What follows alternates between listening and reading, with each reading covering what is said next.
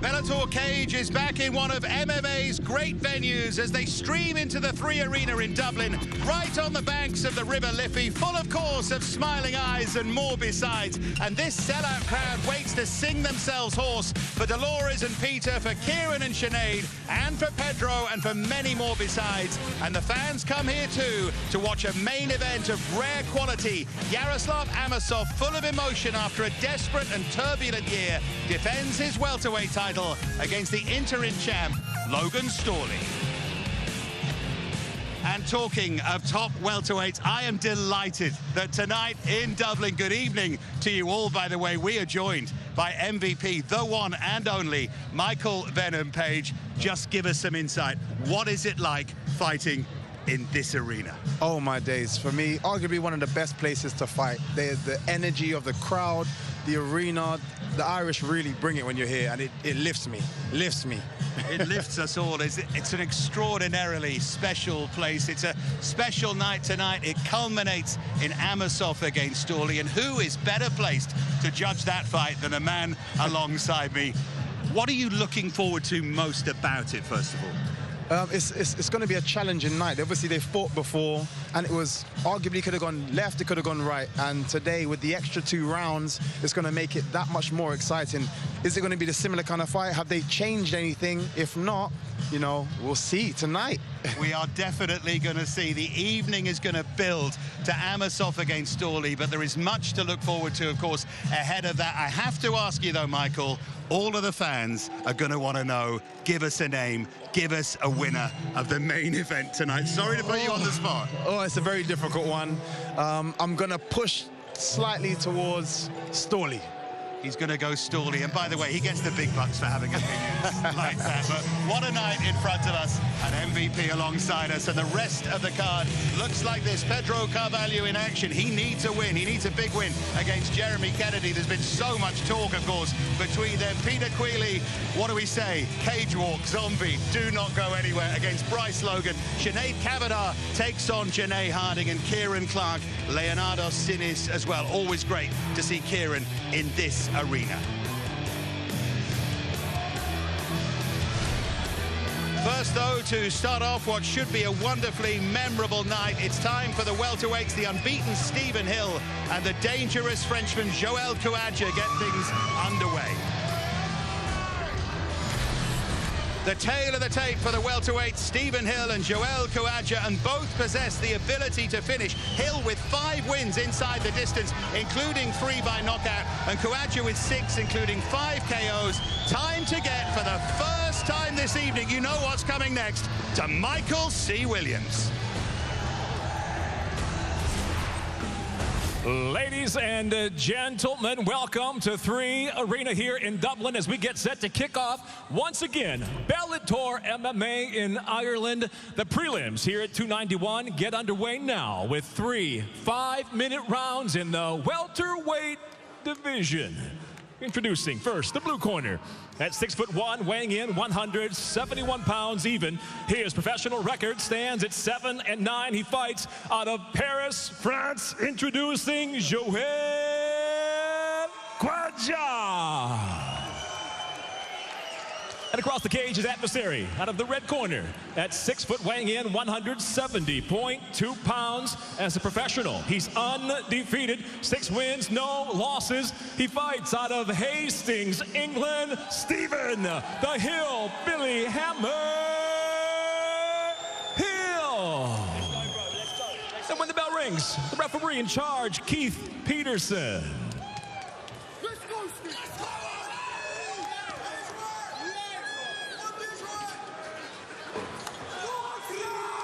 Big night this for both of these fighters. Opportunity always knocks in these prelims. Stephen Hill 1-0 with Bellator, a long-awaited Bellator debut for the Frenchman Joel Kouadja. He was meant to fight on that terrific night in Paris last year, but injury kept him out. And finally, the southpaw gets a chance here against the Hillbilly Hammer, who says that he gets annoyed that people describe him just as a grappler. He says he boxed as a younger man, he's really good on his feet, but the ground might be the way to win this fight. We'll see, Michael. Definitely. Khawaja looking to just touch with that southpaw jab.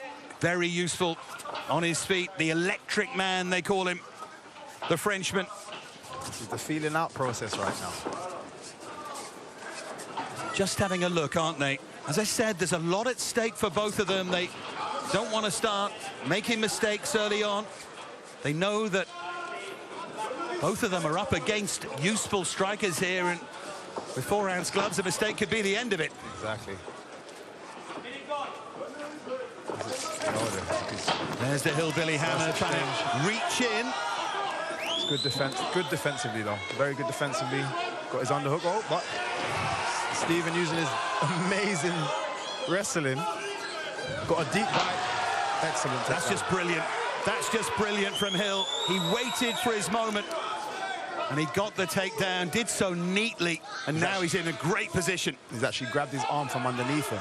So this is, it's going to pose a little bit of trouble for Yoel. So it's going to make him a little bit harder to defend himself. That right hand, he's got it free now. Yeah, it's really good work from him, but there comes the hammer fist from Hill, who's very good in this dominant position. Some nice elbows from underneath, though. Attempts a triangle, but misses that. Stephen passes a great pass as well. Hill has come out like a man possessed. There was a feeling that he didn't just need to win tonight, he needs to win impressively, he needs to put on a show, and I think he's aware of that, and he's showing us that in these early stages. You also don't want to put too much pressure on yourself, and I think a lot of fighters do that. But he's looking good. He doesn't seem like he's pressured at all. He looks comfortable in there.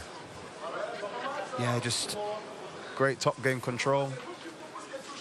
I guess he's trying to pin the arm with his knee so he can get a bit more heavier strikes off.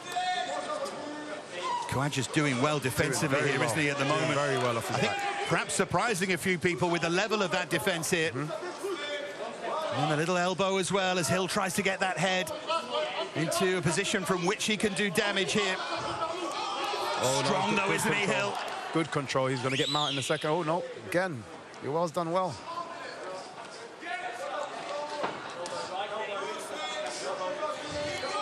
He's got to be careful that he doesn't keep sticking his arm in the wrong place.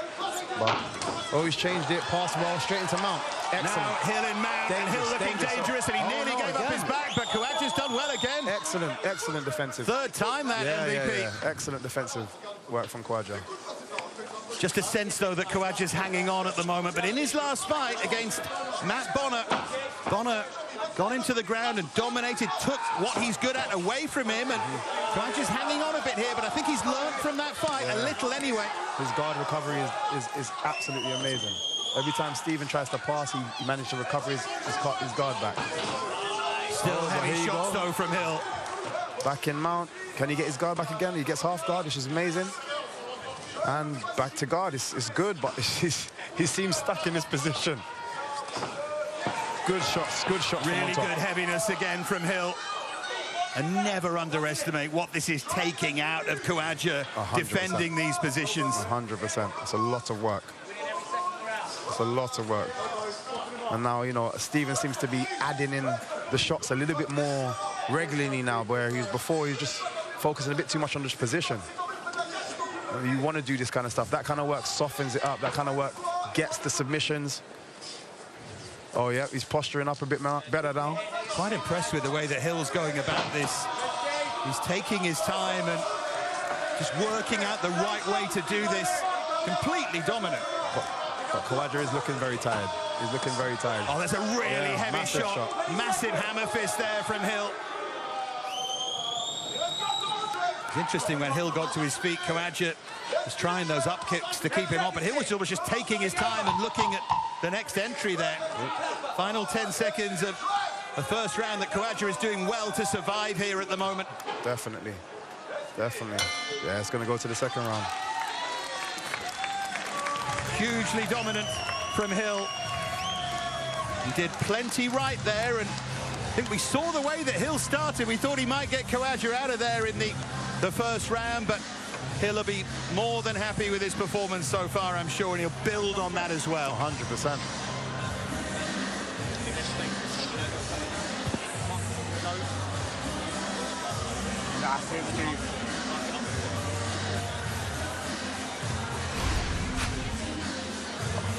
So we can see some of the work from Hill in that opening round. There's that takedown. Absolutely great takedown. Yeah. Got his hands, clasped his hand together. Look at the knee in between the legs. That allows him to get into the mounts. But again, Khawaja multiple times kept getting his half guard back. And, excellent hammer fist. That kind of work on top makes it so much more difficult to stand back up for Khawaja underneath. Let's see what happens. Mindset-wise, you're one of the sport's great finishers. What do you do now if you're Hill? What has he got to think about? Stick to the game plan. It's working so far. You're softening him up. I think right now, go straight back to what's working. Don't change anything. And be aware as well of that tank just starting to empty. Body kick there from Khawaja. These are his strengths. Yeah, but it's looking slower now. It's looking a lot more slower because of the work that he had to do in the last round.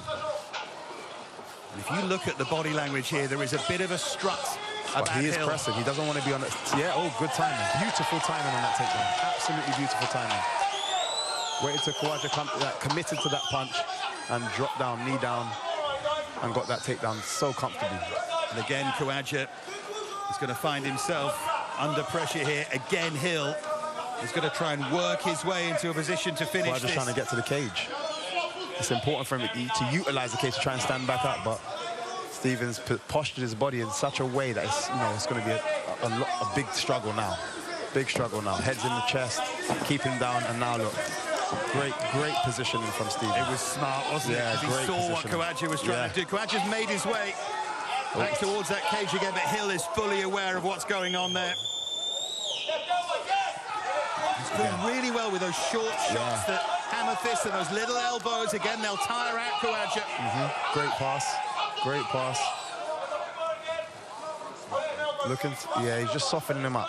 And like I said, it's the right move. It's the right thing to do. Don't go too far out of your food chain for now.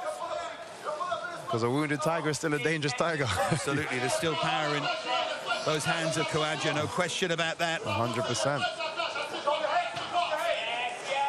Excellent posture. I think he's got his wrist control again from the back. It's going to force him to turn his back, which he's doing. He might, look at that. He's going to take his back. He's got his back now. Amazing. Brilliant work from Hill. He's in a very dangerous position now. Someone this strong, this skillful on your back. It looks tight. It looks tight. It looks really tight. I think that's over. There's the tap, is it? No. Yes. Great win. Great win for the Hillbilly Hammer. They wanted him to come into this cage and impress. He was unimpressive on Bellator debut, but that was something else. Hugely dominant display.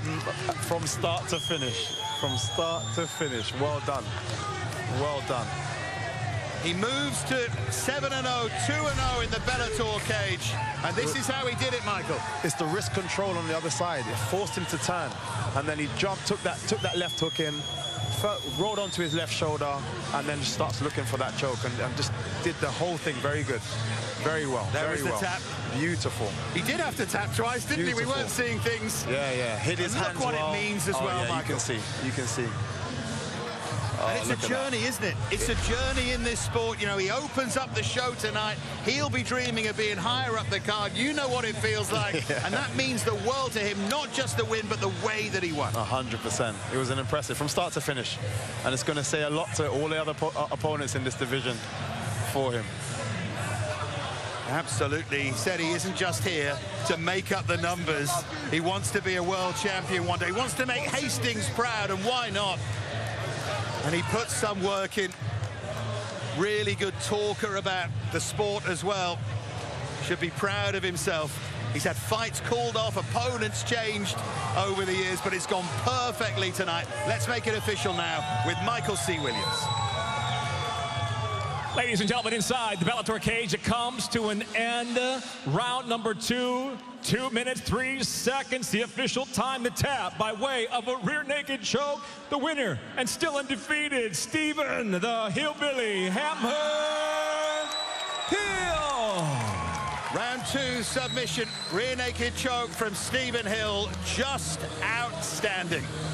Now, it is a night of initials. We've just heard MCW. Of course, we've got MVP with us. One man who's feeling a bit left out is Aiden Power. Aiden, the magnificent Power. So let's get over to him and amp it up. Come on, Aiden. Yeah, I was going to say I'd take that, Dave, but actually the M stands for Maverick. But, you know, another M perhaps that's important tonight here at Bellator in Dublin 291 is monumental, because that's what we have in our main event tonight as we welcome back the undefeated welterweight world champion Yaroslav Amosov, who'll face the interim champ Logan Storley for the right to be called undisputed. And it's a rematch from when they first met at Bellator 252. It was Amosov who emerged from a thrilling contest that night with his hand raised by split decision. Well, so much has happened since November 2020. Amosov went on to capture the belt, beating Douglas Lima, and was set to make his first defense when Russia invaded Ukraine, and the champion returned to his homeland to defend much more than his title. For Logan Storley, that narrow loss to Amosov was a mere bump on the road in his path to glory. He went on to win back-to-back decisions over Dante Skiro and Neiman Gracie, and then captured the interim title against MVP, and the four-time Division I All-American wrestler is here tonight, intent on getting back that one loss in his professional career and trading interim for actual. This is a huge fight with an even bigger storyline as we welcome two of the best welterweights in the world to settle it over 5 rounds tonight. That's quite a while away, so for now, we've got a lot more prelim action. And in the meantime, Dave, I'm going to think of an appropriate acronym for you. You won't be up long thinking of that, but thank you very much indeed, Aidan. Great to hear from our man, Aidan Power, in his hometown, of course. The tail of the tape at a contract weight of 165 pounds. It's Daniele Scatizzi of Italy against Dmitry Hrtsenko of Ukraine. Scatizzi brings 18 fights worth of experience. Hrtsenko is on a roll. He comes in with that excellent 7-0 record, of course. Could be a slow burner, this one, you know. Could be really, really interesting. Scatizzi is a fascinating fighter, so we'll see what the two of them can produce here.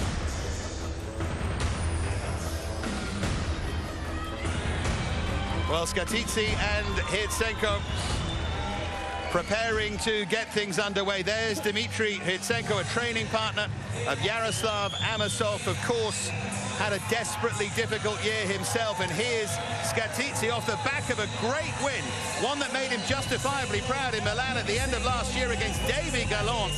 And the question now is whether or not he can back up that victory with another. That's always the issue with him. Just a suspicion, maybe even an opinion from some, that he fights to the level of his opposition, that he does just enough and sometimes falls short of even that. He can be brilliant on his night, as he showed against Davy Gallant, but now it's a question, rather like good wrestling, of trying to chain everything together and see if he can get a run going. Time we got to Michael C. Williams to introduce them. And now, ladies and gentlemen, here at Bellator 291, the prelims continue as we go to a contract weight fight at 165 pounds, scheduled for 3 5-minute rounds. We introduce the blue corner. That's 6 foot, weighing in 164.2 pounds in his Bellator debut. He enters undefeated at 6-0. He hails from Shepetrovka, Ukraine, presenting Dmitry Hrtsenko. And across the cage, his adversary out of the red corner at 5'10", weighing in 164.2 pounds as a professional, 12 victories, 6 defeats, hailing from Roma, Italia. He fights out of right here in Dublin, Ireland, introducing Daniele Scatizzi.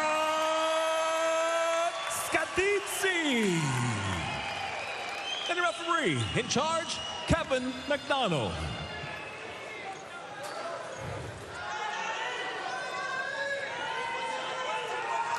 So Scatizzi with his 7th outing in the Bellator cage. Hrtsenko in the blue corner on Bellator debut. You never quite know what you're going to get with Scatizzi, and you can't take your eyes off it.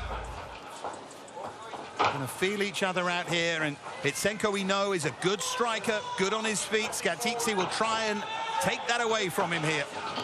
Beautiful head kick. Bit of a question mark there. The question mark kick, that was beautiful. Already Hrtsenko with those outside leg kicks, both just making use early on of those kicks in this feeling out process. You can see the difference because he's on that hunt a little bit more. Oh, he made a bit of a mistake there. Went in a bit too big, got his back taken after he was ducked under. Dangerous position, but nothing confirmed just yet. He's still fighting for a better control here. Those little knees from Hitsenko just do gradual damage, don't they? Yeah. Saw Benson Henderson using those to great effect against Peter Queally in this cage. Just always working, Hitsenko.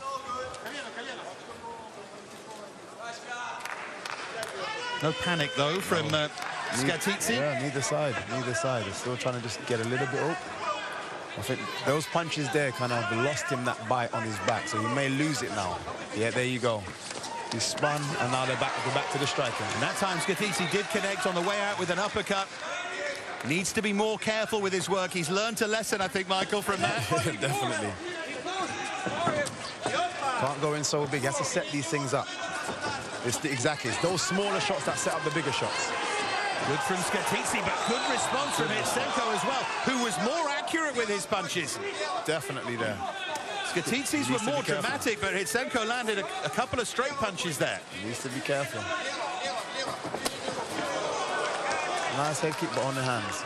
Well blocked. Push kick there from Skatidze. Tell you what, these two aren't hanging around. Oh, not at all. The kind of fight people want to see. Absolutely. Just a bit sloppy again with that lead hand, Skatidze. Very nice. He's constantly switching as well, Skatidze, and that can leave you a bit square, can't it? You can make a mistake while doing that against a good striker. Look at the redness as well. Skatidze as they exchange again. Great action in the opening round here. Those kicks will weigh in later in the fight if you don't sort that out. I can confirm that Michael Venom Page has got a big smile on his face watching this. It's his kind of fight. I love the stand-up. I love the stand-up. It's beautiful. Both of these guys seem very competent in this area as well.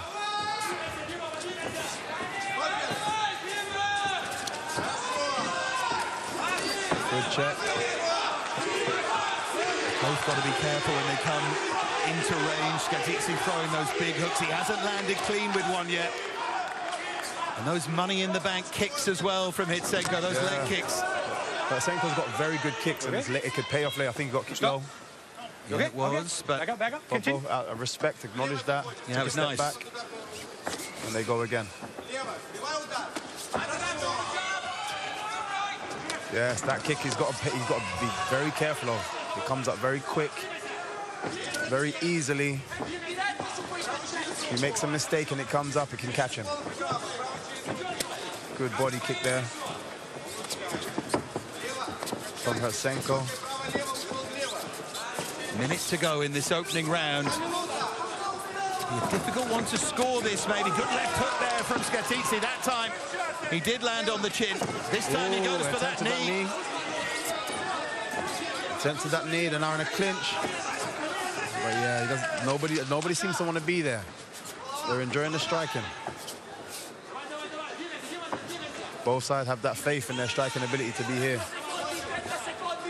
It's interesting watching the contrast between them. Hitsenko sticking to a clear game plan out of that orthodox stance. Skatidze switching and looking and changing the distance occasionally. 100%. But those kicks from Hitsenko's, Skatidze needs to be careful. They're not going to start playing a role later in the fight. Oh, again, stepped in too deep and got that takedown. He keeps doing that. He's got a good bite on his hips, as you can see. You should keep that bite and pull him a little bit further away from the cage by this time.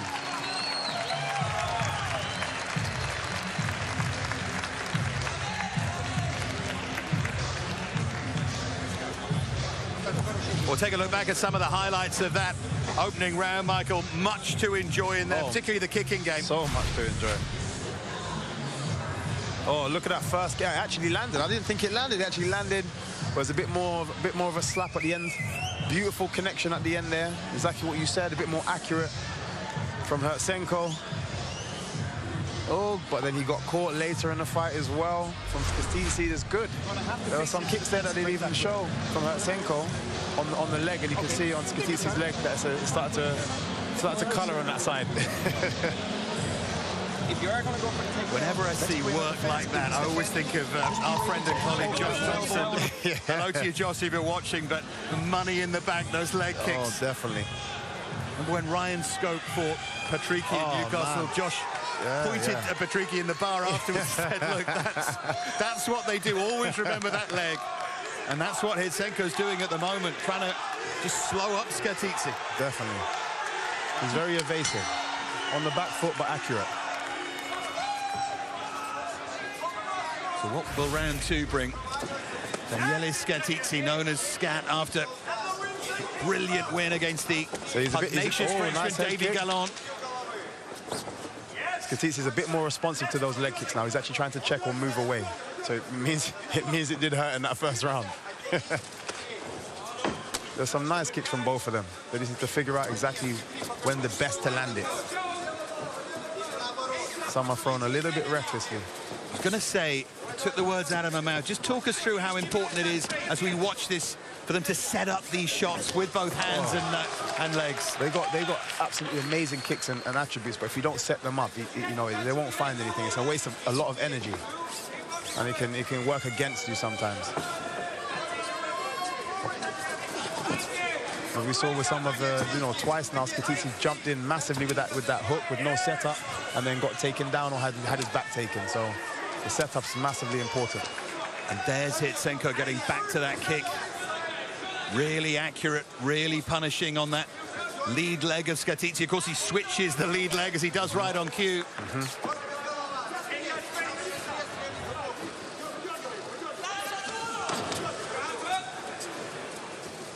But they both come to fight all right. Definitely. Hitsenko's got a nice style. Just on the back foot, nice little bounce. But again, very accurate. Lovely kicks. Almost waiting for Skatici to make a mistake. Skatici does take that risk when he comes into range, doesn't he? And lets those big hooks go. Oh, there was his back again there. I thought he was actually going to spin there. Potentially could have happened, but he kind of second-guessed himself. I think that's the worst thing to do in a fight. If you're going to do it, it's best to just throw it.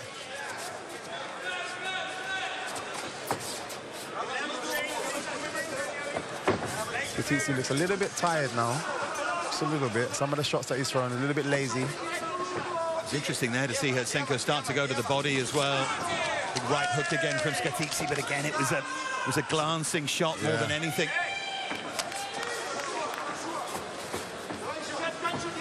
Hertsenko's one of those fighters who seems to throw things with minimal effort, doesn't he? Yes, he looks, and I love watching fights like that, and styles like that.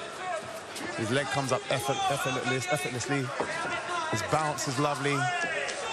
Obviously, I'm a fan of bouncing myself. Again, that leg kick comes in, keeps coming up. Oh, beautiful kick, beautiful spin kick. Oh, you should never do this. Skatici played to the camera there.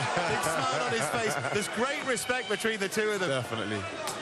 So that kick is going to take effect on beautiful shots there. Yeah, that was a good long right hand, wasn't it? Is Hitsenko going to start to commit a bit more when Skatici overcommits when he comes in close? I think he thinks his game plan's working. He's landing the shots. He's not getting hit. There's not too much damage on his side. Although he's on the back foot, he's actually landing the better shots right now. He does look like he's there to be countered, Skatici, doesn't he? Definitely. And the more tired, the more likely. Tired body, tired mind as we definitely head to the final 80 seconds or so of this second round. Hitsenko's breathing heavily as well, but Skatici's the one who really went for this early. Here the Hitsenko fans here to support Yaroslav Amosov, of course, later as well. The right hand again there from Hitsenko. Hitsenko is actually looking very good. He's sticking to the game plan. They're both getting tired, but that's the second time he's dipped now. He needs to be careful. He's caught in a front headlock. There's some knees. He needs to get out. He can't stay here. put his hand down or knee down to stop that. Oh, there you go, he's out. Short elbow, though, from Skatidze there. And a nice shot on the way out. But again, I think it burned a lot of energy. That's why Hurtsenko's actually pushing now. He senses it, I think. Yeah. Oh, he's got his back. He's trying to table him, but I think the wrong side. He wants to table him away from the cage, not towards the cage. 15 seconds to go in this. A bit of a hand fight going. He's cleared one, so he may escape. 10 seconds. Good round, you have to say. Good defense. Really good fight. Great left hook there from Beautiful left on the way out. Excellent round, excellent round. You can see Skatidze is breathing heavy right now. And I can see during that second round, he was really starting to breathe a little bit heavier and a little bit more sluggish. Let's take a look at some of that action then. Ooh, there was that elbow from Skatidze in a left hook. Just grazed, but a beautiful shot. Best way to leave a clinch exchange. When he comes forward, level change again. One big double. There's the sensible words of one of the most sensible people around, John Kavanagh. And let's let them begin the play, yeah? So look, there's only 5 minutes left. Yeah, let's go for the last 5 minutes. Let's keep pressure what you're doing. Oh, yeah. You've got to hype your fighters up sometimes in that last round. Get them going, get them ready. And he was talking about looking for the guillotine, wasn't he, when Hurtsenko, as you pointed out, comes in and dips his head. But look at Skatidze, if you watch them both. He looks tired to me. Definitely. Breathing a little bit heavy. Hold on. Hurtsenko doesn't. He's definitely tired, but looks a lot more lively on his feet. Third and final, guy. Thought it was interesting to hear the finisher in you as well. There was a moment in that second round when you said, he spotted it. He spotted that he's tired. And fighters do, don't they? You get that sixth sense. His chin's a bit higher now, Skatidze, and he can get caught out. After he lands his combinations, his chin's a little bit lifted. And Hurtsenko seems to have nice combinations after Skatidze comes in. Well, there you go. Lands right on the chin. Hook again, and he senses it again. He sensed it. But a good response from Skatidze. A wild swing there, but they caught each other with uppercuts there. And that just tells your fighter that you're still in the fight. And it gives you, look, just put him on the back foot again. So it's just a great response in that time. And right now, I know a lot of you like to sit and score these fights at home, and you'd look at it and say, round 2, Hurtsenko fairly for sure. Yes. Round 1, give to Hurtsenko, but there'd be an argument. So we could be in one of those strange positions here. Skatidze may still be very much in this. I think he needs a big third round, though, Michael. Yeah, I think he can't wait like he's waiting at right now. He needs to make it a bit more definitive and go and really push for the fight, push for the win.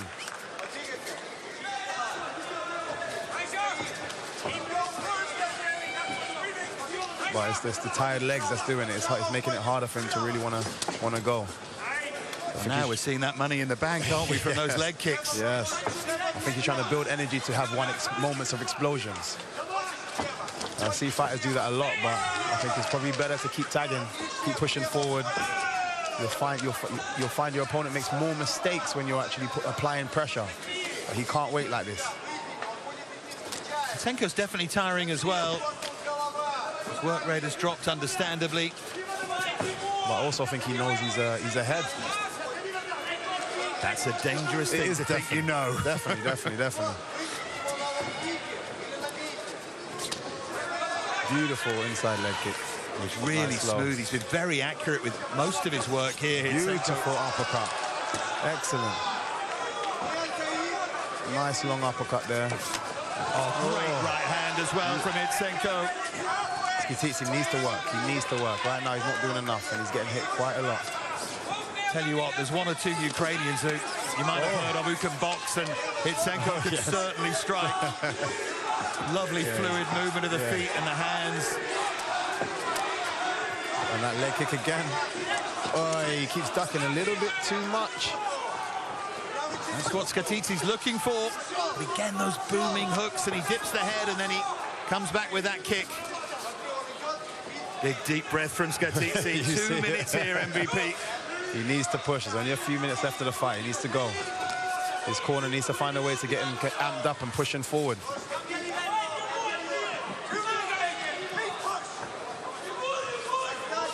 Senko looks the lighter on his feet.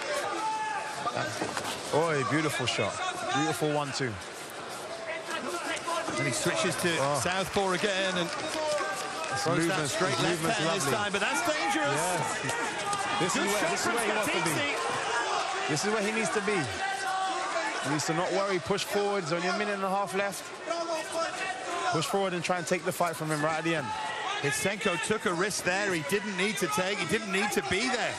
Not at all. Sometimes you get trapped in the moment of just wanting to fight.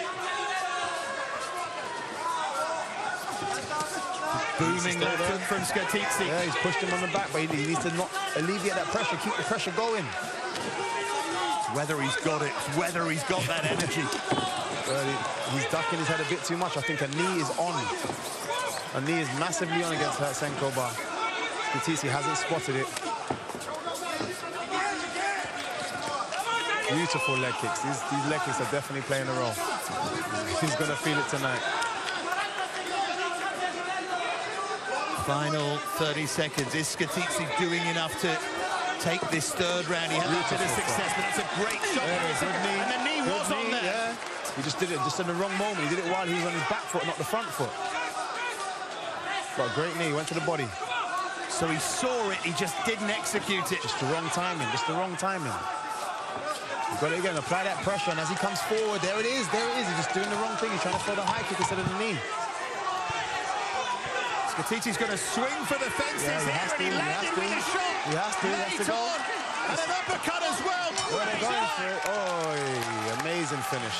Big round of applause from Michael Venom Page alongside me. That was a terrific fight, and they both think they've won it. They both think they've won it. But we will go to the judges' scorecards, but serious skill there. I mean, not just excitement, that was high skill. From start to finish, even some of the defenses that Skatitsi had to do in the beginning stages, it was unbelievable how he got up. Look at the striking ability here. Uppercuts, and then a return. You know, he never stopped. He never stopped, Skatitsi. He kept pushing to win. Beautiful long uppercut there. Great drive. Oh, look at that. Beautiful. Beautiful. Again, a little bit more accurate in those exchanges. Senko thinks he's got it, doesn't he? Skatitsi looks confident as well. Now, I know you're not John McCarthy. I'm not asking you to be, but which way would you give it? Which way do you see it? Hurt Senko, 100%, 100%. I think all 3 rounds. I think the first one was the closest one, but all 3 rounds for me, hurt Senko. Yeah, you feel that Senko has done enough, but you know, we said that Skatitsi before, and we said he gets criticised for fighting to the level of his opponent. I'm not sure he did that there. I think he was up against a really good opponent. Yeah, I think, obviously, again, it's harder with a first timer. You haven't seen him before, but he is an undefeated fighter. I'm sure there's footage out there for you to see, so you probably knew what you roughly was going to be up against. But when you're in the cage, in Bellator, in this moment, it's definitely a different situation. Yeah, and of course, in the heat of it, I mean, we can talk a brilliant game sitting where we are. We can talk all the game plans we want, but they're in there doing it, as the man alongside me knows all too well. We're getting into position now. Let's get to Michael C. Williams to see who's got it. Ladies and gentlemen, having gone the distance, we'll go now to your 3 judges at cage side. Your first, Marcel Varela, scores the fight 30-27, while judges Ben Cartledge and Paul Sutherland both see it the same, 29-28. All have it for the winner by unanimous decision, Dmitry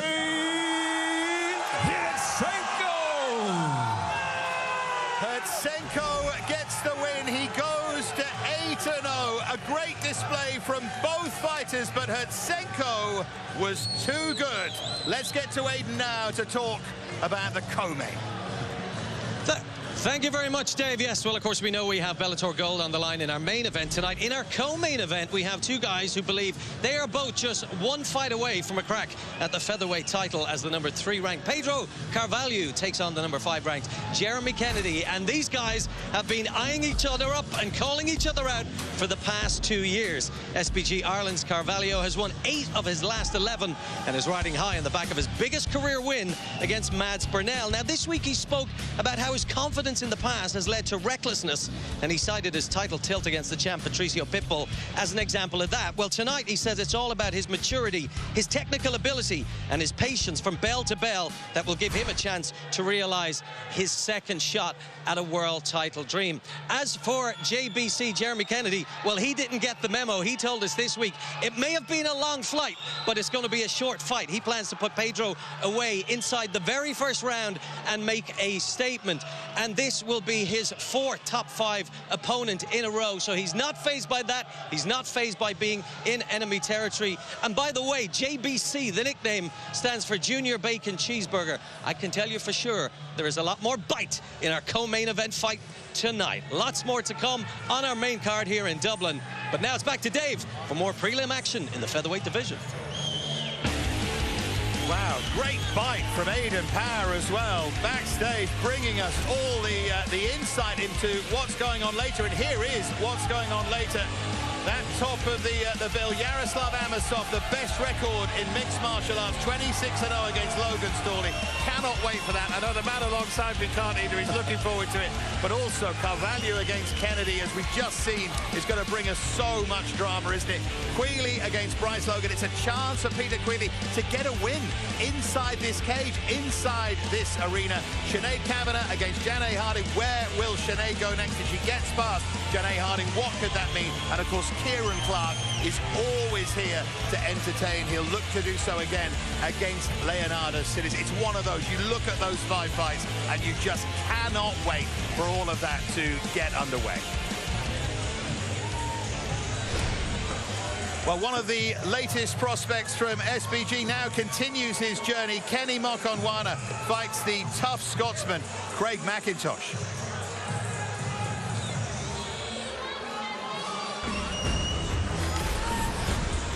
The tail of the tape for the featherweights, Kenny Mokonwana and Craig McIntosh. 9 years separate them. Mokonwana, the up-and-comer. McIntosh, the ground game veteran, looking to make a real splash on Bellator debut. Here is Michael C. Williams. And we welcome all of those joining us live right here in Ireland on Virgin Media as we go now here at the Bellator 291 prelims to 3 5-minute rounds in the featherweight division. Introducing the blue corner first, at 6 foot, weighing in 145.8 pounds. His professional record 4-4 from the wee county, Scotland, presenting Craig Spider-Man McIntosh. And across the cage, his adversary out of the red corner, at 6 foot, weighing in 145.6 pounds, undefeated as a professional, 4 wins, no losses, from Dublin, Ireland, introducing Kenny Mokonwana. And your referee in charge, Brian Miner.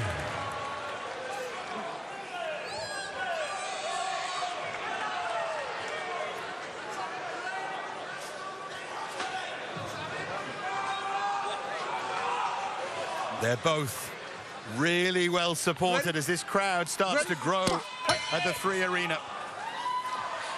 I love that. Craig McIntosh has talked about this being a big chance, and he's got fans with him, but I tell you what, he was caught by a straight left hand there. Immediately, the southpaw is looking a little bit tricky. He's very long. Oh, dipped into that kick though. McIntosh with the high kick. Oh, he got caught there. Left hand from Mokonwana. Great shot, and there's the takedown. Caught there with a beautiful takedown. He's in a guillotine, but nothing too tight. Nothing too tight. He's in a safe place at the moment. He can push on that elbow as he's doing it right now, and then slowly slide his head out. And then he's gonna finish in a better position, but it looks like he's getting a little bit tighter, McIntosh. It's getting tighter, isn't it? Mokonwana made a mistake there. Yeah, he stayed a little bit too comfortable.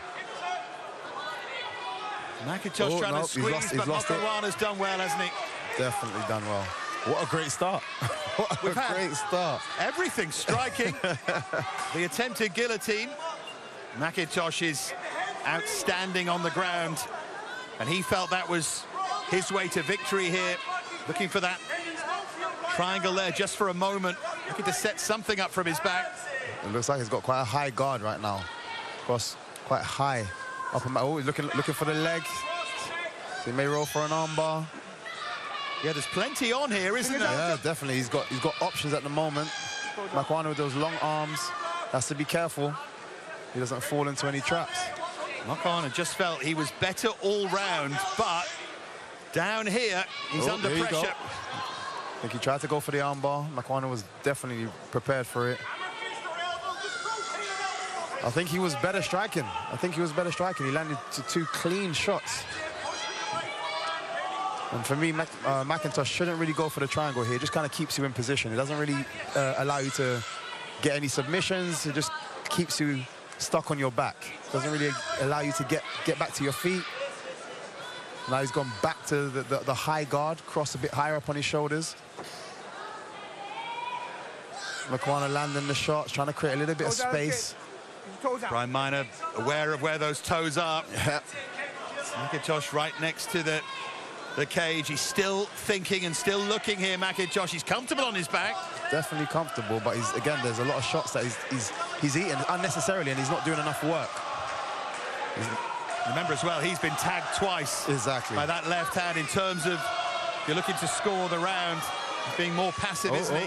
Well, he's looking for something here. But burning his own arms out really as well. Trying to keep Mokanwana down on his back. Obviously, he's made himself free now.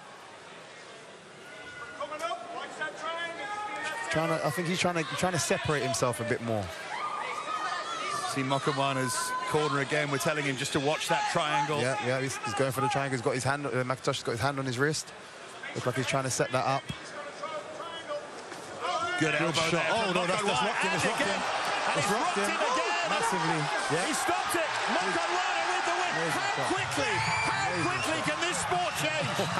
Mokanwana rocks McIntosh with two left hands. McIntosh looked in control on the floor, was looking for a triangle, and then suddenly it's over.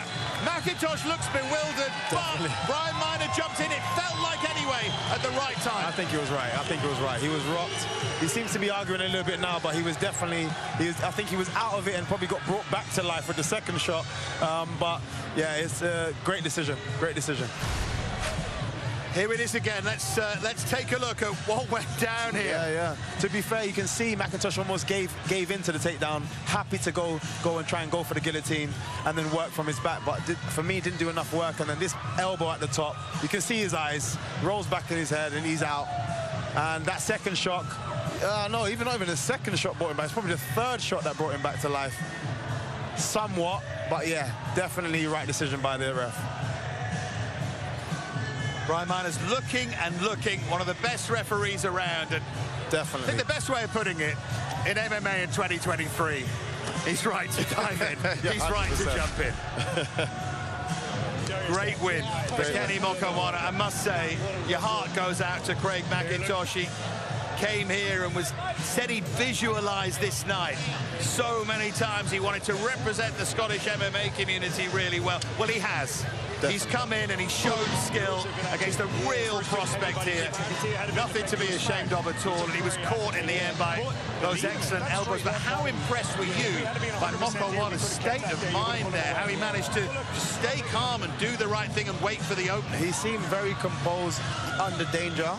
I do believe McIntosh didn't do enough, but the elbows in the end to set that up was amazing. More to come, of course, from MVP, but let's make it official now with MCW.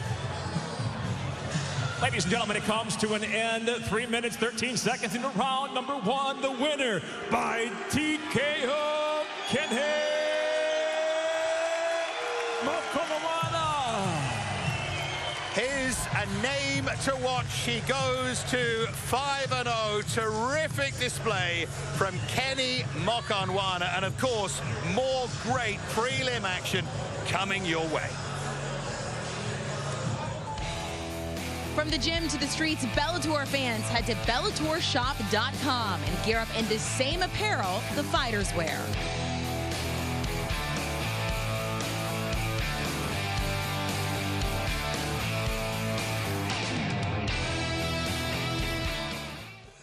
Hey Bellator Nation, follow us across a large array of digital platforms and stay up to date on everything you need to know. Like us on the Bellator Facebook page and see exclusive videos. Follow us and get instant updates on Twitter at Bellator MMA and get a chance to have your tweet live on the broadcast. See amazing pictures on Instagram at Bellator MMA. Join Bellator Nation today. I'm ready for battle, I'm ready to fight. This is my legacy, this is my right. The Bellator cage has landed. Fear my roar. I am a soldier. Ready for war. Oh my God! I'm taking what's mine, I'm taking what's mine. Ready to come. Amosov versus Storley, the welterweight world championship, live from Dublin, today on Showtime. Well, let's take another look at the main card that lies in wait. I should ask you. You're normally on it. You're normally on it. You will be seen on March 10th, but what are you looking forward to? Apart from the obvious, what are you looking forward to? In all honesty, I kind of want to see Peter Queally, like you say, have that winner in his hometown, because I just love the atmosphere that he brings to this place, and it deserves that finish at the end. It definitely deserves it. So I'm looking forward to that one. Absolutely, yeah. Everyone's going to have a big smile on their face. It's become the thing, hasn't it? Come to the 3 Arena and just listen and watch the crowd and watch Zombie. It's something to look forward to, that is for sure. Well, now a Greek fighter on a real roll in the shape of Alina Kalionidou, the underdog again as she fights Jenna Bishop, a world jiu-jitsu star, facing her toughest test as an MMA fighter here. So the tail of the tape as the flyweights take center stage in Dublin. Alina Kalionidou here in fight number 14 at the age of 24. Jenna Bishop, 13 years her senior, with 9 fewer MMA fights, but a wealth, of course, of that jiu-jitsu experience. Over now to Michael C. Williams. From the 3 Arena here in Dublin, the prelims here at 291 go now to the flyweight division. Set for 3 5-minute rounds. We introduce first the blue corner. At 5'4", weighing in 125.2 pounds, making her Bellator debut. She enters undefeated at 4-0. She fights out of San Diego, California, USA, Jenna Bishop. And across the cage, her adversary out of the red corner at 5'5", weighing in 124.8 pounds. As a professional, 9 victories, 4 defeats, hailing from Preveza, Greece, introducing Alina Gunher Kalionidou. And your referee in charge, Brian Miner.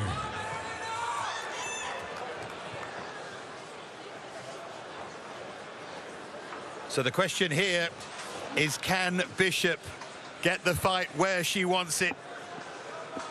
Kalionidou pulled off that life-changing win. We called it that night in London against Kate Jackson. No one had her as favorite for that.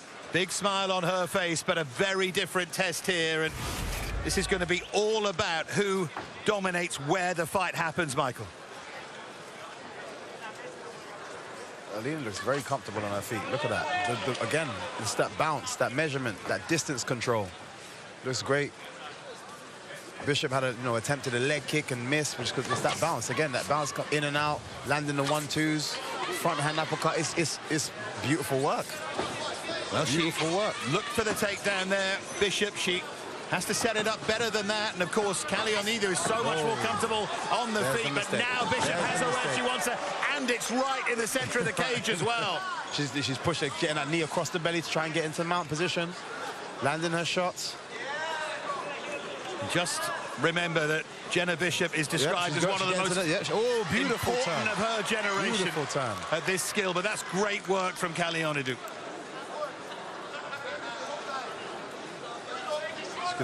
She's looking to stand up and just get away from this. She lost that. Silly mistake there. Yeah, she got herself Silly into mistake trouble. there. She She's got a didn't need that. calf crusher now. It's very, oh, she's got her leg out. Good work.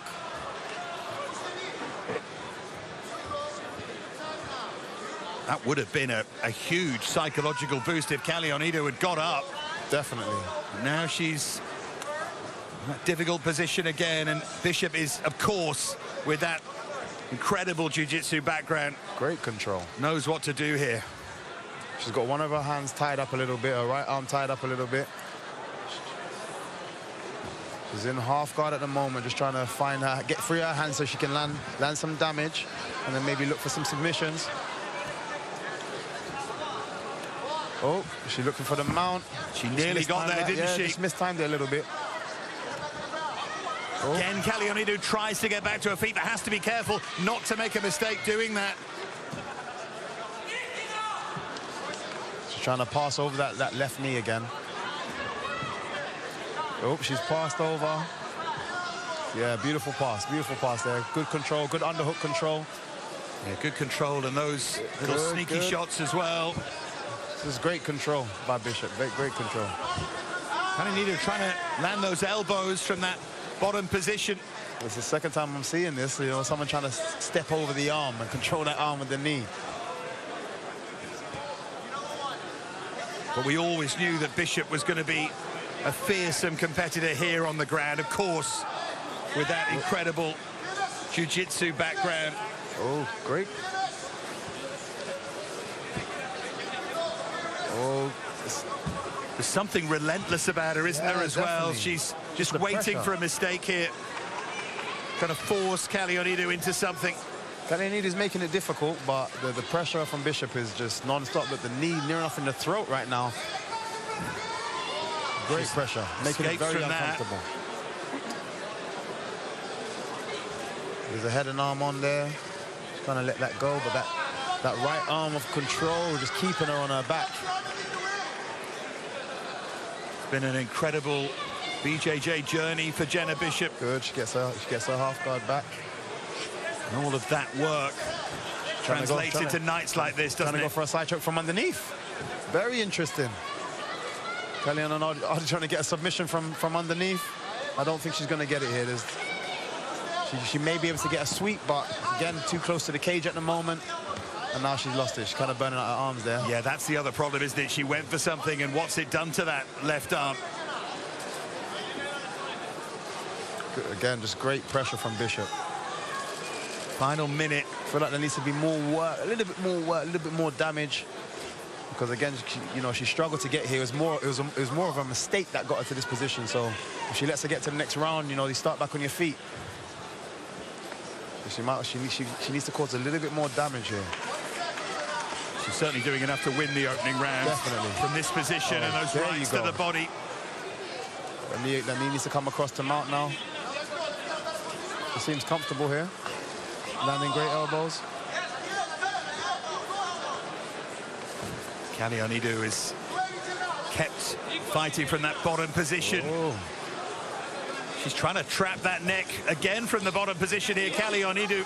She's past the leg though, so there's nothing gone.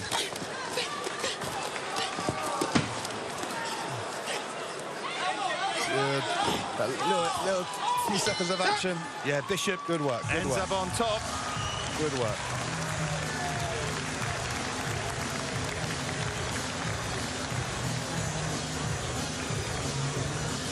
It'll be interesting to take a look back at the replays from that opening round, Michael. Here's the mistake from Calionido, and then that takedown from Bishop. Beautiful. She ducked under that punch and hip threw her up in the air and then straight away to mount. But this was actually a very good counter. Calionido turned her over, but then just made the mistake, turned away from her in the wrong way. Got caught in a in a calf crusher. But I managed to escape that and then just was stuck for the rest of the round on her back. But great first round. Great first round. Good action on the floor.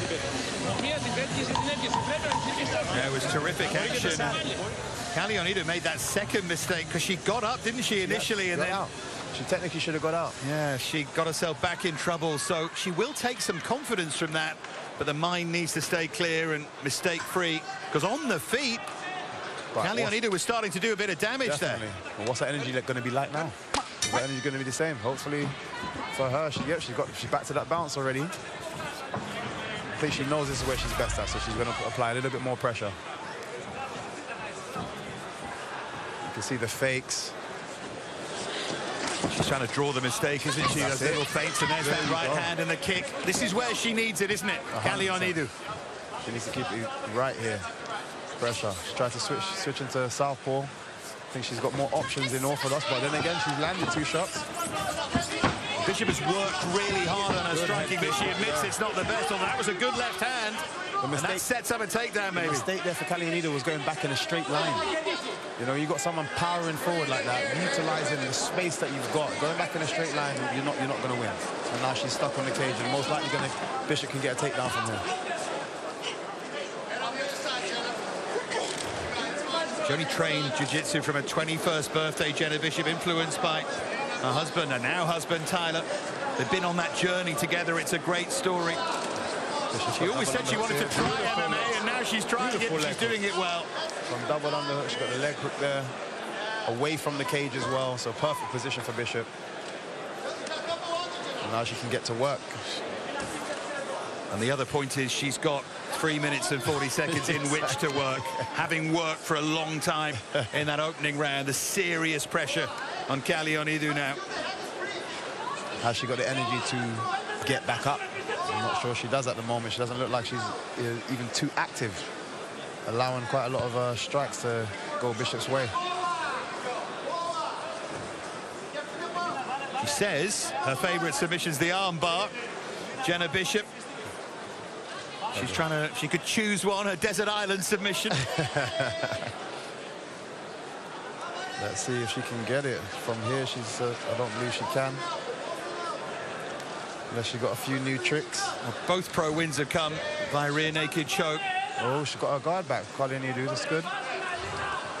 So in a lot safer position here.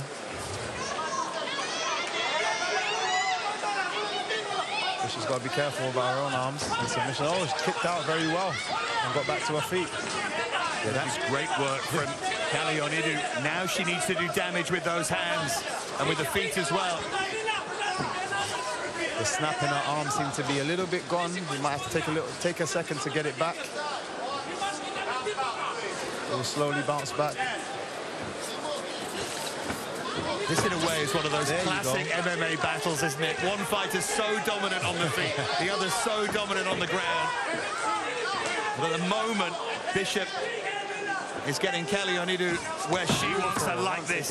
Once again. Kalionidou needs to land the strikes and then move back out. Oh, it looks like she's going for the armbar here. As you said, that Desert Island, that submission that you were saying that she wants. She's in mount now, landing those strikes, and she looks like she's trying to control that right arm. She hasn't quite got it yet. Oh, she describes herself as aggressive and scrappy, Bishop, and you can see with her style exactly what she means. There are the strike statistics, and now she lands those fists into the face of Kalionidou, looking for the finish here. Got good control. Kalionidou's really trying to hip bump her off, getting her legs up. Kalionidou senses danger, doesn't she? She just mistimed it. Mistimed it there. But you can tell she's definitely trying to go for an armbar. Oh, she's got great flexibility in those legs right now. Getting them up over her head, just making it a little bit more awkward for Bishop. What's it taking out of her, though? Exactly that. Final minute of the second round. More pressure here from Bishop. Oh, it is making it awkward for Bishop to finish those submissions. So she may come out the other side from this. She's actually now got her legs right over her and wrapped round. Can Bishop clear it? She might get flipped. She's looking to attack the leg here, Kalionidou. Bishop was aware of that danger, but now she can unload again. 20 seconds left in the round. She may go for the last 10 seconds. But there you go. Look, there you go. Here's the armbar. She's going for it. She's got 10 seconds to finish it. Can she finish it? Looking for it here, Looking Bishop. good. It's looking good. Kalini's fighting well. 3 seconds, 2 and 1. Can she hang on? I think she's lost it there. Bishop nearly had the submission. Potentially could have.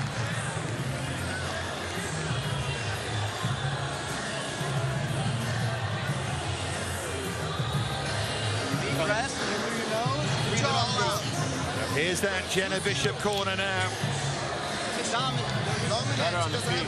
If you just bounce, you back up. You know what I mean? If you need space. And then when you go, she's countering. So just be like when you show same time, she's countering after. So don't reset. Just be ready to go again. Do you know what I'm saying? Jenna, be careful with the mount. Go a little lower. Okay? So go too high, she's gonna have to back. She's flexible. Right? So go. It's George Armagos and Costas Armagos. It's Johnny Farrier trying to get some BJJ messages across to Jenna Bishop in that corner. Kalionidou, it has to be surely. Try and keep it on the feet and let your hands go, Michael. It's as simple as that. I mean, it's not simple, but that's the message, isn't it? 100%. She has to. This is her last chance to get it done. Like I said, she needs to land the strikes and then move away. She can't stay there and end up in a clinch, because she does end up on the floor. See, Kalionidou bounced to the center of the cage, to use your favorite word, in the first 2 rounds. That time she didn't. She didn't, yeah. Those legs are tired. Yeah, it's taken out of her legs. But after the shot, she needs to move. She needs to move. Give her a bit more opportunity to land more strikes. There's the attempt. She needs to separate. No, she doesn't want to stay here. She doesn't want to stay here. Separate. There you go. There you go. This is much better. Beautiful fake. Fake and left hook from Bishop. And Bishop can look so clumsy when she's looking for those takedowns as well. There's opportunity there. Oh, look, you can tell Bishop's a little bit tired as well. A lot of shots actually go. She's getting hit by a few shots where she could have been moving. If Kalionidou could just get in and out here, but she can't. Yeah. She can't. And there's she went too big. Maybe the biggest takedown of the fight, because that might just shut the door. And again, straight. She's knees up, trying to push straight over to mount here. Softening her up with those shots. But again, Bishop's tired. But at the same time, she's in a position where she can get away with resting a little bit. She's in a dominant position. And that's the other thing, isn't it? As your MMA career develops, you start to learn how to take a breather, and you start to learn what to do. And when.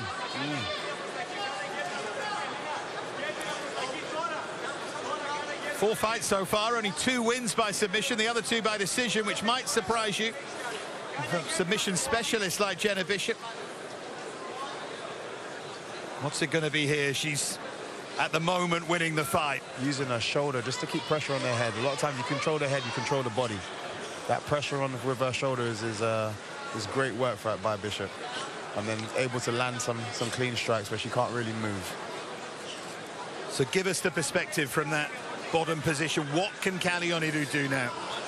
I think she needs to freak out, but again, it takes a lot of energy. When I say freak out, you need to be a little bit more explosive in this moment to create space, because right now that pressure is preventing you from moving. She needs space. She needs to explode in these positions, and trying to play jiu-jitsu right now is not probably the best thing to do. You want to make big movements, big actions, create big space, and then maybe even shuffle your hips back to the cage so you can utilize the cage to try and stand back to your feet. Now she's only got 2.5 minutes to do it.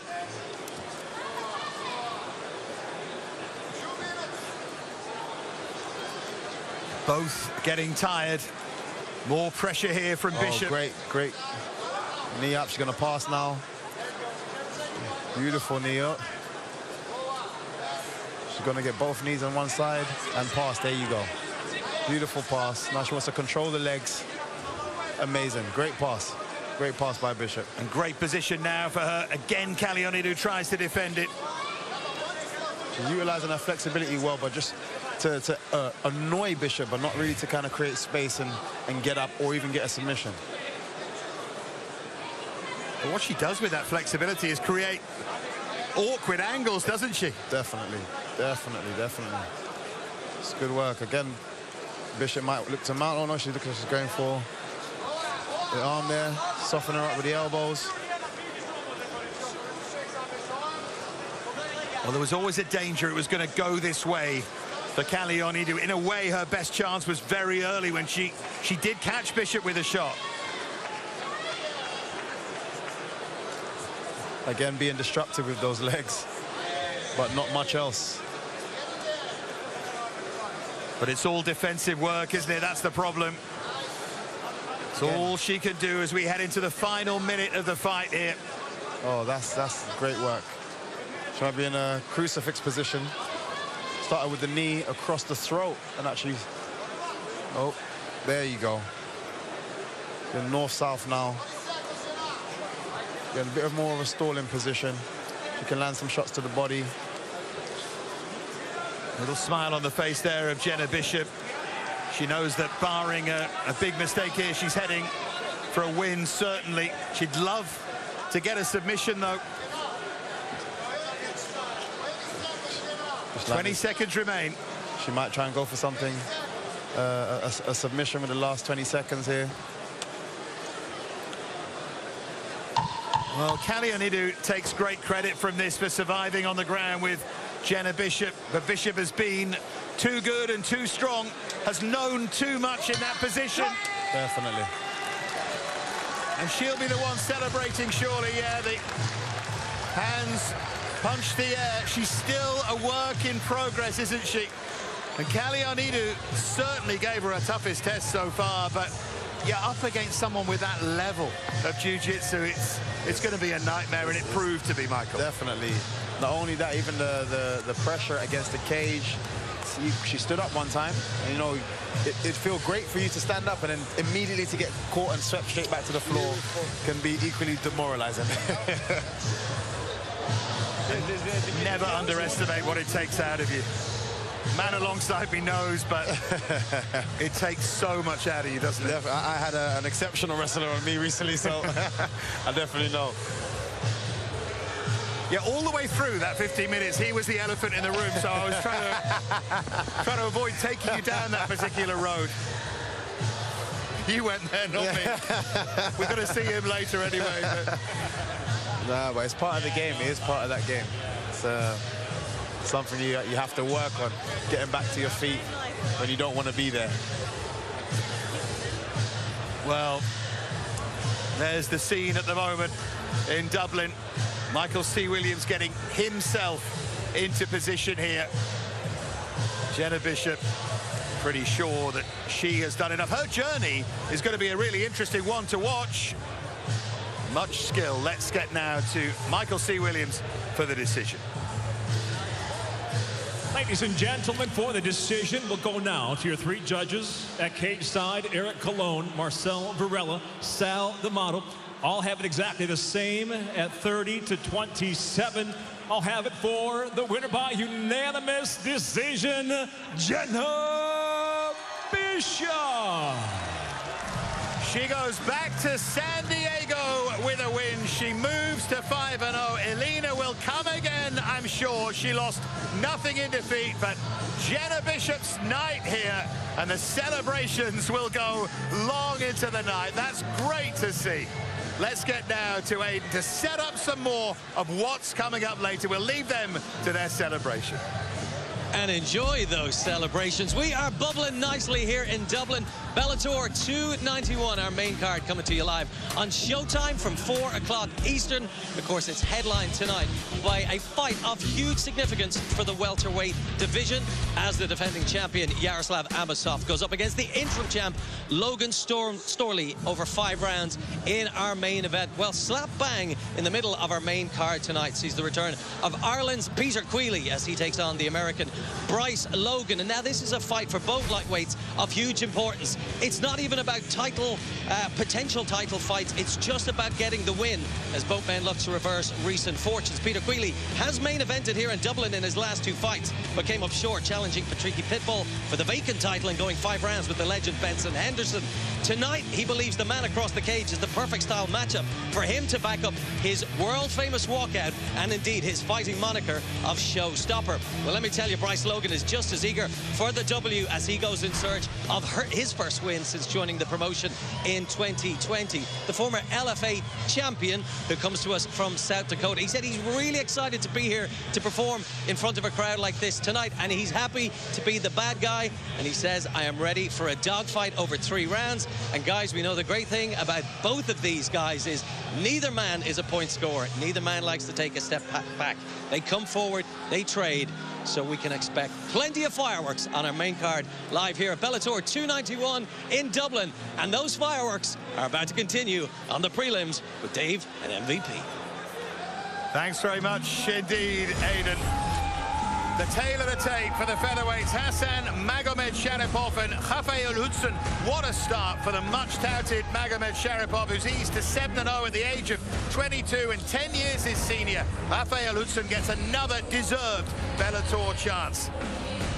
Well, we wait for Magomed Sharipov to make his entrance into the cage, but you look at these two, and Hudson has his work cut out again. His debut against Kieran Clark in the Bellator cage last October, he really showed that he belonged, but in the end, he faded. Anyway, let's get now to Michael C. Williams for the introductions. And for all of those joining us live tonight across the UK on BBC iPlayer, we welcome you as we get set now here at 3 Arena in Dublin to go 3 5-minute rounds in the featherweight division. Introducing first, the blue corner. At 5'8", weighing in 145.2 pounds. His professional record, 6 wins, 4 losses. Ladies and gentlemen, presenting Rafael Apocalypse Hudson. And across the cage, his adversary out of the red corner. At 5'11", weighing in 145.6 pounds. As a professional, he's undefeated, 7 victories, no losses. Introducing Hassan Magomed Sharipov. And the referee in charge, Keith Peterson.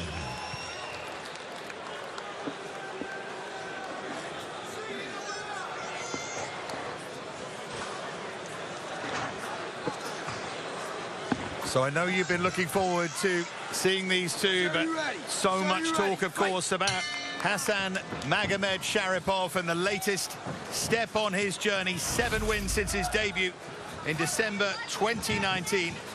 Last time, unanimous decision against Jose Sanchez at Bellator's 275, and he says he's worked hard and he's improved a lot since then. Let's see. Great start again. Straight in there with a beautiful takedown. But also, even the stand-up, it's very twitchy on the stand-up. Nice side kick there, which you don't really see often, especially to the body. And now he's on the takedown. Working on passing the legs, which he's done straight away. Probably might turn him from the cage. Hudson is a Muay Thai guy and has it on his knuckles, actually, has it tattooed there. But he says he's fallen in love with BJJ. Well, it seems to be working. He's recovered his guard very well.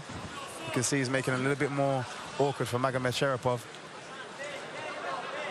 Didn't have much time to prepare for that Kieran Clark fight. Didn't complain, of course. He tried to take the chance. He came close to doing so. Now he's got another really tough assignment, Hudson.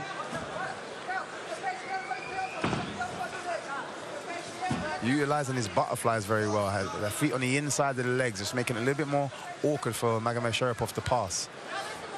And he's gotten, gotten his back to the cage now. He's in a better position. It's going to make it slightly easier from there to get up, but he's just been pulled away. Yeah, just as it was looking like it was going to get easier. It got more difficult. That's the way things roll in Dagestan. Good pressure, though. Good head pressure. Not too much damage at the moment. I think he needs to start working on that. And look, as I said that, the elbows start flying in. Yeah, right on cue, he responds to what you said. You can come again with analysis like that. But great pressure, and again, trying to get the leg over the arms, just control. But Hudson's looking good. He's looking good, as in trying to get back up, making it difficult. You can hear the voice of his coach, who's his wife, Andressa Batista, a fighter herself. And Hudson talks so passionately about why he trying wants to go to for win. a Kimura, but no, there's nothing there. He's in a bad position for that. Go again, beautiful elbow from top. Trying to make use of that position, Magomed Sharipov. He admits that's what he should have done more against Sanchez last time. And that's what's important. When you get to these positions, not just settling for the control on top, but actually trying to inflict a bit more damage and softening your opponent up. He had a lot of praise for Rafael Hudson in the build-up. He said, I know he's 10 years older than me, but he's explosive, he's got good grappling. He said he could be stylistically uncomfortable for me, but then there was a huge but, as you would have expected. He said he can tire quickly, and I think I'm just better all round. The praise came with a twist. The main thing that is happening here is Magomed Sharapov's right hand is on Hudson's hip, and that's what is causing the most problems. So even when Hudson gets into a decent position, he then, Magomed Sharipov casts his hand together and then pulls him straight back down. That, you can see it right there, the right hand on the hip, and he's not moving that. It's just staying there. He's landing his shots with his left hand, elbows with his left hand, and it's great control work.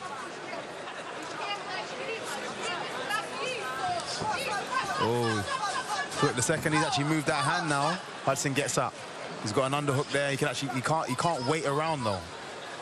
Once you get to that position, you need to start actively working to stand straight back to your feet. Yeah, if that door opens a crack, he's got to try and bash it down, hasn't he? Because that little delay puts him back in the bad position. Magomed Sharipov in control. But he still managed to create the space. Standing above his opponent, got to be careful any up kick coming, but he's done well controlling the feet.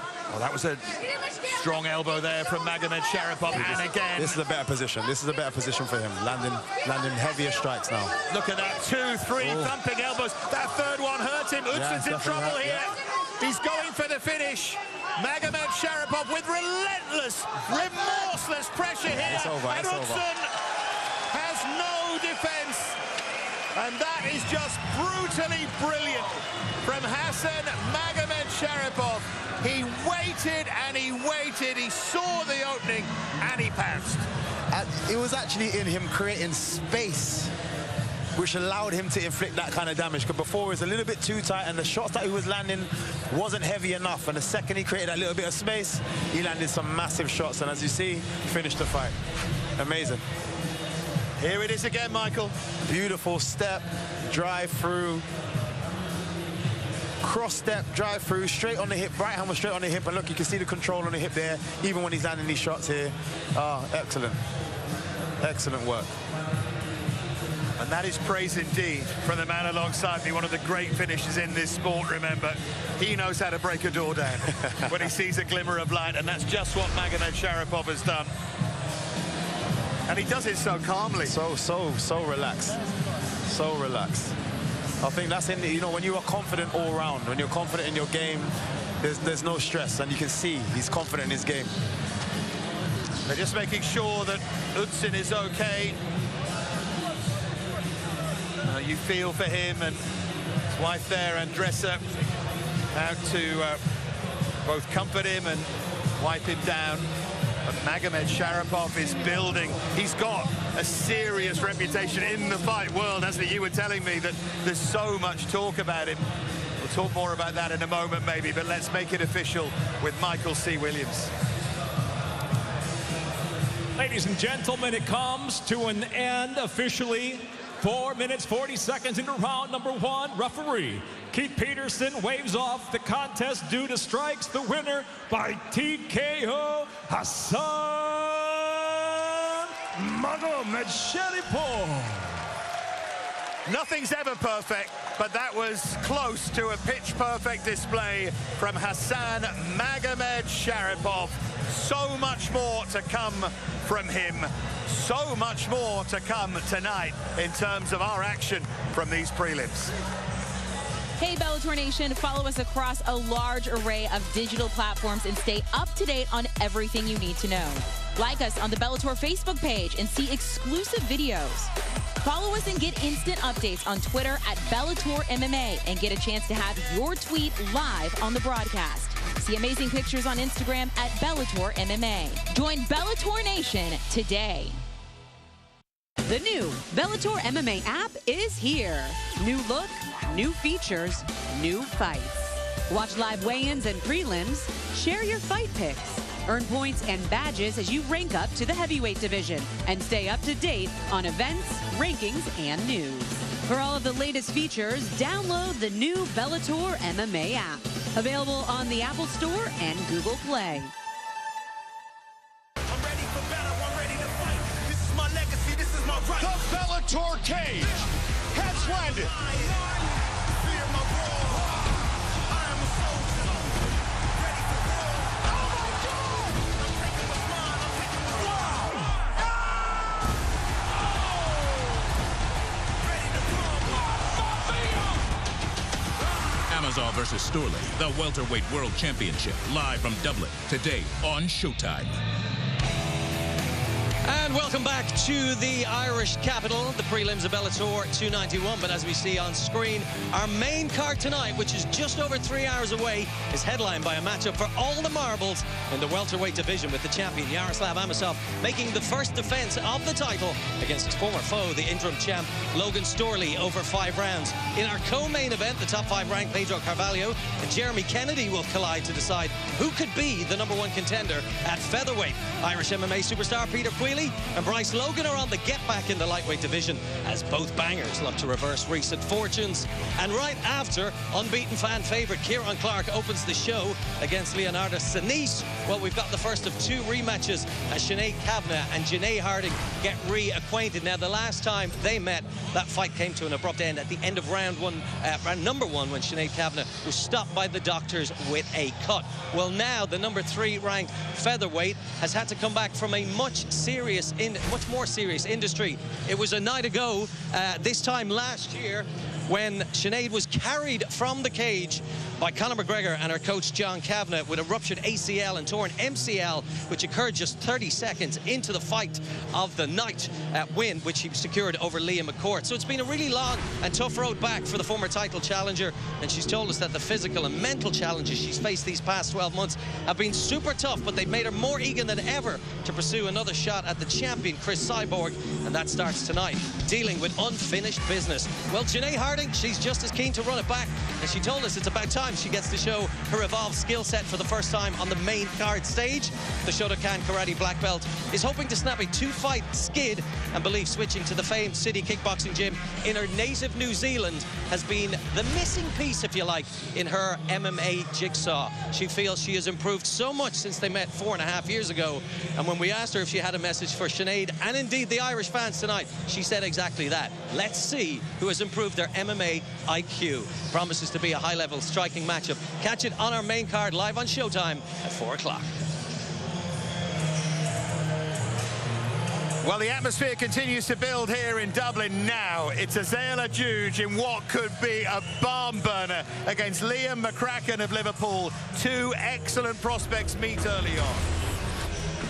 The tail of the tape now at featherweight as Azela Juge takes on Liam McCracken. 2 much talked about fighters at 4-1 and 3-0. Both believe they may have stellar careers and that they're catching each other early. Cannot wait for this one. Let's get it on now with Michael C. Williams. Tonight here at 3 Arena, we go now to the featherweight division, scheduled for 3 5-minute rounds. We'll introduce first the blue corner. At 5'10", weighing in 145.8 pounds. His professional record undefeated at 3-0. He fights out of Liverpool, England, Liam McCracken. And across the cage, his adversary, fighting out of the red corner. At 6 foot, weighing in 145.8 pounds as a professional. 4 victories, just 1 loss. He fights out of Dublin, Ireland, Azale, the Sultan Juge. And your referee in charge, Keith Peterson.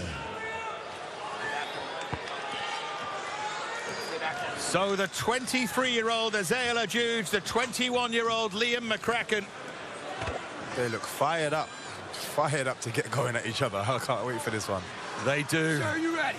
Sir, you And it was ready? McCracken who used that line, who said, we're both going to be great. And one day someone's going to say, what, they fought all those years ago?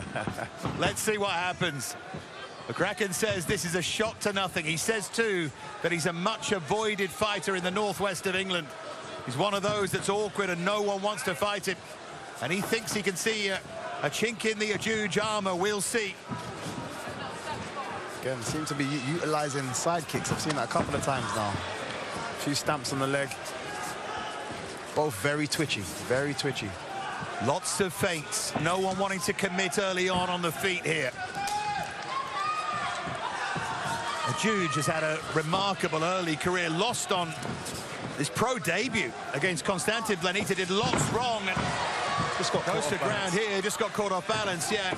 But then since then, he's rebuilt. And now, if you ask any fighter pretty much from SBG Ireland, who's to watch out for? Well, you know there's one answer. It's him.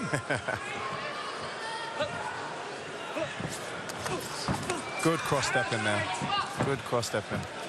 I like to see fighters moving, utilizing both sides. McCracken looking for that straight right hand down the middle. A good kick as well from McCracken. Good teeth.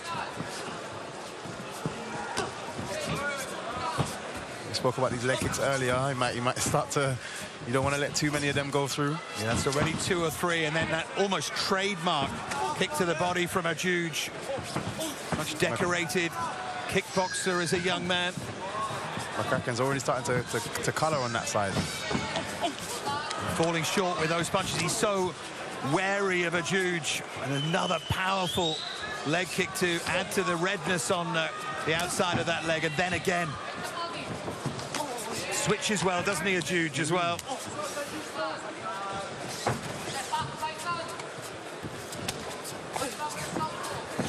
Just falling short, McCracken, on some of the shots that he's throwing. Oh, great kick to the head there from a Juge. An elbow there. Good shot. Trying to use pressure. Pressure to the cage. Got a double underhook here, but his head's in the wrong position. Patricio Pitbull's watching, and as you can see, looking forward to our main events and encouraging you to watch. If he doesn't encourage you to, who will? I feel like McCracken was starting to realize he was losing some of those exchanges on, standing up. So I think this is why he's trying to opt in, going into something else. Pushed him into the cage, working his grapple inside. Good knees there. Oh, beautiful trip. Absolutely a great little judo trip there. Straight to back. Now we can see why McCracken's avoided. Exactly. He is awkward. A Juge with that elbow just trying to keep him off. See McCracken attacking that left leg of a Juge here. Beautiful, beautiful, beautiful. Straight into, get that hook straight immediately as he landed. And now a Juge is in a very uncomfortable position. He is, with 90 seconds remaining in this opening round. And the triangle, body triangle as well. Awkward one to try and get out of. Allowing himself to land some shots. This is great. It's going to be a dangerous one. It's really dangerous now. I don't think he's quite for a there moment yet. thought he had it. Oh. Now he might. A Juge defending desperately here. It's hard to see where their hands are at the moment, but I think the Juge's defending really, really well. You tend to want the elbow on the floor underneath the throw. So it's usually slightly better to defend from that side. And I think that's what McCracken's trying to do now. Landing punches with the opposite side and then getting the elbow in, but a Juge's not making it easy. 40 seconds left. Can he get it? 40 seconds to go. Again, it's a great body triangle. But again, using the wrong choking arm there. But great control on the back. I don't think he's going anywhere anytime soon. Go, he might be in now. No, he opted to go for mount. I think he should have gone for that. Looked like it was there, didn't it? Yeah, definitely. This is definitely going to the second round, but what a great finish. And a Juge dominant for the first half of the round, then McCracken for the second. 5 seconds, yep, definitely going to the end of the round. I was going to say, you went early there, it was definite, but it is yeah, I can kind of tell that everyone, they kind of almost both settled for, this is going into the next round.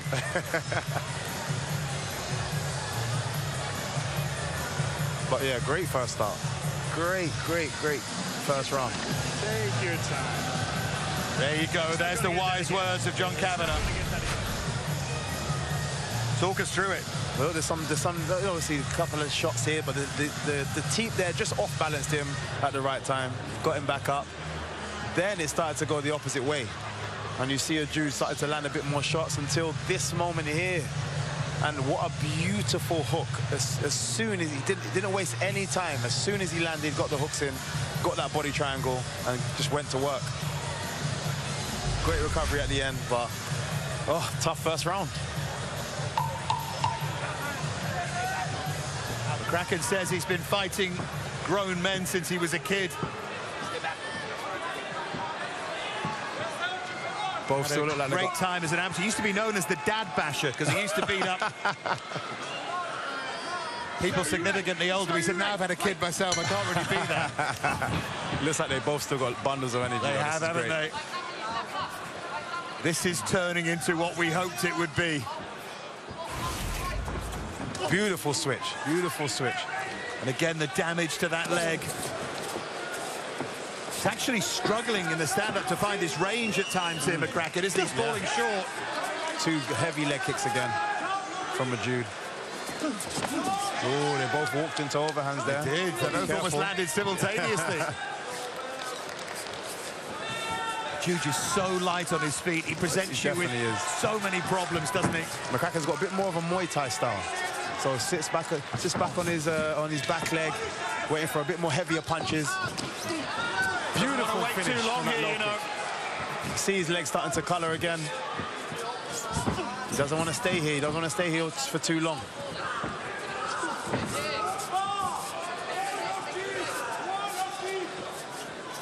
Good elbow.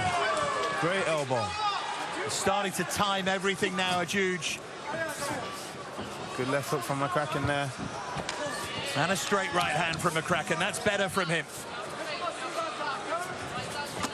Good cross step again. Puts him on the back foot. Can he keep him there, boys? Good attempt at the high kick from McCracken. Again, the low kicks. Juge's hands and feet are so quick, aren't they? Oh, beautiful body from McCracken. Yeah. Beautiful counter with that left hook. But again, he falls short, and again, the timing and the accuracy, Michael. Yeah, that's what it is. I think that's the difference in the stand-up here is one person's just found his timing on some of the shots. And McCracken hasn't found it quite yet. Keep him here, keep him here.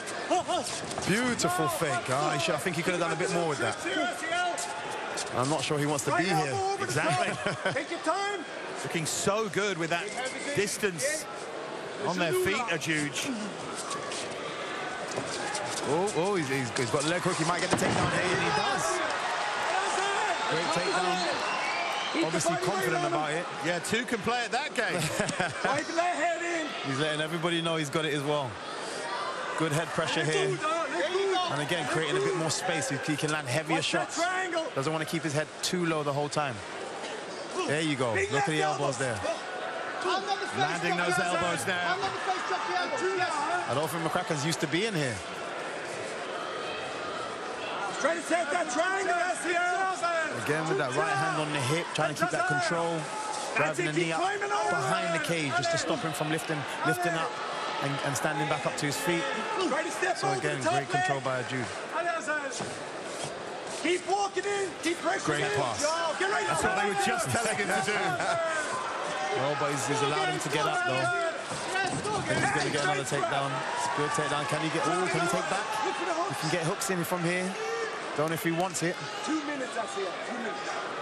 But he's got the knee over the leg to stop from anybody rolling for a leg lock or anything, which is good. Smart play by Jude.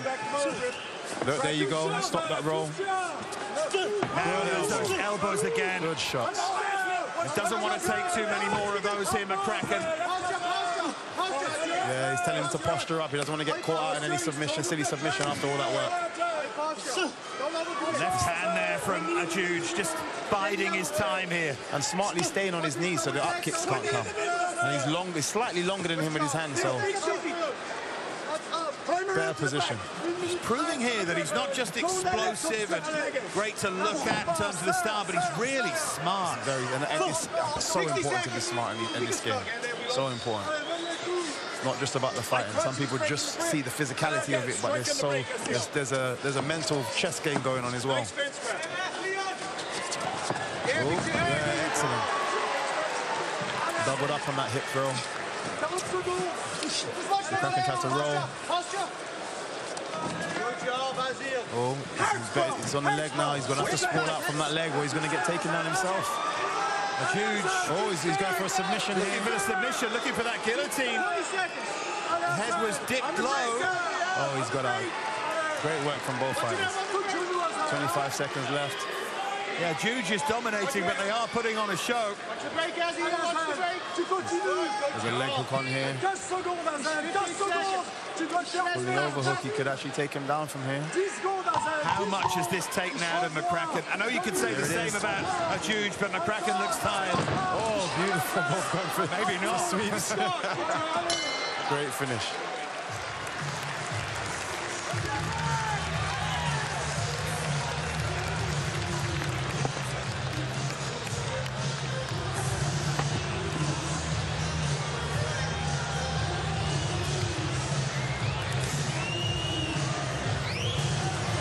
See the difference then. Yes. Now we see the difference. Nice, slow, deep breaths. Rinse and spit if you wish. Rinse with water if you want. Hey, nothing changes in the last round. Stay on the toes, okay? Listen, the work is done. 5 minutes left.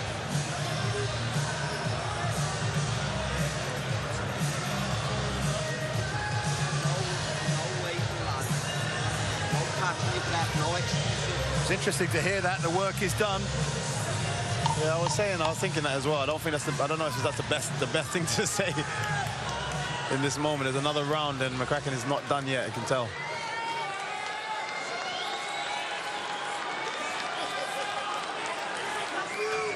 Time for McCracken to bite down on his gum shield here. So you ready? Fight. See if he can find a way to make a huge tie, but he goes for the takedown at the start of this third.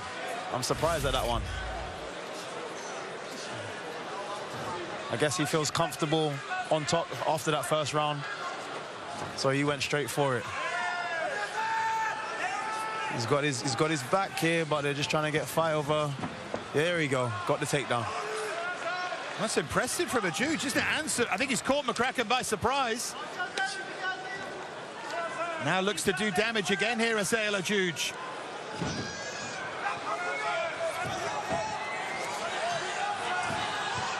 In all honesty, I actually think he should have spent a bit more time on his feet first, and then potentially have gone for a takedown. Because now he's in a bit of a scrambly back and forth. You could have softened him up a little bit before you went for it, but let's see what happens. You just wonder if he got a bit carried away with the success he had in round 2 there. Yeah, potentially. Asael Ajuj.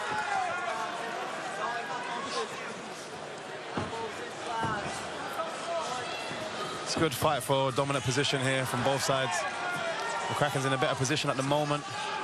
I mean, they are terrifically well matched, aren't they? Tries to go for a hip throw, which is silly. He might get his back taken, and he does. And we saw what happened that first round. Now there's a long time for Ajuj to survive here. He's got himself into a position he didn't need to be in here. Unnecessarily. That's what I'm saying. Saying that the fight is done or the work is done it was wrong. He's back in that position that he was in that first round and could be stuck here because we didn't see him really get out.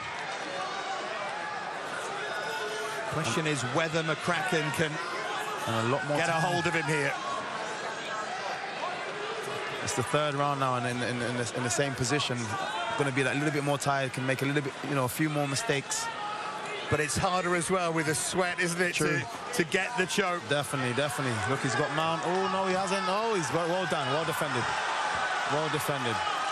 You sense the crowd now is really building in this 3 arena, and they're right behind Asael Ajuj. Went for the front headlock now. Both back on the cage, but this time Jude in a bit more of a dominant attacking position.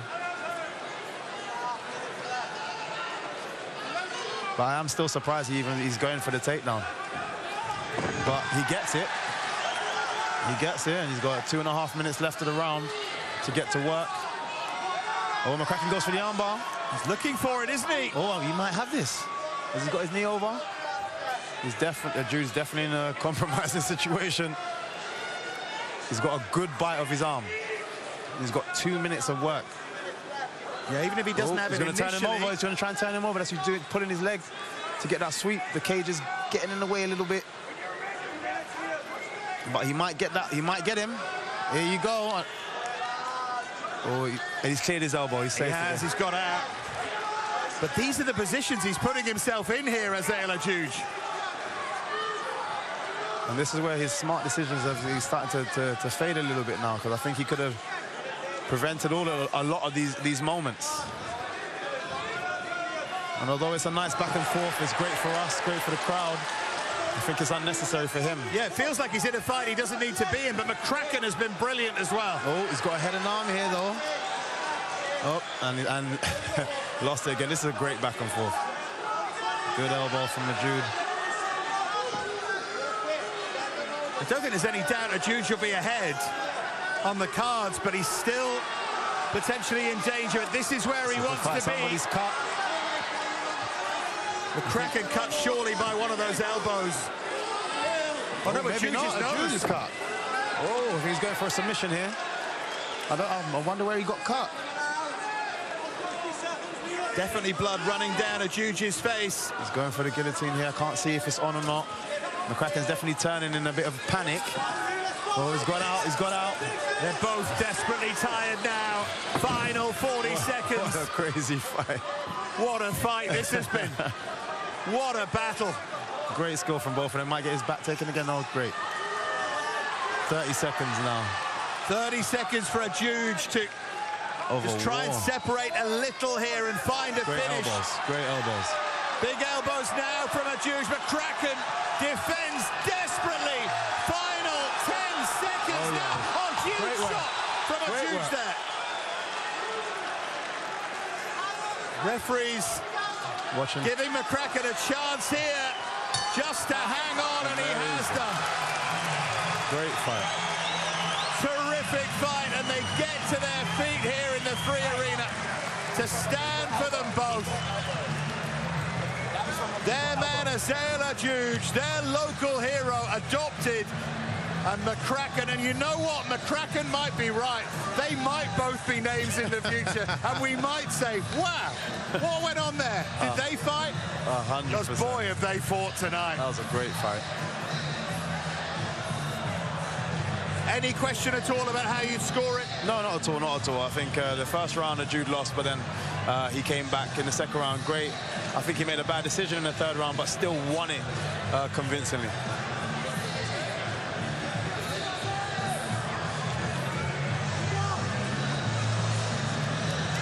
Yeah, John Cavender applauds McCracken. Went across, and he knows how good his man is. And isn't that an MMA image? Oh, great. A fighting image, the two of them. Completely spent here. Two future stars for sure. Certainly feels that way. Two future stars for absolute sure. Great work, look, great elbow from a Jude there. Oh, that's where he got cut. Yeah, from below. Look, it looks like he's in a dominant position, but a beautiful elbow from the bottom from McCracken. And right at the end, this was high drama, wasn't it? Going to war. And there's a big shot here right at the end that McCracken did get caught with. Well, Michael is in position. Let's get to him for the result here. Ladies and gentlemen, for the decision, we go now to your three judges, Brian Miner, Eric Colon, and Sal D'Amato. All have it exactly the same at 29-28. I'll have it for the winner by unanimous decision, Azale the Sultan Juge. 29 to 28. He did not have it all his own way, but he gets the unanimous decision. We all need to take a deep breath, but we're not going to have time to on this extraordinary night in Dublin. They stand for these two. They'll be standing for much of the night. Let's find out why. Let's get back to our man, Aidan Power. Cracking stuff. Thank you very much, Dave Farrer. We are loving it here at Bellator 291 in Dublin. And boy, by the end of the night, how are things going to play out? Because in our main event tonight, the defending champion, Yaroslav Amosov, will take on the interim title holder, Logan Storley, to decide who is the undisputed welterweight world champion. Of course, they are familiar foes. They went 3 rounds back and forth in a thrilling contest in November of 2020. Yaroslav Amosov, Logan Storley for this battle of unbeatens. Yeah, the first Amosov fight, I set a high pace early. But the best thing about that fight was I brought out a different fighter in him, and he brought out a different fighter in me. And that was the first fight where I couldn't get to my takedown early. He couldn't get to a takedown, and we started throwing hands and pushed each other to, you know, everything we had and then some. It really came down to 2 or 3 scrambles. Set up that Darce. That Darce, and it's in a position that can work. And that's in tight. That's in tight. He finished it right here, right now. It's going to be over. Oh, he got the leg free. Nice job by Logan Storley. Well, I remember about this fight, Logan, it's wrestling. I see every my jab, my punch, he attacked my single leg every time. You know, before that first fight, a lot of respect. After the fight, obviously, each of us had more respect.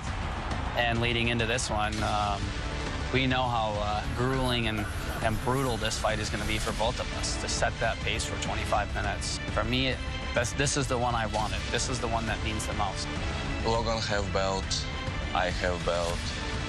When we fight, we have only one real champion. Bottom line, it's time to find out who the best welterweight in the world really is.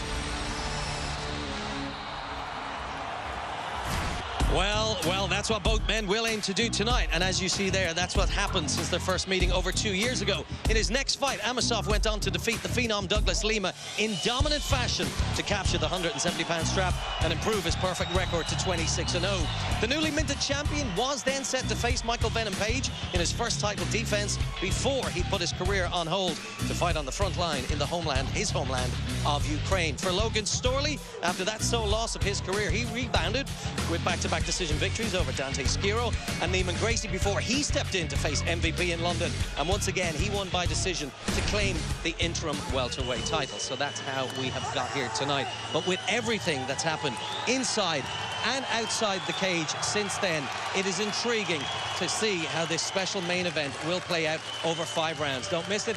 It starts on Showtime, live at 4 o'clock Eastern, but we have got so many more great prelims to come between now and then. Let's send it back to Dave and MVP.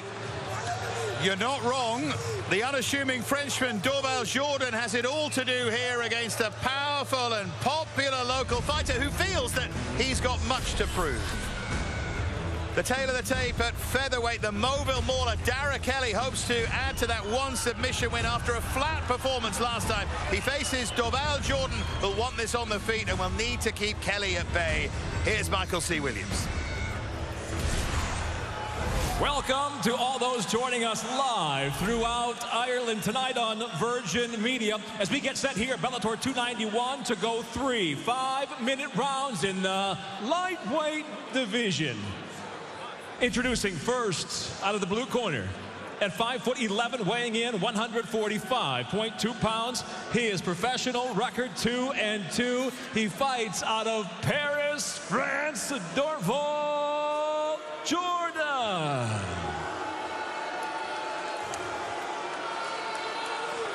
And across the cage, his adversary, fighting out of the red corner at 6 foot, weighing in 145.2 pounds. Undefeated as a professional, 2 victories, no defeats by way of Moville. He fights out of Dublin, Ireland, introducing Dara, the Moville Mauler Kelly. And your referee, Keith Peterson.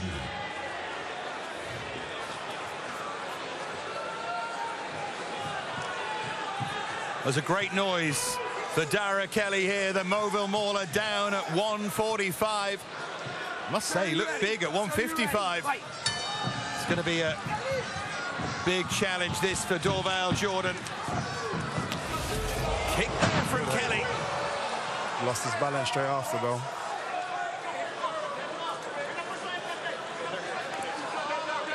Jordan's arms are extremely long. Just the 1-2 that he threw, although he didn't land it, it was I didn't expect that reach. Great. Kelly has been raring to go here, and he's looking for everything already. Looking for that triangle. His hand just caught on the inside. He needs that right hand further inside, but he can probably still get that submission. Jordan's got to be careful. We've got to look up. He's still looking for it, isn't he? He's caught him under the leg. He's not going to go anywhere right too quick, so he might get the submission right. It might be off early finish. He's looking for an early explosive finish here. Kelly has it tight. I think that hand is still in. The right hand is still just in the way. It's preventing him from. He needs to start landing punches here. You land punches here, you can get him to have to cover up and move it and maneuver his hands a little bit more. He still thinks it's on, all right. He still thinks he's on. He may be right.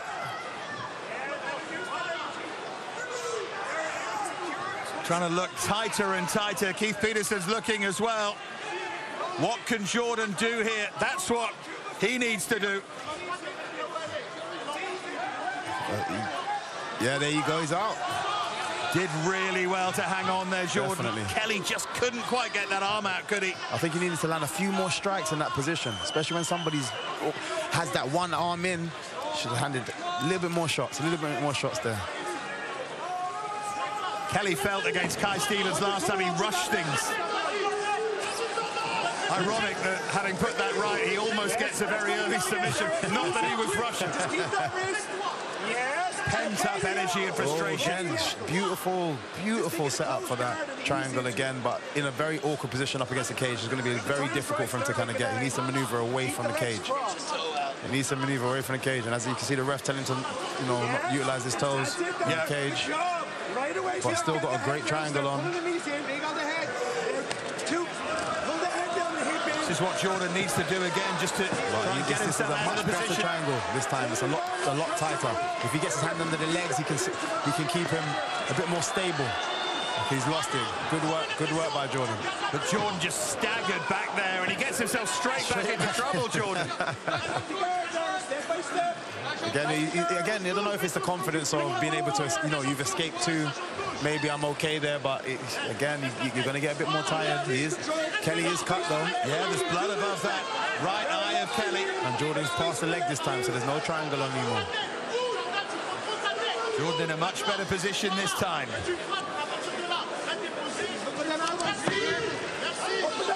Jordan again has seen that cut, and he's trying to land above that right eye. He might get a sweep here. Look, he's got the lockdown. Might get an electric chair sweep and sweep him from one side, and potentially even be able to take back. If he gets his head clear, he can even take back. Let's try. Look, there you go. He's taking his head. Oh, he's going to sweep him back the opposite way. He's definitely going to get on top here. Oh, that's brilliantly done, and the crowd who know their stuff appreciate that. Great work. Kelly's now trapped the arm as well, so shots from the left hand's going to come in a minute. Once he clears that left hand, he's also got a great bite of Jordan's leg. He's in a very bad position at the moment, Jordan. And that goes back to the decision of him going back into his guard. That's all come from that. That's all come from that. Jordan is being helped a bit by the cage, but yeah, the referee says enough of that. I think Kelly's trying to get a little bit of a better bite of his wrist and then cause a bit more problems and cause a bit more damage. Jordan's making it awkward with those long arms. I think he can actually go and take his back from here. I don't know why he's wasting time. He should put his hand over his shoulder and take his back. He's past the side now. 30 seconds or so left in this opening round. Kelly's been in a couple of great positions. We'll finish it with a little bit more work, finish it a little bit stronger, just to kind of try and shore up the round. There you go. Those big elbows. I feel like people are listening to me. They're wired up, Michael.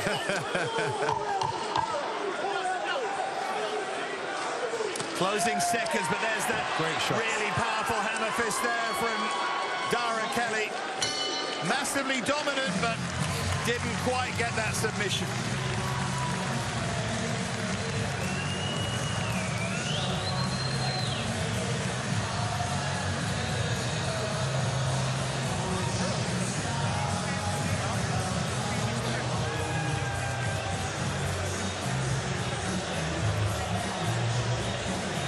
Well, they can't really be anything but delighted with Dara Kelly. Let's have a listen in. Just stick to the basics. Move it to your right. Yes, he will. Move it to our right, Dara. It's big looping shots. Then the Dara Kelly special. Then double, and we'll get our position. Move to the right. It's quite a big cut though on the eyebrow. And that blood running from the cut will go, some of it in the eye. And how much does that put you off? I haven't been in that position. I knew you were going to say that. So I wouldn't know. I walked onto an MVP right hand there, didn't I? But yeah, it will cause complications. But I think where he's going for triangles a lot, the blood's going to run away from his eyes. You know, because he's going to be like tilting back, trying to go for the triangles and stuff. Yeah, laws of gravity there come into play. Round two then. Dara Kelly close to getting Jordan out of there in round one, but has to start all over again. And that's what John Cavender asked him to go for. That double leg straight away. Again, great controls. He should take back here.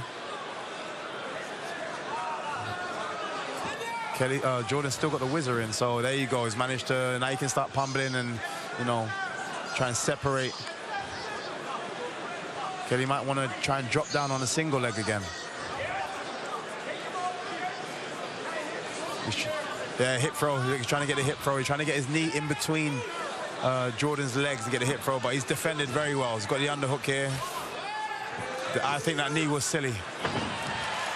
Well, you see Chris Cyborg talking about Yaroslav Amosov. Everyone's talking about him. He's a fighter who inspires other fighters, and of course he's coming up later on. What a fight that's going to be.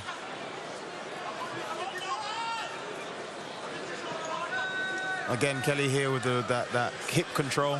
We've seen it a few times tonight. That right arm on the hip, preventing Jordan from actually getting back to his feet.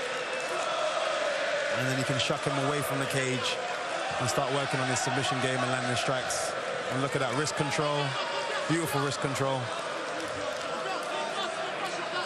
Yeah, that was the controlling position from Magomed Sharipov, wasn't it? Exactly. But it was only when he moved that he actually landed, created the separation and found the finish. Completely dominant performance so far from Kelly, but great he will want to get him out of there.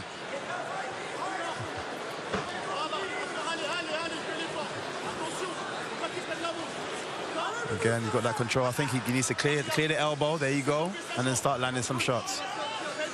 You can't wait around. These positions don't last forever. You have to be active when you're in those positions.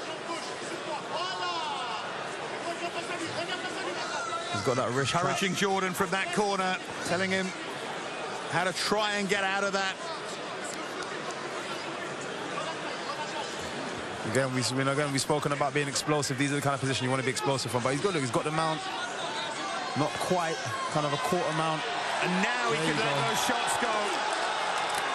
Jordan defending desperately here. I think he could have taken a little bit more time and actually confirmed the mount first, and then try to start teeing off.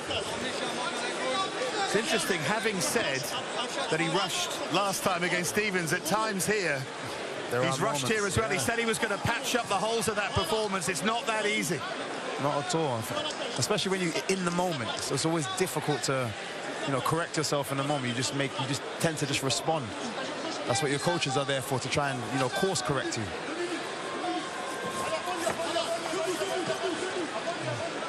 Good backwards roll by Jordan to get into a slightly better position, just to allow him to try and stand back up. But oh, look at this. The foot right across now, the hip. He's not going anywhere. He's going to lock that in. got his back now. That is terrific positioning. Beautiful from Kelly. And he's weighing down on Jordan here as well. Even at 145, he's a heavy man.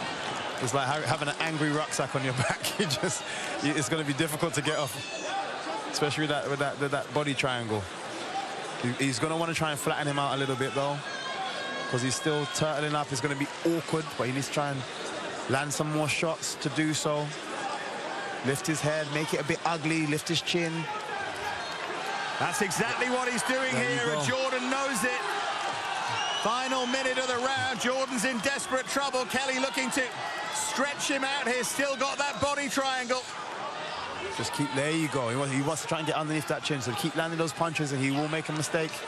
You will be able to stretch him out. Two massive elbows there. Brutal elbows from Kelly. Whoa, massive elbows. Time might be against the Irishman here, but can he open Jordan up?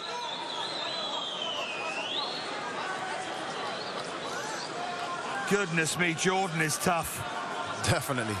To still be in that position and defending. But he might have made a mistake here.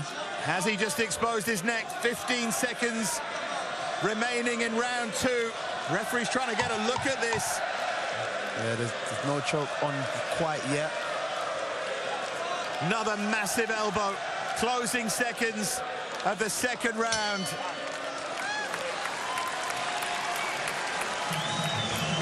That's going to take it out.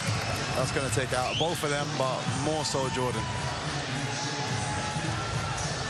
Don't think that's a cut over both eyes. I think that's the blood running from the cut over the right eye. Dramatic pictures, though, of Dara Kelly.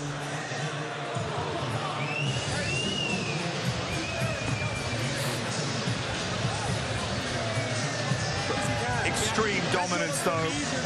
And the question that remains really here, unless he gets caught by a shot, is can he find a finish? And he would love to.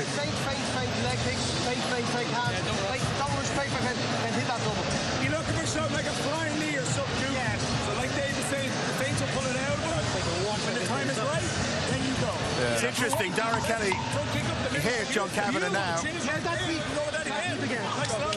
But he says Dave Roach is the one who sets out the game plan for him. He's actually quite emotional when he talks about him, and that was the counsel he was taking on.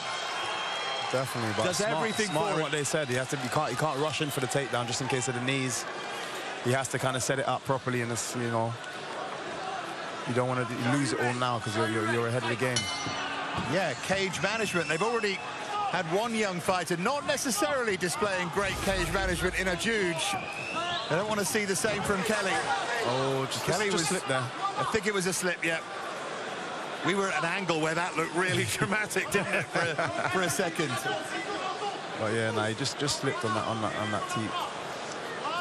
But it puts him in a annoying position. He definitely wanted to start on top. But, you know, as he's so comfortable with his jits, he's not going to mind it too much. Got the underhooks here, trying to go for that electric chair again under the leg. There you go. Going to sweep him. Looking for that sweep. This is clever stuff, isn't it, from Beautiful Kelly? work. Now he's got the sweep. Yeah, it's done. Amazing. And he's past one leg. He's going to push the side. He'll push that head, yeah, that leg down. Hold up. Because Jordan's rolled over. He's got back again. And now the difference is center of the cage and 4 minutes to go. So time for Kelly now.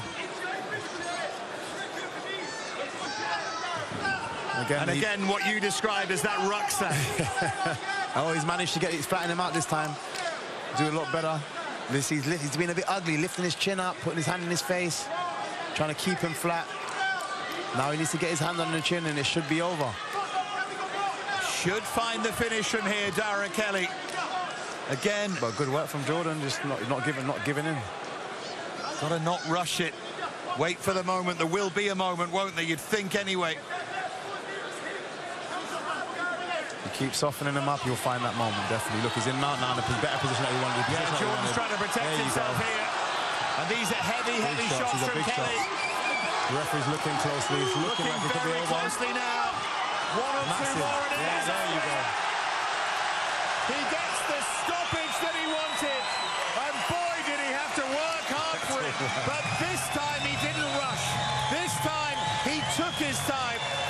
He waited for his moment. He did the right thing. And when the finish came, it was outstanding. It was. It really was.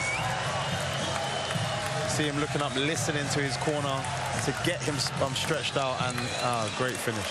Great finish. He had a tough camp. Got the weight off, went to Iceland, trained with Gunny Nelson over there, and did striking classes, tried to make himself more well-rounded, and we saw all of that excellent work. And this is it. This is how he set it up, how he finished it, Mike. Again, he's trying to stretch him out. I think you even see him look over to his corner just to get that advice. Look, and then adjust his feet.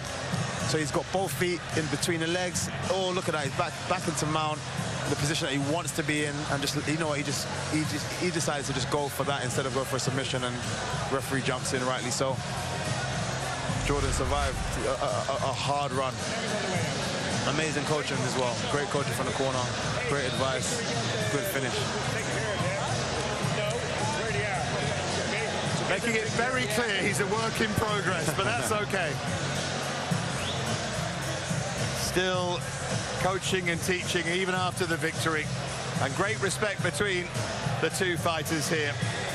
And Jordan, to his credit, defended well for a long time. Didn't offer much in terms of attacking of his own, but he held on and held on. But in the end, Kelly was too strong. Let's get to Michael C. Williams. Ladies and gentlemen, inside the Bellator cage, it comes to an end. 1 minute, 58 seconds into round number 3. The winner by TKO, still undefeated, Dara, the Mobile Kelly.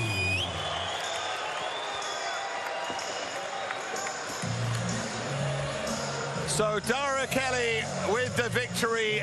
Keep an eye on him. We keep saying it, but he is another one to watch. Time that we got to our man to watch, Aiden Power.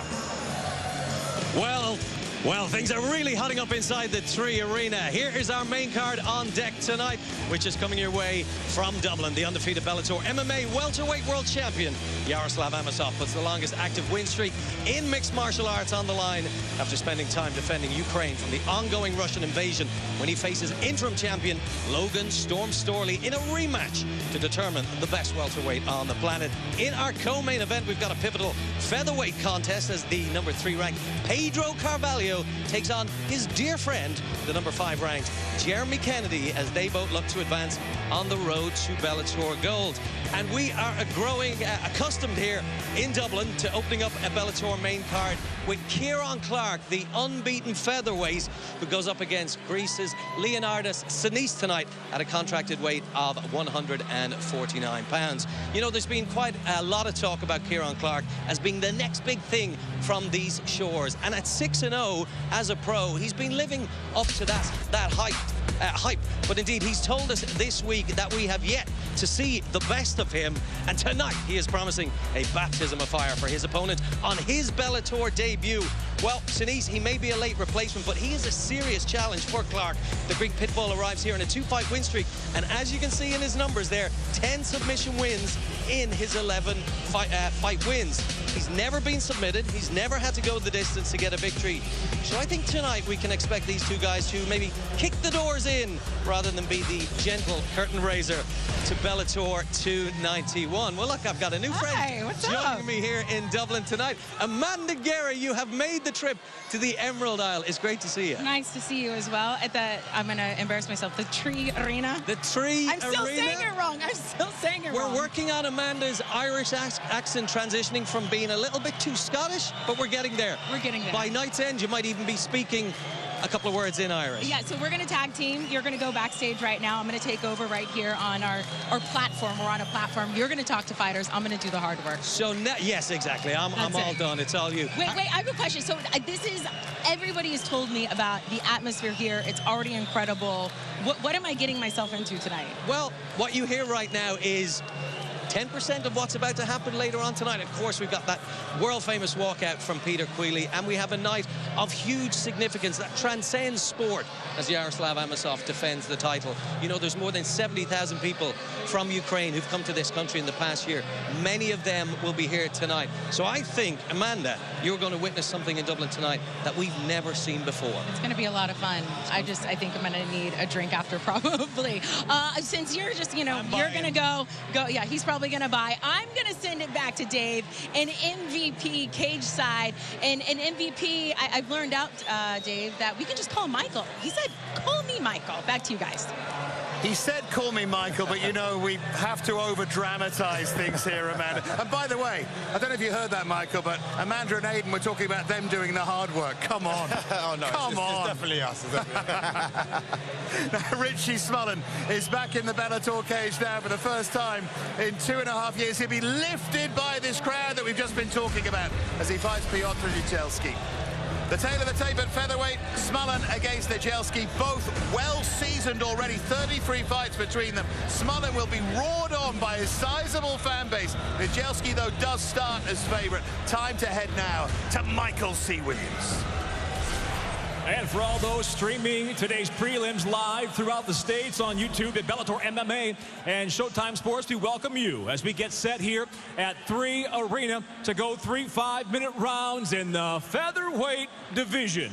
Introducing first the blue corner at 5'9", weighing in 145.1 pounds. His professional record, 17 wins, 4 losses from Poznan, Poland, presenting Piotr Nijelski. And across the cage, his adversary out of the red corner at 5'9", weighing in 144.8 pounds as a professional. 9 wins, 2 losses, 1 draw by way of Arklow. He fights out of Dublin, Ireland. Introducing Richie Smullen. In charge, your referee, Kevin McDonald.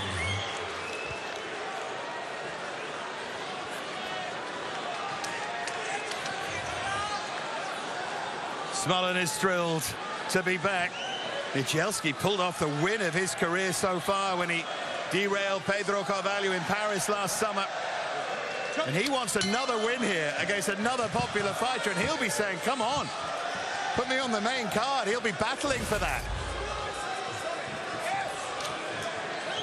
Yeah, but, again, I love the bounce. That's measuring, feeling out process. Someone needs to take that first step to just initiate a little bit more work.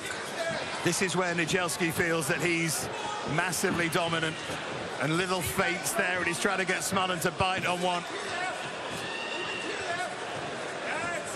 But they need to start dropping a little bit of jabs or kicks just to kind of get you. You're not going to get anybody to bite from just this, just the fakes, just the feints. There you go. You need to start tagging people a little bit, even if you're dropping just short of them.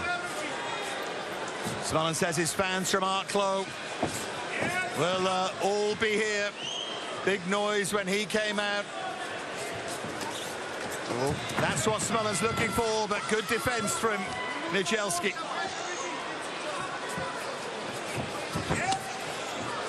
Blocking that right hand and then the kick as well. Good Great shot to the body there from Piotr Nijelski.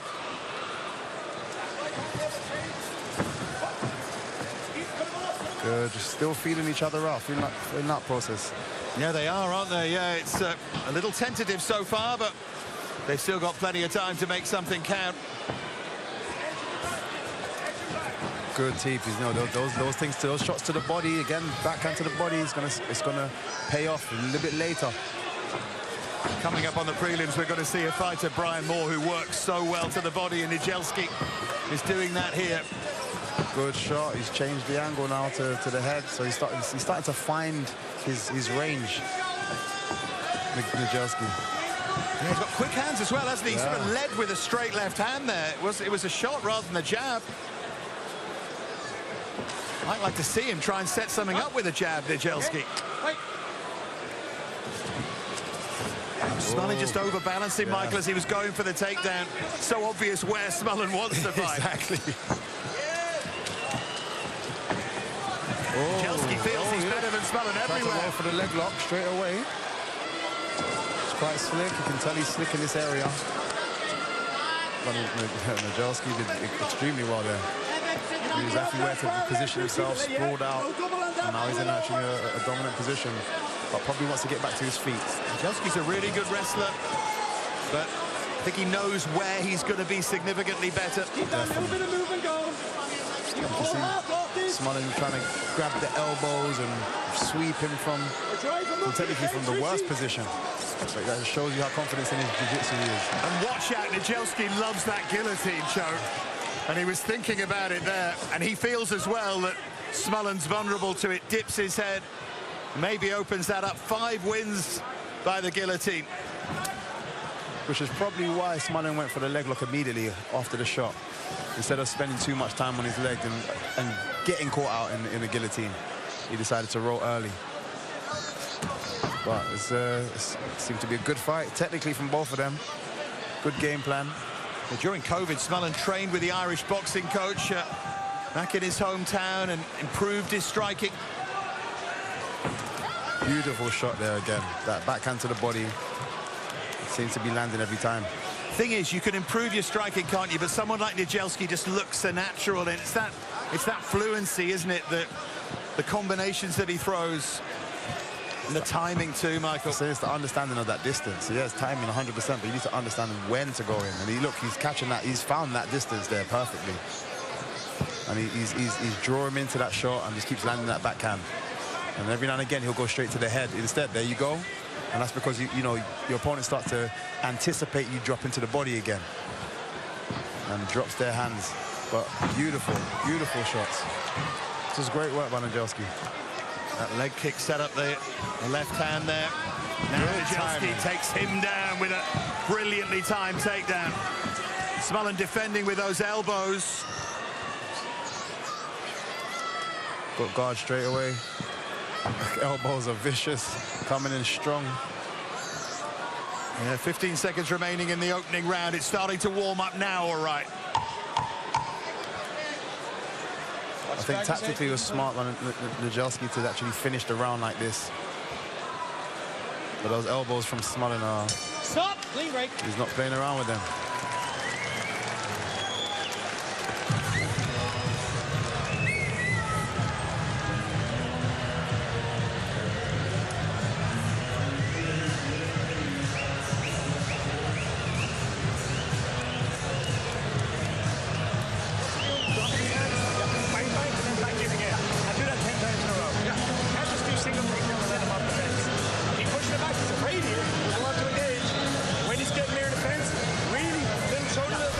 The advice from John Kavanagh, and here's look at his body shot. Body shot, yeah. Again, it's beautiful, beautiful timing on that, and he gets his head back out each time, and then drops into their head.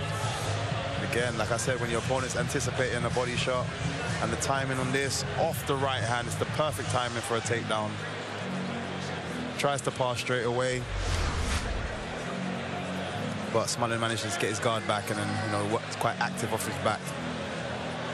I just talk through people at home with those body shots, because they don't look that spectacular when you're watching them, but just explain to us all why they're so important. It's energy. It just saps your energy slowly. So, you could have been a battery of 100%, and each shot is taking 5%, 5%, 5%, and that's why I say it pays off as the fight goes along.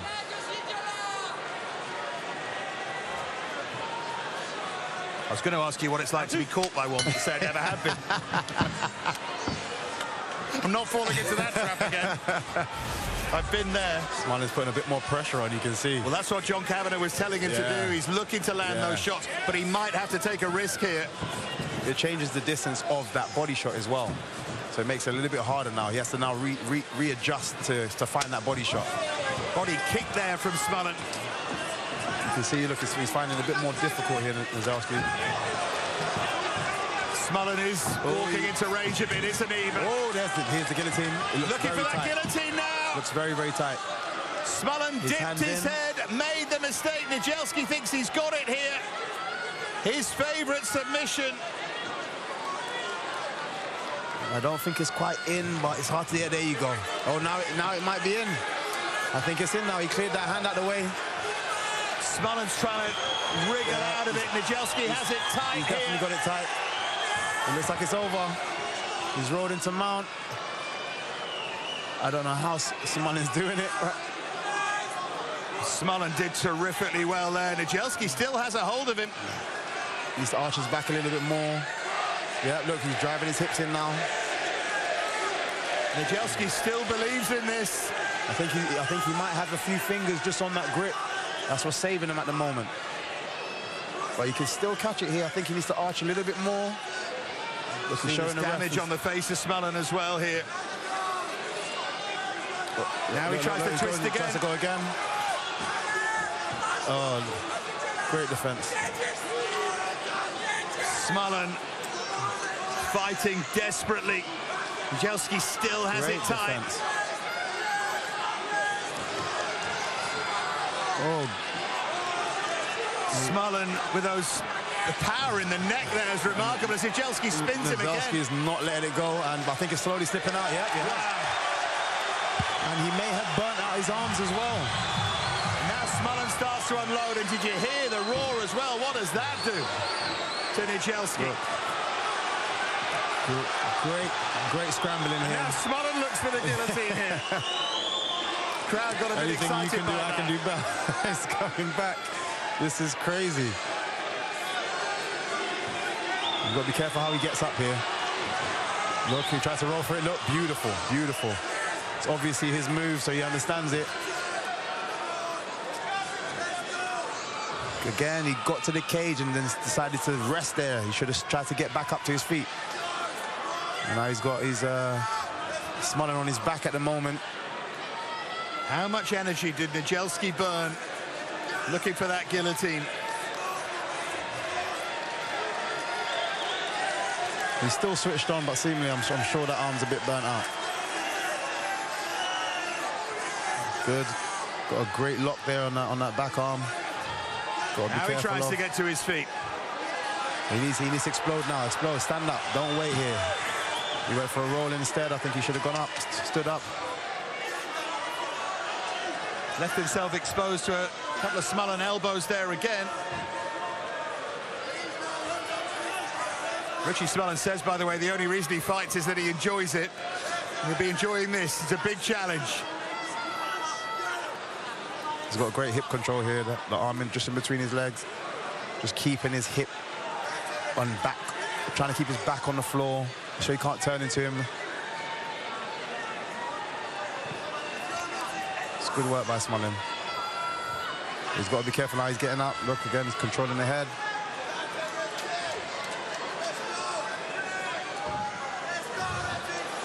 And as we've seen all day, that right hand on the hip. Yeah, it's a good position, and Smullen has just turned this round a little bit.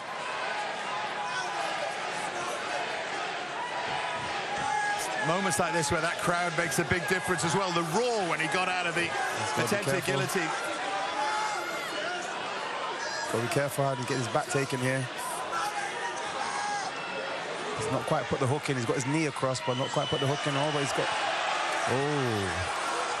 He almost teased the crowd there. Yeah, they got excited, didn't they, for a moment? The roar went up and then it subsided. Shows the education that the crowd has over here. They really do. Final 15 seconds. Those elbows might yet do some damage at the end of this second round from Smullen. Oh, he's got the hook in now. I think he's got a lot of time now, but these elbows are damaging. Well, the elbows be winning him the round as well, potentially.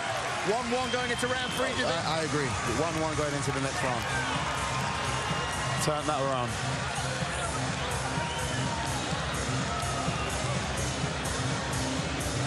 Well, the scene set for the rest of these fantastic prelims and, of course, this wonderful main card tonight.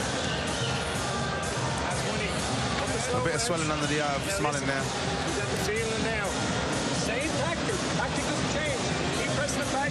Just be careful with the straight punches. Here's some of that action. Oh, beautiful. He just jumped for it. And that shows confidence in his guillotine. But I have to say, Smullen, his defense the whole way through, and then right at the end here, getting his head out, and then from there, it was non-stop work from him. Do you think early on in the fight, with a bit of friction on that neck still, he might just have got it? Nijelski was potentially, but just the way he defended, it shows that he's not comfortable there, but understands his position.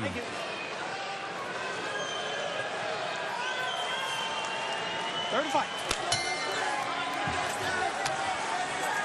Showing that respect, I love that. Yeah, terrific. Unique to fight sports. Spend 15 minutes trying to beat each other up, but you've got nothing but respect.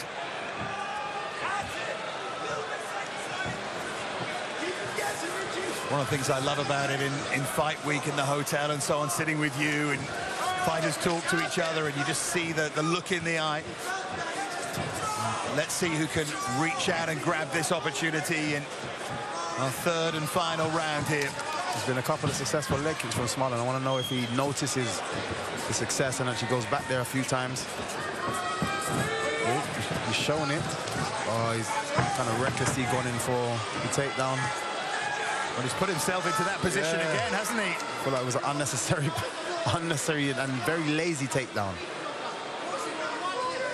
Especially after spending, I don't know how long it was in the round before. He thinks he's got it again here, Nijelski. Let's see. Can Smullen escape this time? Again, I think that hand just stopping him from, and you know what, and the gas tank. Is the gas tank there in his arms to actually squeeze again? For me, I think use it as a sweep, get to mount, and then let it go. Start working on your striking, because you don't want to be the same thing to happen where you lose the guillotine and you're on your back for the rest of the round. Smullen showing that he's okay. Nijelski's basically, you can see he's almost like trying to rest his arms, and then when he's ready, go back and try and go for the finish. But I think he should squeeze and then try to sweep. But that is interesting, because a lot of fighters talk about that, don't they? You loosen and then tighten, and that can be a way to get the choke in. Look, his elbows come a bit higher up onto his head, so he might be able to pull out. Smullen again is staying calm here under immense pressure. Seems very, like I said, I don't think anybody's comfortable there, but look, as you can see, he's gotten himself out, but he understands the position well enough to know where he can rest, where he needs to position, where he can grab. And now he's paid off. He's on top. With 2.5 minutes left to go. One thing you will get from Richie Smullen is a fight right until the end of it. He coasted, he felt that, lost that split against Albert Diaz in Bellator 240. He said, I'm never going to coast again. He's not being allowed to here, of course. But he's a fighting man, all right. They both are. Nijelski, look at his positioning for a triangle. He's got he had the wrist control of Smullen there. He's kind of lost it now. If it was 1-1 going into this third and final round, this is tight. This is still winnable for both of them now in the final 2 minutes. Definitely. Smullen needs to just keep the work going. Nijelski needs to get to his feet and turn this around. Get a sweep so he can start getting some strikes and getting some action of his own. Right now it's all defense. Final 90 seconds of the fight. Nijelski is the one who's He's got the underhook. He's going to try and turn and use his wrestling skill, but again, that Smullen is smart with the arm between his legs, stopping him from completely turning onto his knees. Great work by Smullen. And you can see him putting it positioning that same arm again, just between his legs, just so you can't turn your hips completely over. He might go for a submission here as well. I don't know if that was the best decision, but if he feels like he's got it. Well, he was looking for it again, that guillotine from Smullen this time, but Nijelski 60 seconds, positions himself well. Never looked in there. Still might be there up for grabs, though, Michael, with 50 seconds remaining. Nijelski needs to do a lot more than what he's doing at the moment. Look, he's desperately trying to get to his feet, giving up his back to do so. But he needs to stand up in it. Oh, beautiful control. Beautiful control by Smullen. Smullen might just be doing enough here, you know. I feel like he's slowly just edging it towards him, especially with the amount of action that he's doing on top. He's passed well. The knees, the elbows, the punches, short punches. It's a great turnaround, this, because Richie Smullen was under pressure, and now he looks for a late submission here, Smullen. Only 5 seconds remaining. He hasn't got it, but he might just have done enough to win the fight. That was some guts going for glory, because he was in trouble in that second round, having lost the first. And has he just done enough? If you were scoring it, would he have done? 100% he's done enough there. 100% he has done enough there. It was, I think, again, just bad decision-making with Nizelski going back for that guillotine, especially on tired arms, especially when it didn't work, when you were a bit more fresh, not getting a sweep and then just trying to remain on top and win the fight. And that would announce Smullen right back in the Bellator cage. It really would be some comeback for him. But we still wait for the decision here. It will be a close one.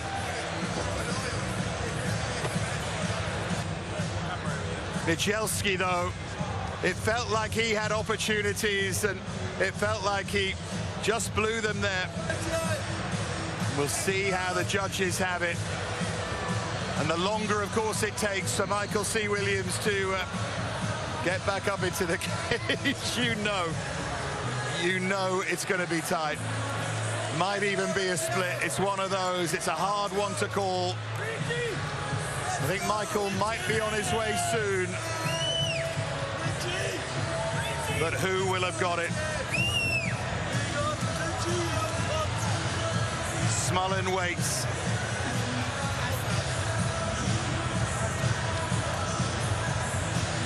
Not many people fancied Richie Smullen ahead of this fight.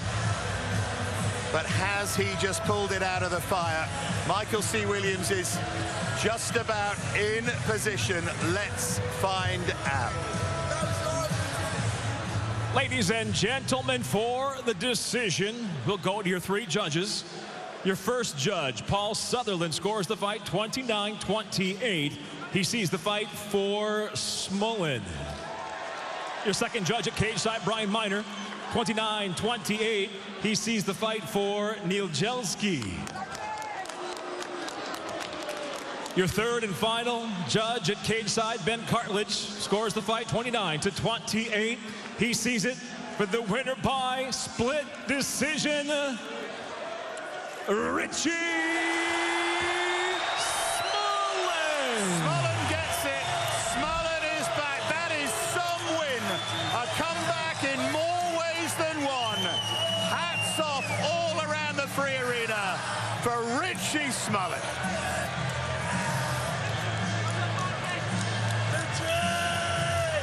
Well, that was terrific action for us to leave you. You'll be in the very, very capable hands of Sean Grande and Big John McCarthy. But our thanks to the one and only Michael Venom Page for his company. And tell us, Michael, have you enjoyed it? Oh, I've loved it here. You know, you might see me here again. And always remember, he likes bounce. He loves that. Don't ever ask him if he's ever been cut. But apart from that, he's been great company tonight. Fantastic to have MVP. And of course, he will be along on March the 10th because he, more than anyone, knows the way to San Jose. The Bellator Hit Parade keeps on rolling on March 10th from the SAP Center in San Jose, California. The Lightweight World Grand Prix gets underway. It's undefeated champion Usman Nurmagomedov battling MMA icon Benson Henderson. And Tofik Mosayev versus Alexander Shabliy in the tournament's opening round. Plus, the one and only MVP is back against Goichi Yamauchi. March 31st from Pechanga Resort in Temecula, California. Daniel James and Marcelo Gome go head-to-head in the heavyweight main event. Plus, Kat Zingano faces Lee McCourt in women's featherweight action. Bellator says aloha with a World Championship doubleheader in Honolulu. Friday, April 21st, flyweight champ Liz Carmouche defends her belt against number 4 ranked Deanna Bennett. Then Saturday, April 22nd, it's the conclusion of the Bantamweight World Grand Prix featuring interim champion Rafion Stotts against number 2 ranked Patchy Mix in the tournament final. They'll battle for $1 million. And it's a Hawaiian homecoming for Alima Leigh McFarland when the former world champion takes on Kana Watanabe in a featherweight matchup. And on May 12th, Bellator returns to the City of Light when former world champion and top-ranked Gegard Mousasi fights number 2 Fabian Edwards in a middleweight clash. Plus, former champion Brent Primus draws France's own Mansour Barnaoui in a lightweight World Grand Prix quarterfinal matchup. Bellator MMA, where warriors rule.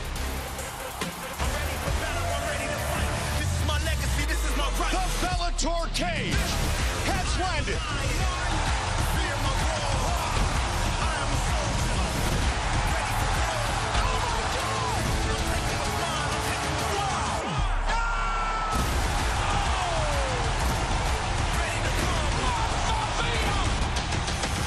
Amosov versus Storley, the welterweight world championship, live from Dublin, today on Showtime. I like that new voiceover guy on the what's coming up next. This is what's coming up tonight, the welterweight world title fight that everyone around the world is talking about. What's going on? Great to see you, Sean Grande, John McCarthy. You're my MVP. Well, thank you very much. I appreciate that. You have one of these you can do? No, not like he can. All right, the main event tonight is something everyone's been talking about. I think this story has overshadowed the fight, which the first time they met was spectacular. It was spectacular, and you're taking a look at 41 fights, 40 wins. These guys are both fantastic, some of the best welterweights in the world, and they're here to prove which one is the best. That is the main event still to come tonight, but we've got a lot of work to do before we get there, including, hey, it wouldn't be a trip to Dublin if we didn't get John McCarthy, the Pike Man. Ooh, cannot wait. Brian Moore against Luca Avine. Let's check out the tail of the tape. Tail of the tape here, the big difference, Brian Moore normally is not the tallest guy here. Got a 5-inch height advantage. We're going to see if his boxing establishes itself with that advantage. To Michael C. Williams. And now, ladies and gentlemen, tonight here at 3 Arena in Dublin, we'll go 3 5-minute rounds in the bantamweight division. Introducing first the blue corner. At 5'3", weighing in 134.6 pounds. His professional record, 18 wins, 8 losses. He hails from Roma, Italia, presenting Luca Duke Iovine. And across the cage, his adversary fighting out of the red corner at 5'8", weighing in 135.8 pounds. The Bellator veteran stands with 15 professional victories, 9 defeats from County Wexford, Ireland. Introducing Brian the Pike Man Moore. And the referee in charge, Brian Miner. You've been watching, you've been with Dave and Michael for the last couple of hours. You've already seen and felt what this crowd can do, how it can affect the fight. Oh, no doubt. This is an unbelievable place. If you're a fighter, you have got to fight in Dublin, Ireland, because the energy here it's indescribable. It's been really interesting to hear media talking about wanting to be your fans, talking about, hey, I got to go see a fight. It's a bucket list thing now for fighters to fight here and for fans to see fights here. All right, now, you love yourself some Pike Man, but you want to see him let it go. I do, because, you know, one of the things I love about Brian Moore, he is a student of the game. He's a student of old-time boxing. This is a guy that studies guys like Sugar Ray Robinson, guys that people haven't heard of, like Charlie Burley and stuff. I mean, unbelievable technicians, especially in the defensive realm, and that's where Moore keeps on working. He wants to be offensive, and he wants to make you miss so he can counter and knock you out. Yeah, he's been a great defensive fighter in situations where he didn't have to be. You know, and it's some of his fights, he's had fights against really good fighters, you know, guys like A.J. McKee, you know, and he's been in there and he was winning that fight for a while. And then third round, he got submitted. It happens. But man, we're talking in the stand-up. He's so clean. He's got one of the best left hooks to the body. I call him the Irish Canelo based upon that left hook. Right there. Unbelievable. There's also a right uppercut that got through. And you saw that little head move. You see how he moved his head off center line. He threw that right hand down the pipe, and just that little movement, Luka throws a shot, and it slides by. Some good shots early from Brian Moore.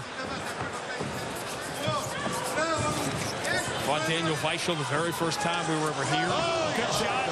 Iavoni got one in. Brian Moore with the answer. Iavoni felt too careful and he paid the price. That's one where you do some damage and you think you've got that opportunity to open up, and you just didn't hurt him quite enough to where he cannot use that training and come back with a big shot and put you in trouble.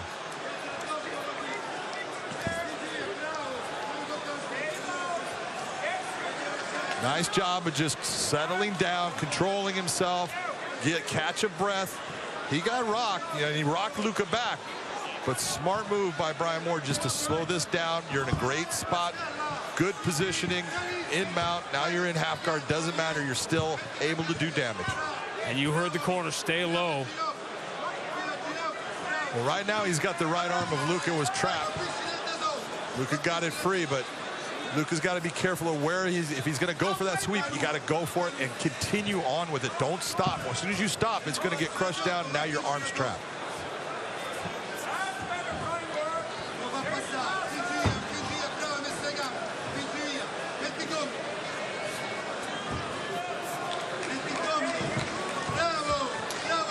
Leone preventing the pass.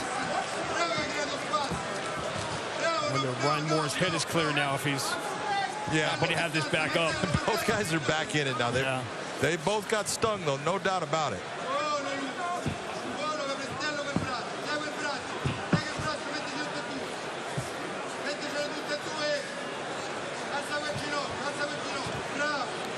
I thought that was an important fight for A.J. McKee, coming here to fight Brian Moore. That was an incredibly important fight for AJ, and he learned a huge lesson off of it because he came in, all of the. It's a nice attempt, but there's nothing there right now based upon the elbows not on the hips. Luka going for that armbar attempt, not close though. But with AJ McKee, he was in hostile territory. No one liked him. They wanted Brian Moore to win, and he didn't give Brian Moore enough respect. I don't think he trained hard enough, and he learned never, ever doubt or give lack of respect to an opponent. You need to train for everyone just as hard as you can. Yeah, that was the early knock on A.J. McKee, is that he was doing basically all he had to do just to enough. Get by. Right. Just enough. Not now.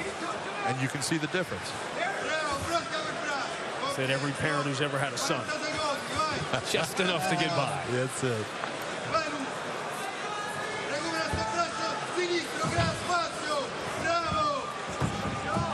Nice movement by both gentlemen. Great job by Luka to try to move himself.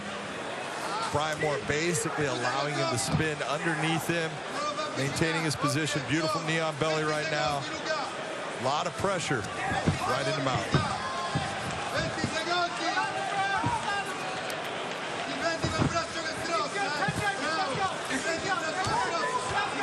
Two very different fights packed into this first 5 minutes.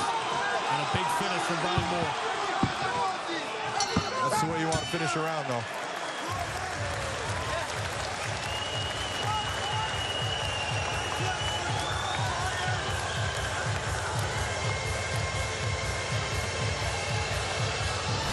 They both got in this exchange. And then right there, that beautiful, nice little uppercut, lead uppercut by Luka. That caught him.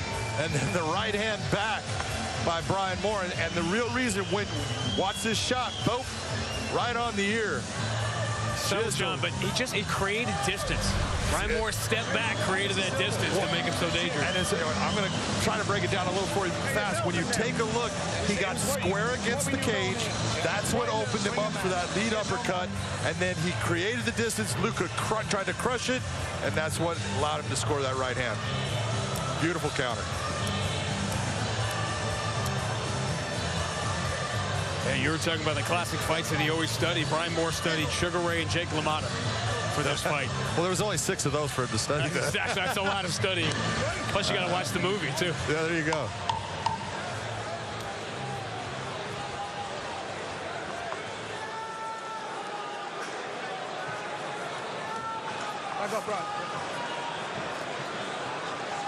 Pretty comfortable 10-9 for Brian Moore.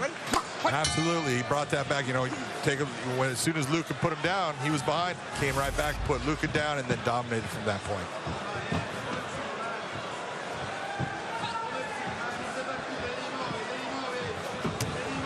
Luka Ivoni started 12-1 in his career. Fighting out of Italy, top team. Submission grapplers had a lot of success.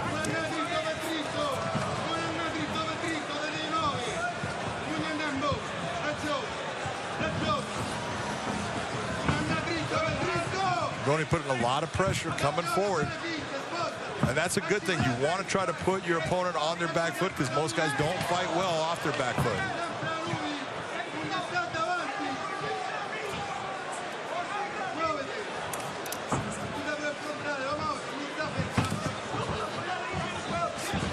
Brian Moore lost the fight in Moscow last fall, and it really sent him to a bad place. We're going to talk about Pedro Carvalho later on. Something similar happened, but Brian Moore's been very open talking about going to the therapist and dealing with insomnia and OCD. Right now he's taking some shots. That's what he's trying to deal with, but so much admiration for athletes who talk openly about that.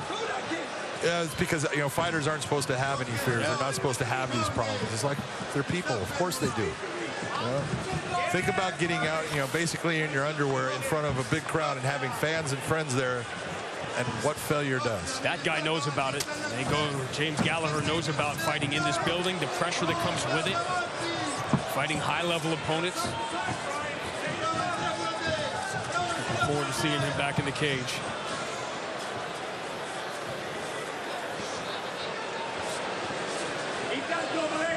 James Gallagher was a phenom, and now we look around, John, and there's 22 and 23-year-olds at a high level all over the place. Boy, isn't there, man. We just saw a couple earlier tonight. Liam McCracken. He didn't win the fight, but boy, I'll tell you what, 21 years old, beautiful shot right there. It was. But he just keeps on coming forward. He does. There is no doubt about toughness. And this is exactly where I thought Luka Ivoni needed to be. Yeah. Get into the grappling situations. He's probably gotten better of the stand-up than you thought he would.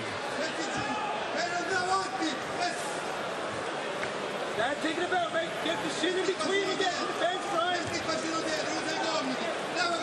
And this is where Brian Moore has had problems in the past. You're talking about his fight in Moscow. You cannot accept being on the bottom. Once you're there, now it's a matter of, okay, am I going to try to submit? Am I going to try to reverse, or am I getting myself up? But I cannot stay here.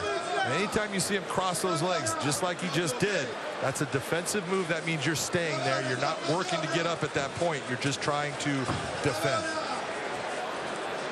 Nice job of trapping the arm by Ivoni. You see he's got that lace behind, holding the right arm of Brian Moore with his right arm, which is going to open up his left hand. Brian Moore has submission wins, but they come from starching dudes and then choking them once they go down, not working from the bottom like this.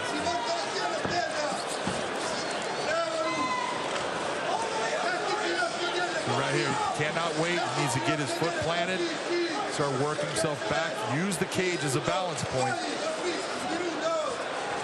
And just kind of cheese grater Ivoni out just like he just did. Use that fence as a scraping point. It's got friction. It makes it hard to hold on to you.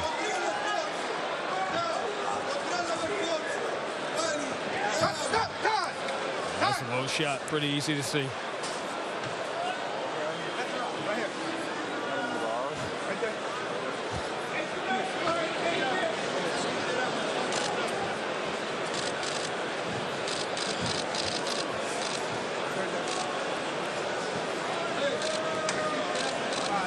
The ever popular second look at the low blow. Well, you'll see he brings the knee up and It's a nice excuse to say, well, he's only 5'3", so it's got to come out, you know. Yeah, that's just placement. And he's supposed to be responsible for his weapons.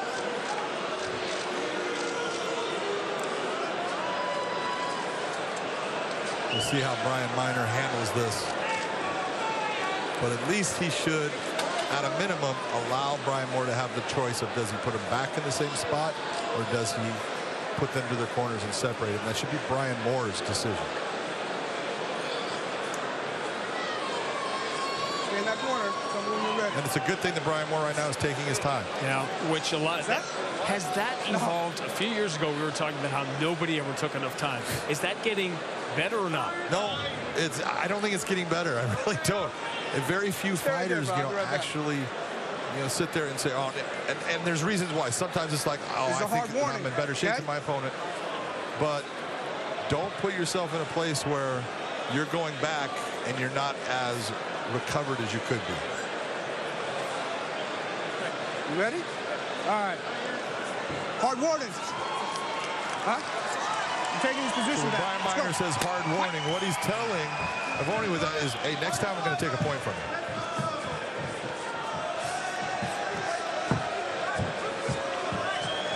There's a world between completely accidental and on purpose. And that lived inside that world.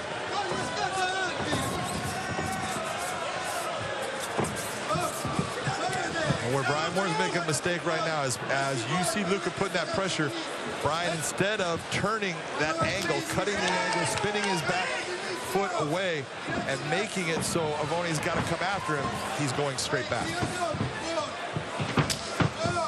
That only puts Luka in position to possibly land a shot.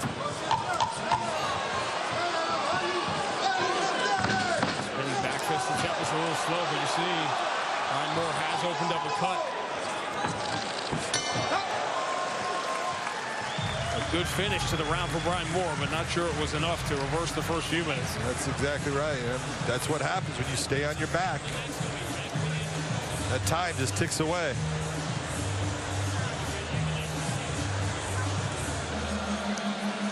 Which is, I imagine, flashing forward a couple hours. Let's listen to the corner here. Other than that, everything's the same. Other than that, everything's the same. The only time he throws the leg kick is when you back off. Keep testing with the little level changes on the lead hand. He doesn't throw a kick. You take a back step, he will. If we need to go back, yes. If we need to go back, change direction. Up, one way, and then the other back to the center. Okay. Don't forget your own double. If you need be. But I don't think you need it. If we trust our lead hand, up, double jab, bump, backhand is there. You need it back the whole time. Right. That's the head movement you were talking about. Yep. John Kavanaugh knows what he's doing. A little bit. Just a fantastic coach. I was going to say, he's a little busy tonight. Just a little. He's got to hate shows in Dublin. especially since he had to fly in from Vegas to actually come here and corner his guys to go back. You didn't hear of anybody else flying in from Vegas, did you? Just start rumors online? No. No, okay. So, and we have a groin shot in the earlier round. Now we got an eye poke. Roll it. Come here.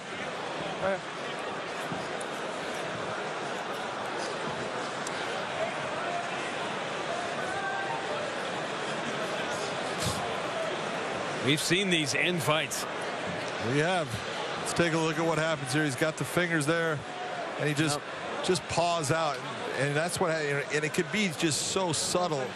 Just depends on how it touches the eye. You get 5. But understand the one thing now, this is in the third round. You've had 13 seconds of the third round. So if this does end up being stopped based upon the fighter not being able to continue, it's going to end up going to the judges' scorecards. They're going to score this third round, and they're going to use the other two to come up with a technical winner. Don't rush past that, because people are going to say, wait a minute, John, they score the 13 seconds. They do score the 13 seconds of the round. Now it could be 10-10. All right. You know, there might not have been enough. Nothing landed, anything to say we're going to do it. But we don't have to worry about that.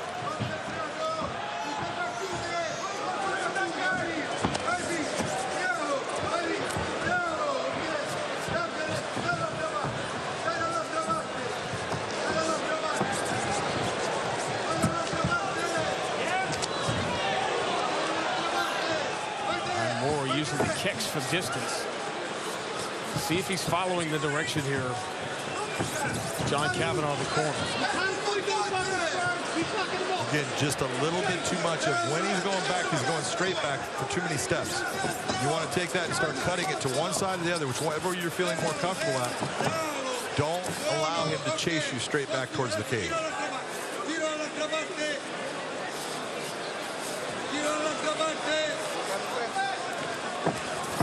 Good attempt with a switch, but it's not a single leg, it's a double that Luka has, which is going to make that switch not work. And again, now you have Luka on top. Brian needs to either do damage here from underneath or think about, is it going to be the submission, the reversal, or am I getting myself back to my feet? And you see he's looking for that reversal right there with that nice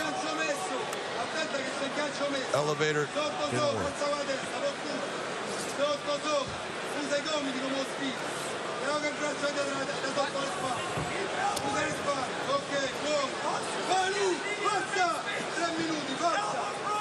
Explain to new fans, John, that being on top doesn't mean you're winning.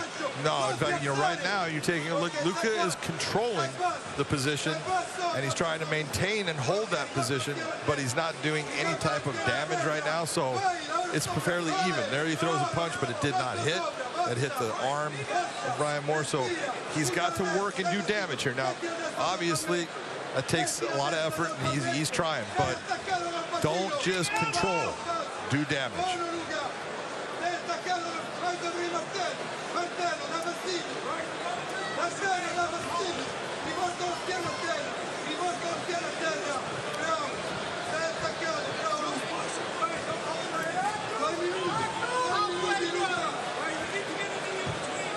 Bring that up because clearly we have a close fight that's going down to the final couple of minutes. And don't think simply because Brian Moore is on the bottom that means he's giving the round away. You can do damage from the bottom. You can, but he's not. He's not going to be honest about what's going on. But he's moving his hips well, and Luka is following. But he needs to do more than just move his hips out of position. He needs to establish that I'm going to either get that reversal or move myself so I can get back to my feet, which he's trying right now. You got to feel like if you're Brian Moore, you need these last 90 seconds on the feet if you can get him there. Absolutely, he does.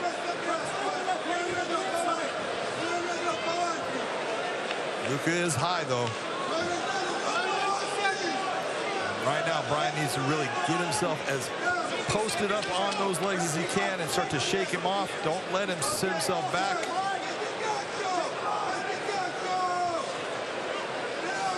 Nice job by Luka. Gets the back. Has the hooks in. He's in what we call seatbelt position. He's just holding now. He's going for the punches, but he's just trying to control position more than he is going for the choke right now. Came down by the busload from Wexford to see their hero.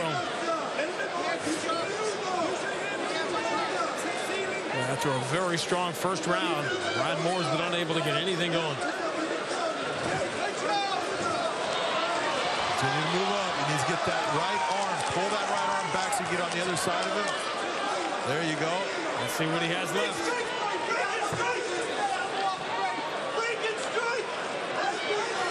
He needs to break away, in my opinion. Yeah, you see Luka holding on to his wrist for dear life. Nice elbow. Another one. Is it enough? See right here, don't wait. You got to go. Nice shot. Came in with the left, straight right. Big finish for Brian Moore. And this is what, judges are looking for damage. It doesn't matter so much how much time the position, how much damage. Shots are getting through, and this is going to be a tough one as we go to the judges.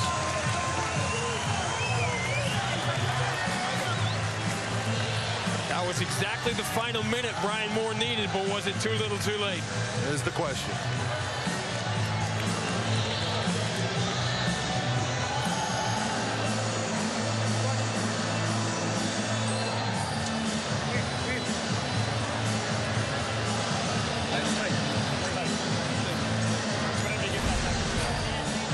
This is when Brian Moore Got separation, comes in, beautiful elbow strike.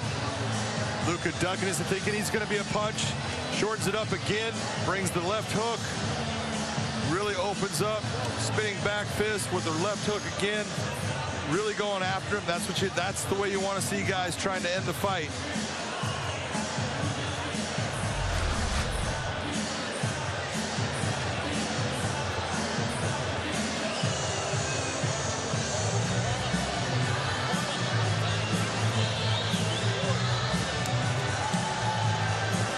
What do you think? You know, it's going to be the question of what are they giving credit for? We're always looking to see who's trying to finish the fight. And so the control by Luka, great job. Did it a little bit with the other shots, but really he wasn't able to do anything with all that grappling time. And it comes down to who would you rather be in that round? In the end, Luka's the one that took more damage. So I would go with Brian Moore, but I can understand if they go with Luka Ball.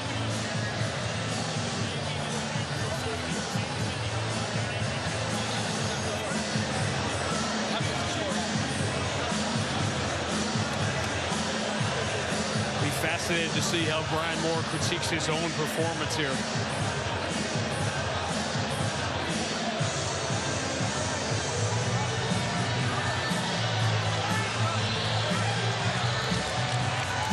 Michael C. Williams has the answers. Ladies and gentlemen, for the decision, we'll go now to your three judges. Your first judge, Eric Colon, scores the fight 29-28. He sees the fight for Moore. Your second judge at cage-side, Sal D'Amato, scores the fight 29-28. He sees the fight for Jovine. Your third and final judge, Paul Sutherland, scores the fight 29-28 for the winner by split decision, the Pike Man, Brian Moore. As close as it could possibly be, and appropriately so. Yeah, very close. Brian Moore made it close, though. I think he made that fight harder than he had to. We are one fight closer to a main event the world has been talking about for Moore. We say hi to Amanda Guerra. Hey, good evening, or over in the States, good day to you there, Sean, Big John. First time here at the 3 Arena. It is a party, and we are still about an hour and a half away from our main card. Sean, you talked about that main event. Let's talk about it. Look, I was listening to Big John's podcast. He said this is the biggest story in the world of sports right now, and he is not wrong. We have the return of Yaroslav Amosov to the cage tonight. This is 1 year and 1 day since the war in Ukraine started, and immediately after that, he said he needed to put MMA on hold to go fight for his country.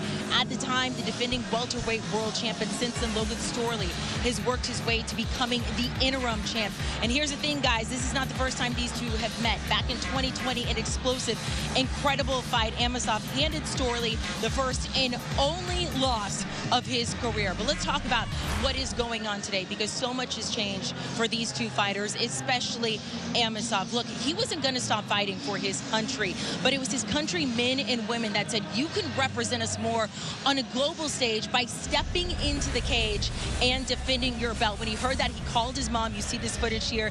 He said, Mom, where is my belt? It was in rubble under her house, but safe and sound since then. That belt has become a symbol of hope for his country, and it is so meaningful that he is going to be here in Ireland defending that belt tonight. As you heard Aiden Power say earlier, 70,000 Ukrainians have now made their way to Ireland to call this place home since the war began. It's going to be an incredible main event. We cannot wait. Sean, back to you. All right, Amanda, you simply can't understate the story surrounding the main event. Meanwhile, we're talking about prodigies. We're talking about young fighters. You check out the tail of the tape here. He is right at the top of the list. Boy, he is, and he's still so young, 23 years, and he's been out for almost 2 years based upon ACL replacement. But Norbert Navinyi Jr. at 5-0, 23 years of age, against Andy Manzola, 38. This is a gap in generations here.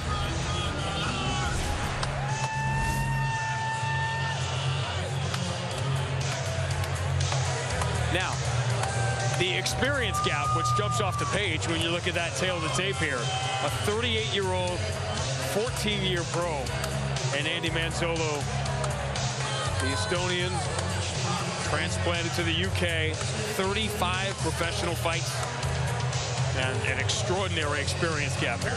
Oh, absolutely. Andy Manzola has fought some just outstanding competitions. He's got his own gym. He is a very good and complete fighter. You're just looking at a guy with only 5 fights in Norbert Novinje, but we're talking about he's way better than just that 5-0 record. Has his own YouTube channel, documentary, you name it. Like all the kids these days. His dad competed in the 1980 Moscow Olympics.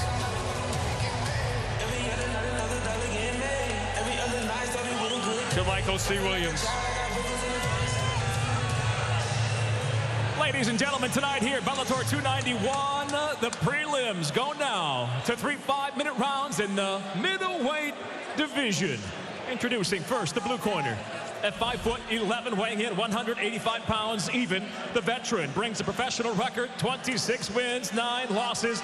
From Southampton, England, Andy, the Predator Manzolo. And across the cage, his adversary out of the red corner. At 6 foot, weighing in 185.6 pounds. As a professional, he's undefeated, 5 victories, no defeats. He fights out of London, England, Magic Norbert Novinje. In charge, your referee, Brian Miner.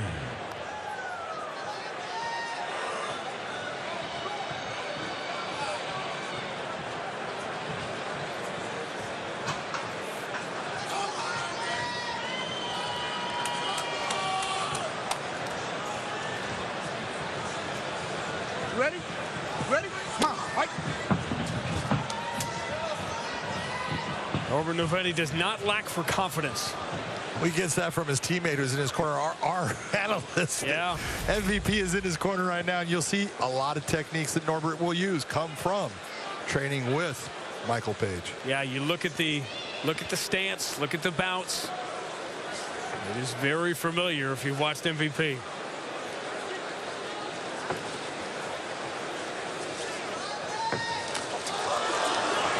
That's what Norbert Novinje brings, though.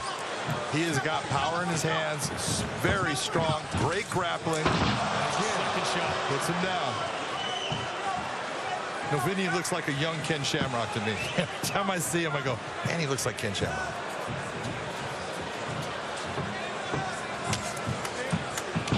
And the thing is, when we first saw Ken Shamrock, nobody looked like Ken Shamrock. No, that's true. Right now, Andy Manzola is sitting there going, okay. What have I got myself into here? I got to figure out a different approach here. We're going to see if he can do that, because when you're getting hit like that, and a guy is standing there just waiting and then giving the counter, and this is where Novinje should go down with him. He is very good on the ground. Yes, Manzola, black belt in judo and Brazilian jiu-jitsu, but Novinje can definitely be on the ground with it and do good work. And in addition to all the experience Manzola has, he's had like 80 Muay Thai fights. Oh, look, Andy Manzola has been in there, like I said, against some of the very best. He has got a ton of experience. But it's funny because Norbert has grown up with this based upon his dad and the wrestling that his dad did and what he has gone through. He is a pure athlete, and he is well trained. That's a big shot. Manzola, each time down there, has sort of invited him. This time, Novinje has accepted.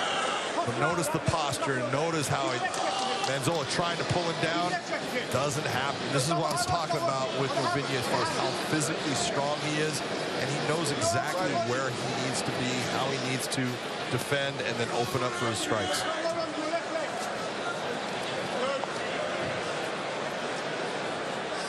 He has that connection to KSI. He's talked a lot about Jake Paul. He has his eyes on a lot of different areas in the fight game.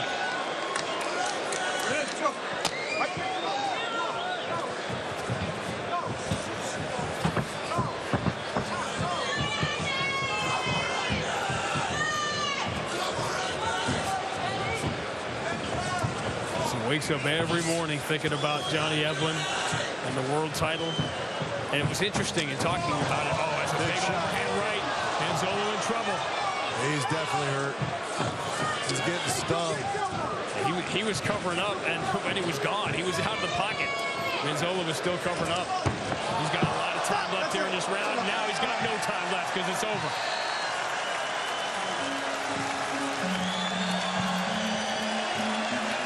Let the hype train keep rolling. Well, that's a heck of a performance coming off of that knee injury. All that time away. What knee injury? Exactly. He's going to get one doing that dance. This is the last shot, but it wasn't the first. That was when he came in with the knee, and you can just see Andy Manzolo has no answers for what's going on. And I think right here at the end, has a clean shot.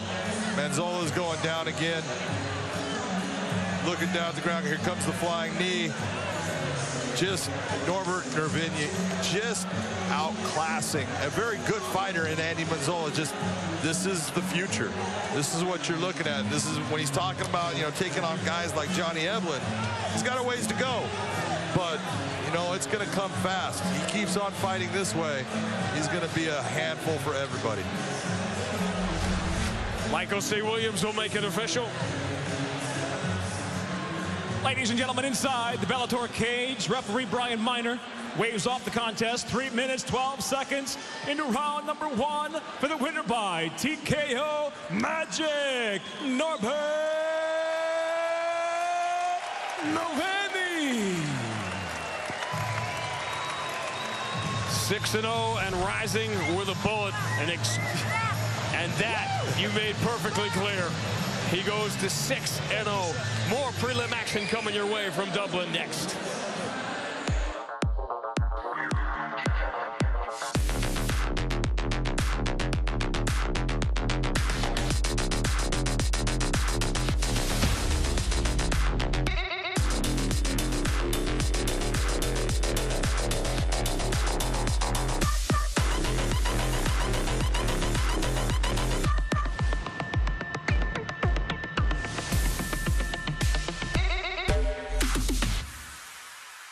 Hey Bellator Nation, follow us across a large array of digital platforms and stay up to date on everything you need to know.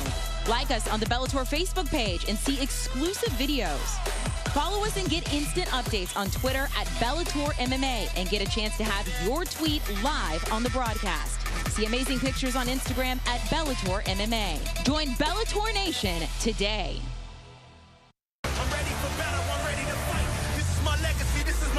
The Bellator cage has landed.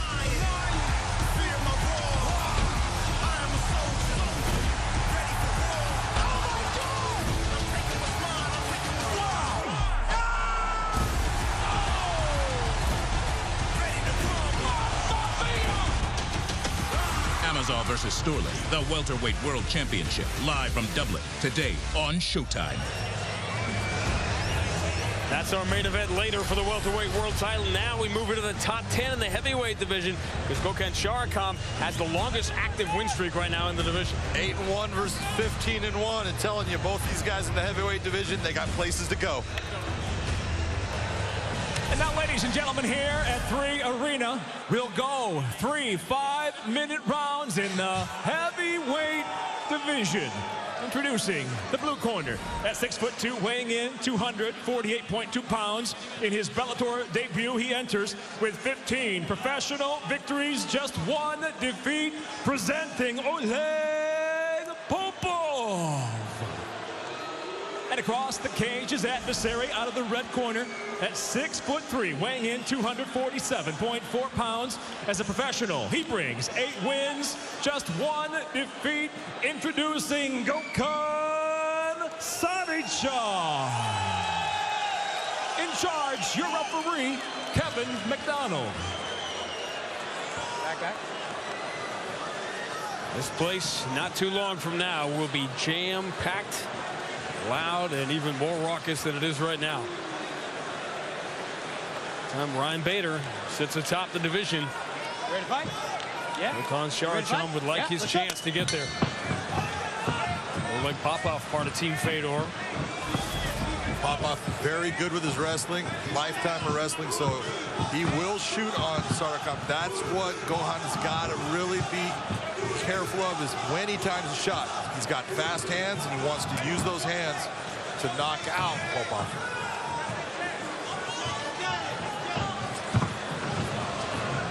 There's the first shot. Nice job of getting that underhook by Sarcham.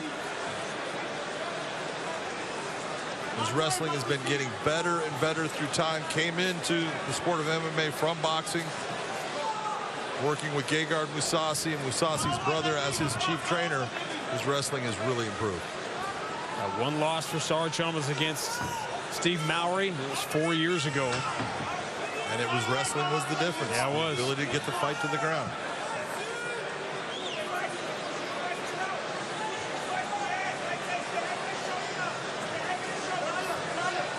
You can see just the heavy pressure that Popov puts on with his wrestling. And every time that I've watched him fight, he gets into the clinch, he wears the arms of his opponents down, and all of a sudden he's pulling off either a beautiful body lock, single leg. There he goes for the inside trip. His winning streak not against the same level of competition, but he has won 13 in a row over the last 7 years. Let's go, guys. That gives you confidence, and confidence is key in this sport. When you start winning and then you say, I have my direction, I have my road to go. That's a big moment right there for Sarcham. The fact that he was able to fight off that takedown says a lot. Popov knocked out Antonio Silva. Granted, obviously not prime Antonio Silva, but talk about confidence building.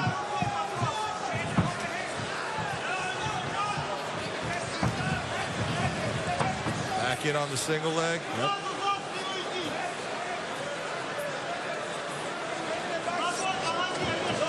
Nice job of trying to bounce him off of the cage. Now he's going for the opposite side. Nice job of switching it over. Sarcham gonna go down. Anytime you bring those legs together, that's gonna put you in a bad spot.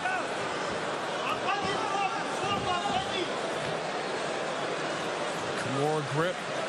Seems almost more defensive from this spot.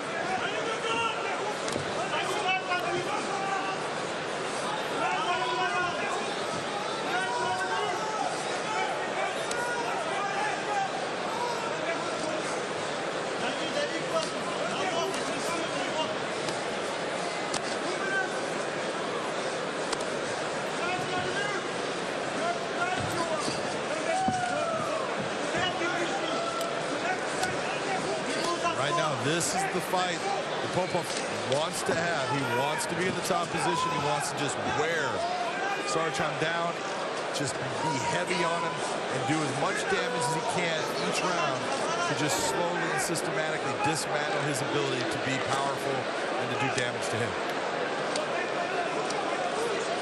Sarcham's background, boxing, 29 amateur fights.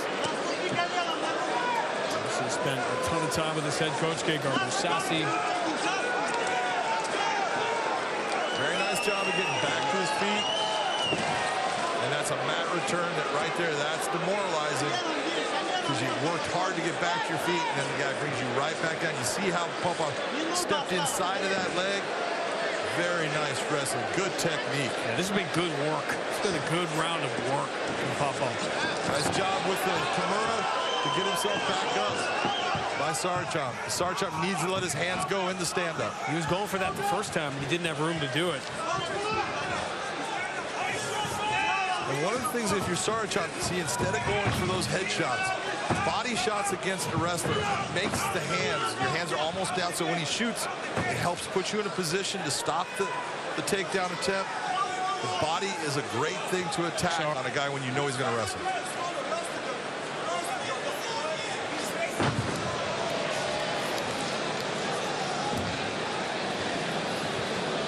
Popov is showing you how good he is with his wrestling.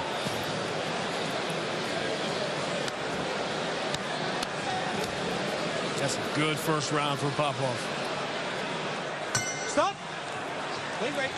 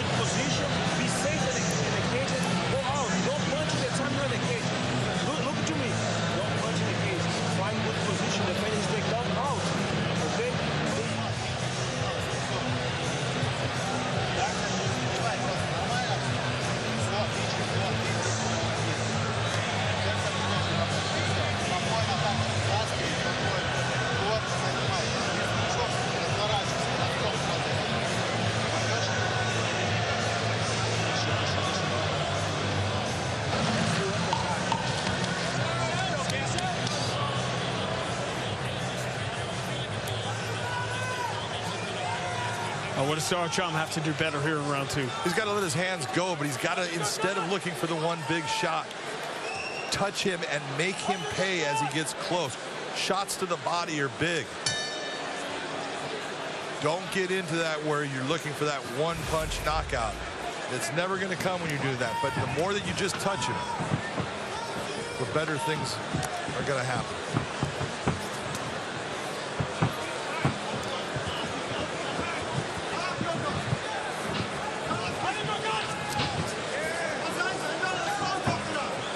Nice low calf kick. Yeah, well, you can see whenever you see the nod, that means it's time to change levels.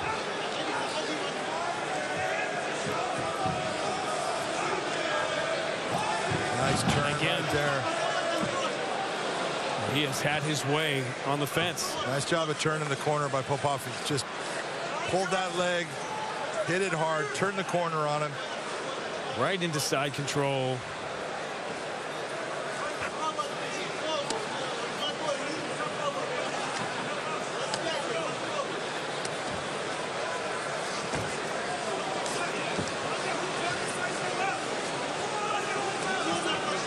Makes you think about our main event tonight. Who's going to control the positions?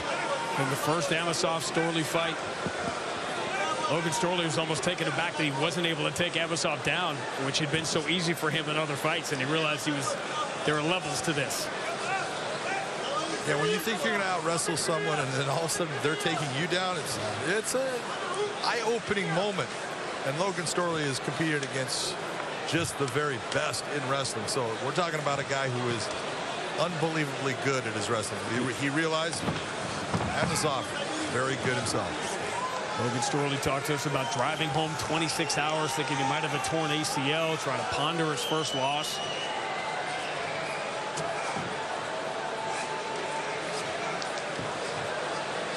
Popov grabbing the ankle, keeping Sarcham from being able to get that foot down.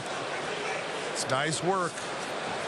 More control right now than anything. He's just trying to get to a position where if Sarcham's able to get back to his feet, he's going to just mat return it. You just said the magic word for the first 7 minutes of this fight: control. And that's really what it's been. There hasn't been a lot of damage, but neither guy has inflicted damage, so the control is really what you're seeing of Oleg Popov is just dominating the position. He's keeping the fight where he wants it. He wants it in the grappling range, and that's where it's been.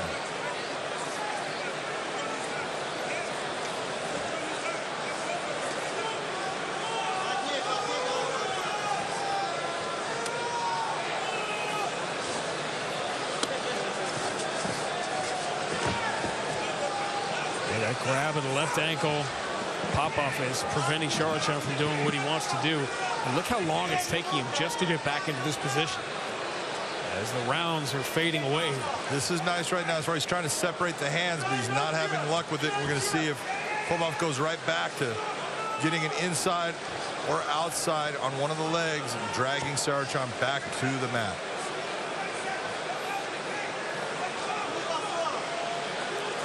Let's go, guys.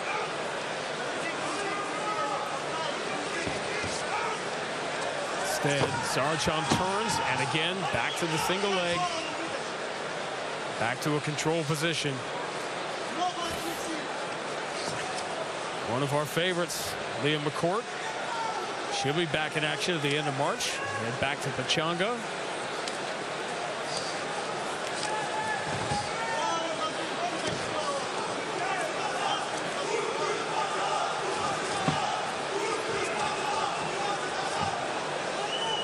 Everybody's watching tonight a fight that has captured the imaginations of people that were not even sports fans, let alone MMA fans. Sarcham looking to sit out on that. The big difference in MMA and wrestling, though, in wrestling you cannot clasp your hands, which makes a sit out work. When you're able to clasp your hands together, it really does not work the same.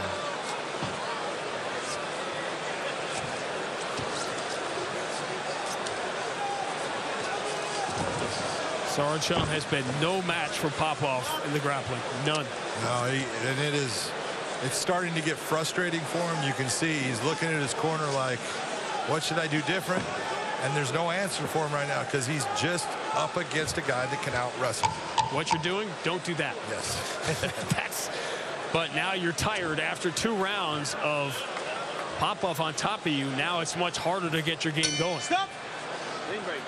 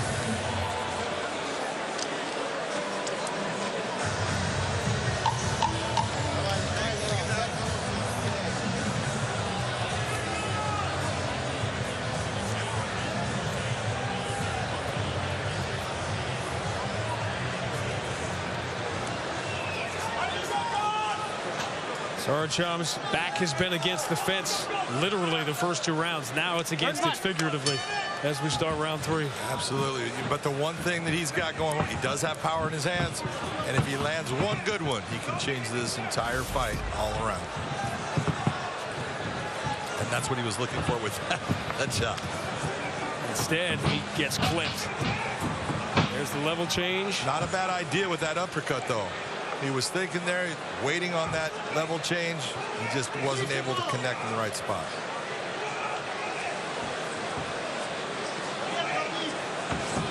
I was just about to say Sarcham cannot go down to the mat here, cannot let himself get taken down because that's cost him minutes.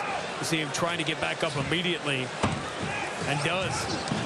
Very nice job. That's what he was unable to do the first 2 rounds. See the low kick right there. No reason to do that low kick.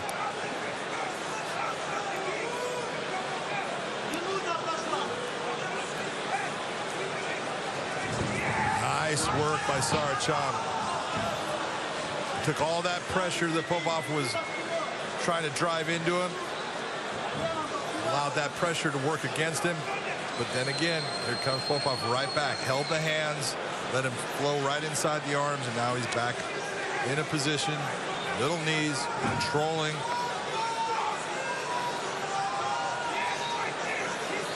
See how Popov puts his hand right through the crotch there. Great job. He knew exactly where he was at, what he wanted. Now he's into a high crotch position.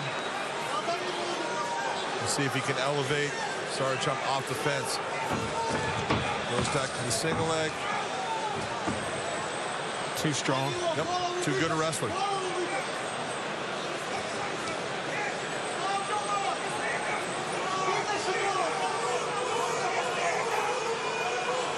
Saracham from this position, at least with Popov's head there, he should look towards utilizing elbow strikes. Put him right against the ear.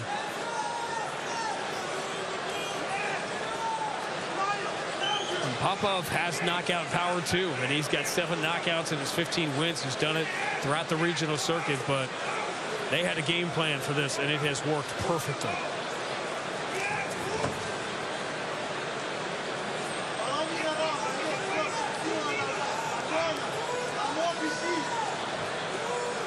Let's go, guys. Fight out.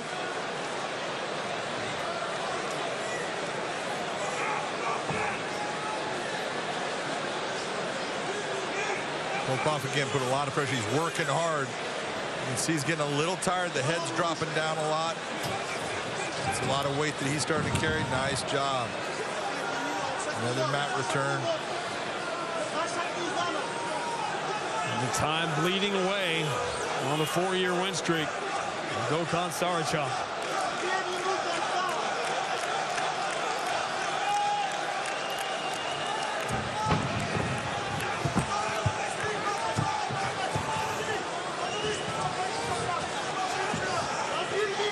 Saracham needs to break away here.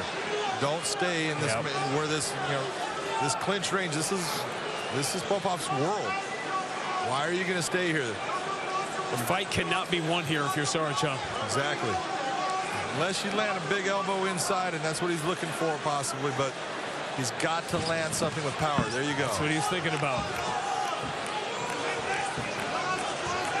Now, we just saw Brian Moore steal a fight in the last minute, but Saracham's not getting this on the cards. He needs a knee like that to land. That's what he's looking for. Desperation time, minute 15. Now, there's the fatigue from Popov. Saracham almost landing a kick to the head of a grounded fighter. He didn't, so there's nothing that happened, but it was close. But again, here, start opening up. Turn your body. Think about elbows. What's going to do the most damage, Sean? Right now it would be elbow strikes, so I want to put pressure down on Popov and start bringing elbow strikes to that ear. It's easy to say, but he's the one feeling the position with how his leg is. Not to mention the exhaustion of Popov being on top of him for 14 minutes. That's what you're looking for right there. Yep. He can do damage, he can win the round, but you can't think that's going to be enough. And Popov literally just hanging on in every possible way. Stop! Saracham wins that round. No doubt. He actually wins the round, but he's going to lose the fight.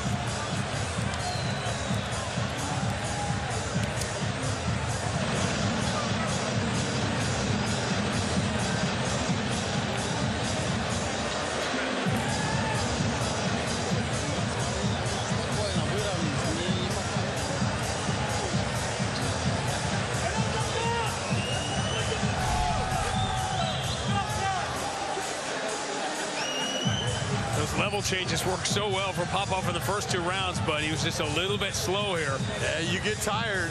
It makes a big difference. That's legal right there. That's on the shoulder. That's all good.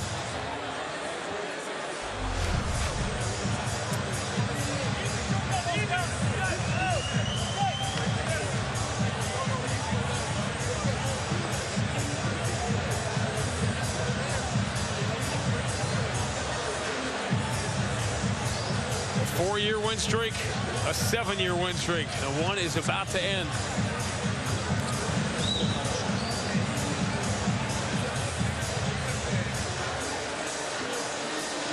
Michael C. Williams knows the answer.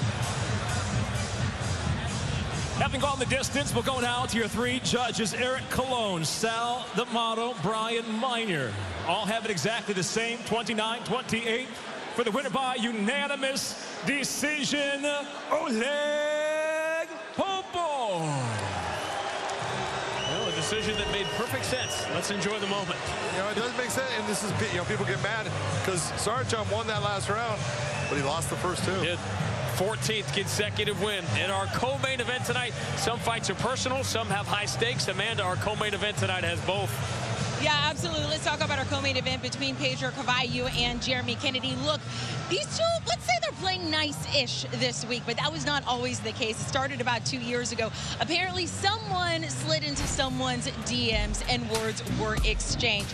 Well, since then, Jeremy Kennedy says he has been disrespected by Carvalho, and after his last win against Aaron Pico, actually called him out and said, I want you next. Well, tonight, they both get their chance to silence the other, at least temporarily. So what is on the line tonight between these two besides some bad blood? A whole lot. Let's take a look at their featherweight rankings. You have Pedro at 3, Jeremy Kennedy at 5, and by the way things have played out, Adam Borch lost to Pitbull, AJ McKee moving up to lightweight, Jeremy Kennedy already beat Aaron Pico, so whoever wins has a major argument to be the next title contender and go after the champ in Patricio Pitbull.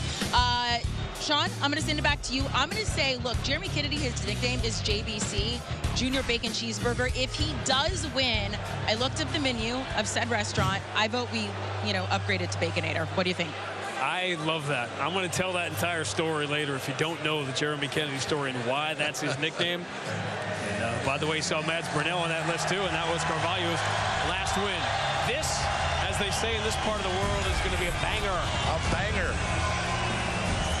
Let's check out the tail of the tape. Look, what you got to really look at. Both guys have a lot of experience. Both are good fighters, tough guys. 42 years of age, Charlie Ward is still giving good performances against a 32-year-older. We'll see if he still has it.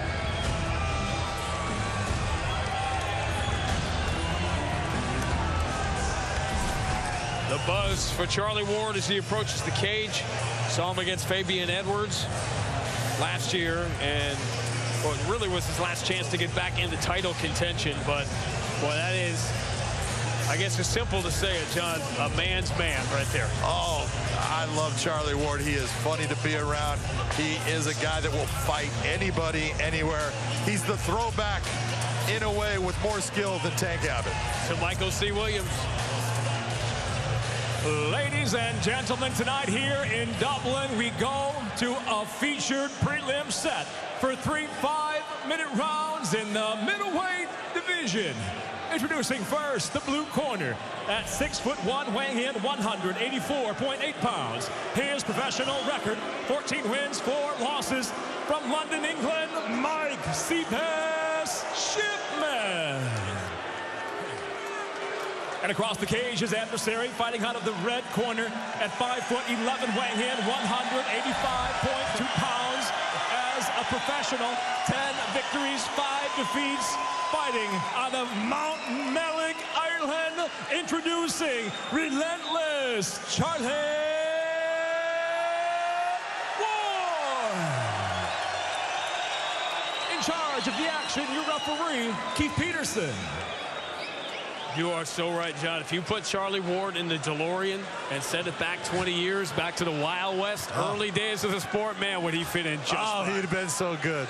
He's good now, but I mean, he just has that same thought pattern, that personality. I'll fight anybody, anywhere, anytime. I don't care. But now everybody's so polished and has all these skills. Yeah.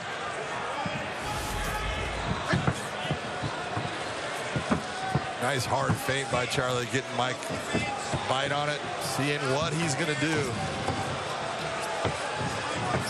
Mike Shipman shoots in immediately. Feel the strength here of Charlie Ward up along the fence. Nice job by Shipman. He's in on those hips. He's got nice. And if you're going to beat Charlie Ward, this is what you do. Get him to the ground, get him on his back. So this is smart fighting right now by Mike Shipman. What Fabian Edwards did. Yeah, who is a striker. Yep.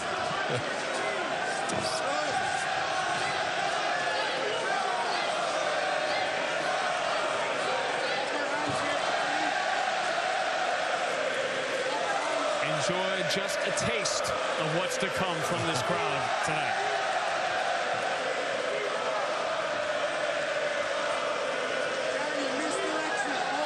As Al Pacino once said, just getting warmed up. Yes, yes, good. Mike Shipman had that 13-fight win streak earlier in his career. He lost to Costello Vanstinas and sort of derailed him a little bit.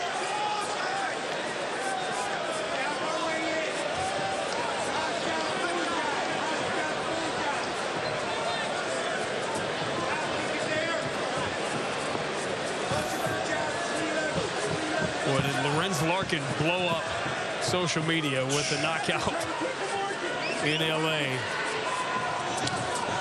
Lorenz Larkin just reminded everybody. Yeah, exactly. And that's a great way to phrase it, because there are so many fighters in the Bellator roster now, so many elite fighters. Sometimes you forget.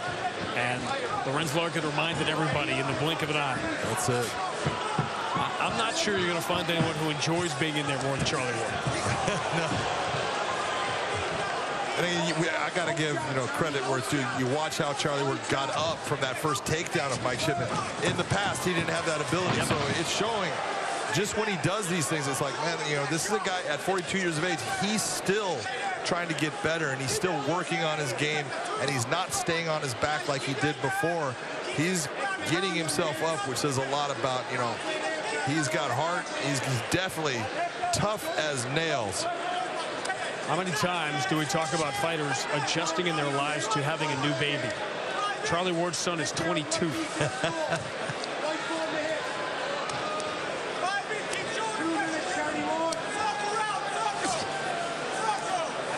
This has been a good first round for Mike Shipman. score the takedowns.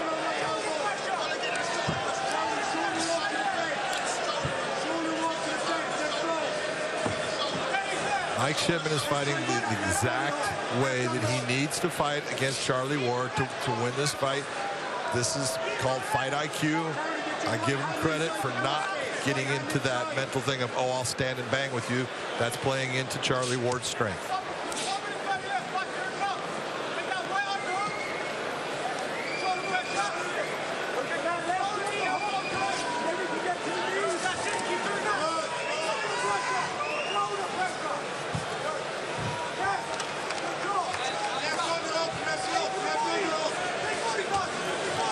We discussed you can do damage from the bottom. It's much harder. Again, there's Charlie working to get himself back to his feet. Great job by Shipman. There he is.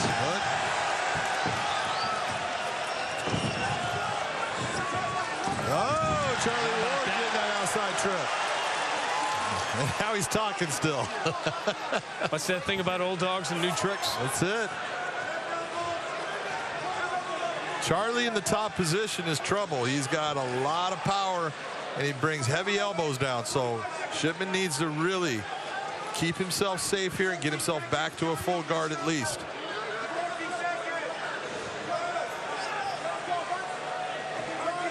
That's what you're seeing him do.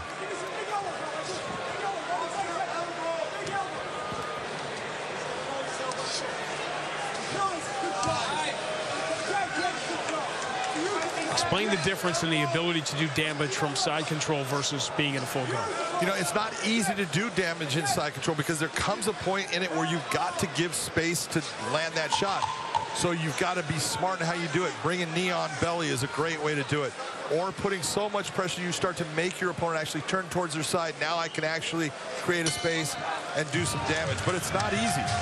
There's a skill to it because it's very easy to lose position.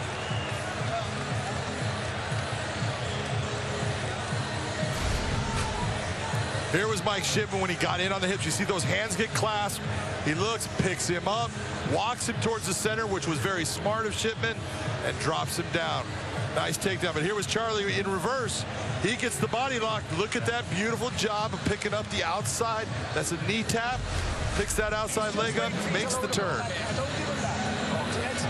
jab at the lead hand, and jab to the body of the lead hand. You're close. Now we can frame and then go right up the front. Does that make sense? Can you listen?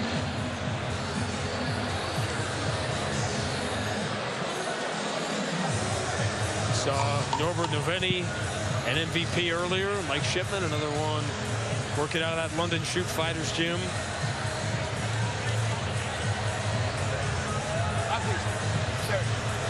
And up and down inside Bellator.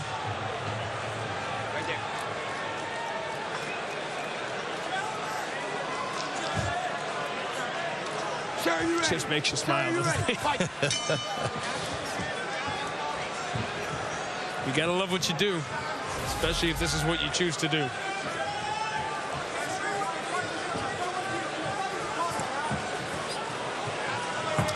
There's a great self-awareness about Charlie Ward.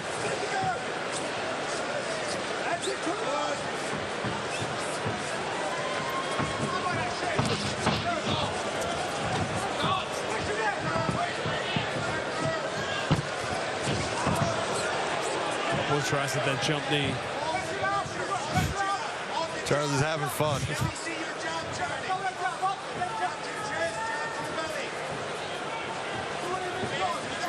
What is that like when you look across the cage at the guy you're life and death with and he's smiling and laughing? You know, the worst thing in the world is when you hit someone with your best shot and he just looks at you and smiles and you go, oh, this is not going to be fun.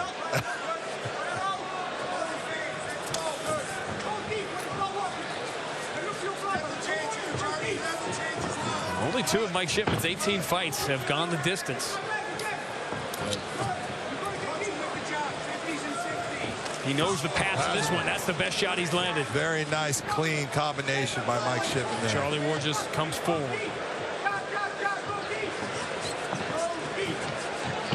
Charlie really needs to use that left hand to start setting up the jab, so that'll help set up his right hand. But that was a big shot by Shipman. And Mike Shipman says, all right. Look at, this is what I'm talking about. He knows he hit him with a good shot. And look at what Charlie's doing. He's just smiling.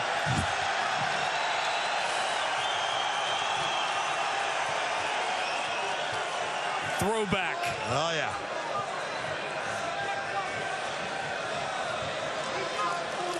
And all what Mike Shipman should be thinking is, no problem, I'll hit you with another one here soon. Don't get caught up in the bravado. He almost tagged him with that right hand again.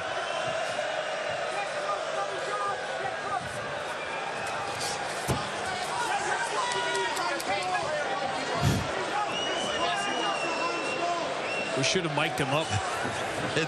I can tell you, when Charlie's in there, he talks the entire time. Just a left jab, and that shook Mike Shipman.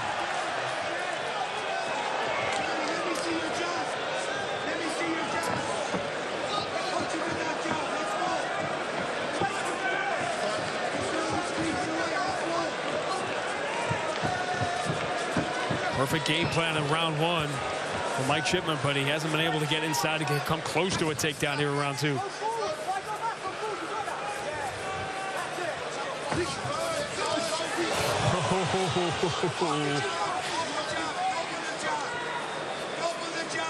Bob Uecker would say that's a swing and a miss. Nice job of running him into the cage. Stayed patient. This round very much up for grabs. Charlie Ward very quickly back up. Shipman in on the body lock right away before he ever even got back to his feet. Trying to just tear up that thigh a little bit, get him to where he starts to react to it, and bring him back down. Great job of trying to feel the hands right here. You see Charlie Ward dig in those hands. Finger by finger. John, what can he grab and what can't he grab? He can grab the entire glove. He can grab at least 3 fingers, but he cannot grab 2 or 1. Good takedown at an important time in the round. 60 seconds, Charlie Ward. Left under up, open your right elbow. Left under up now. Mike Shipman again fighting a smart fight, doing exactly what he should be doing to try to get a win against Charlie Ward. Open your right shoulder.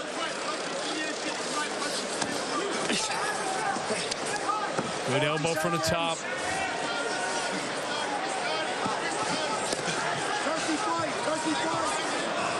Charlie does a great job of getting himself up from this position, so we'll see if Shipman can drive him back down.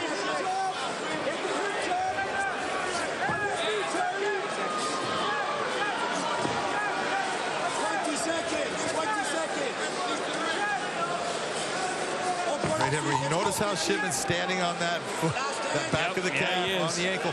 Smart. It puts pressure down on the leg. It gives you a position to be up. That's all nicely done by Mike Shipman.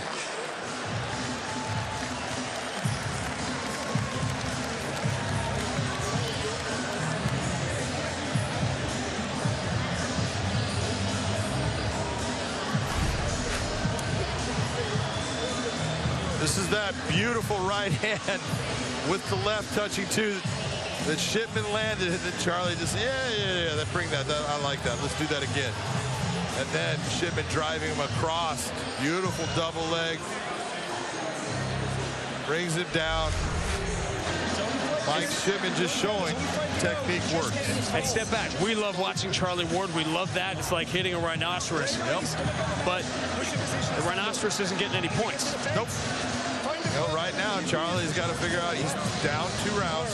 He's going to have to really do something big in this round or finish Mike Shipman if he wants to walk out of here a winner tonight. And it's, you know, and let's be honest about this, Sean. It's not like he's getting killed. Right. It's close, but Shipman's getting the better moments and putting the fight where he needs to get the win. Sir, you ready? Sir, you ready? Fight.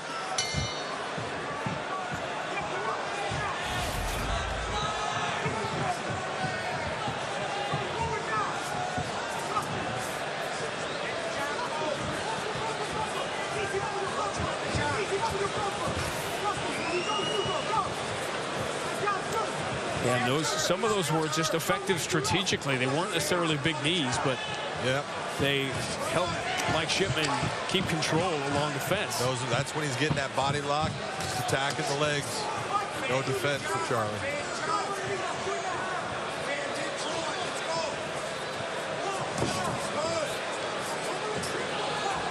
And right now, Charlie's just the one is not enough. He's going to have to think about, I've got to throw in combinations, because it's maybe not the one or the two that's going to land, but then that 3 or 4, that's what you're looking for. You've got to throw more than just the one. Mike Shipman's even gotten the better of the exchanges. Oh, yeah.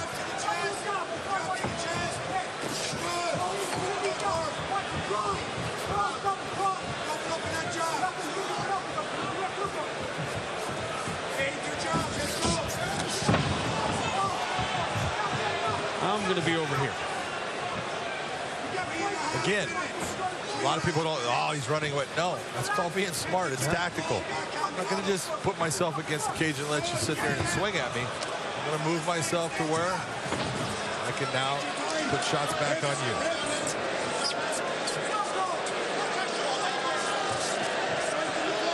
That's an example of a knee strike. Doesn't do any damage, but it took him out of danger. Exactly. And it didn't feel good. I'm sure it didn't. Nice, heavy right hand, landing more towards the neck area, though. Again, textbook. Very nice double leg takedown by Mike Shipman in the middle of the cage. And so Charlie's going to end up having to turn, like you're seeing right now. He's going to try to push Shipman a little bit away. Charlie's going to end up getting towards his knees to get himself up. Because if he stays on his back, this fight's going to definitely be over.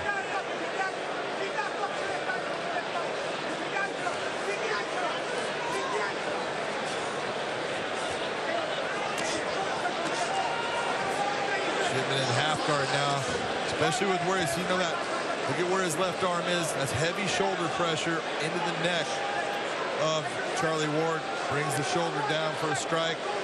But when you have that position with the underhook on the far side like you're seeing, very difficult for Charlie Ward to get up.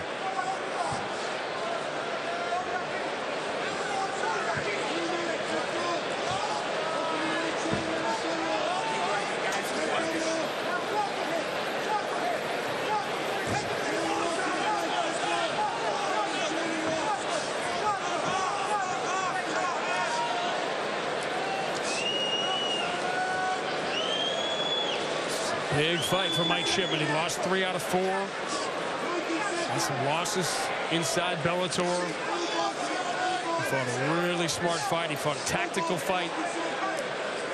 And he's been the better fighter easily for 13.5 minutes. Yeah, this has actually been one of Mike's better performances overall. And when I'm saying better performance, not only physically what he's doing, but the mental aspect. Fighting a well-planned fight, following the game plan. Just done an outstanding job.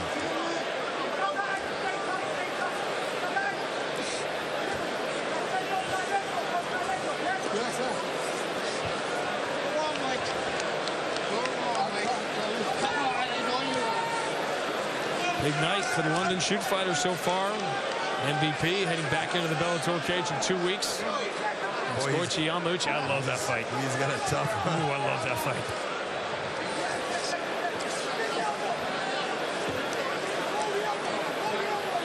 Great job of Mike Shipman to keep the fight in the middle of the cage now, on the ground. Charlie Ward doesn't have the power to hurt him here.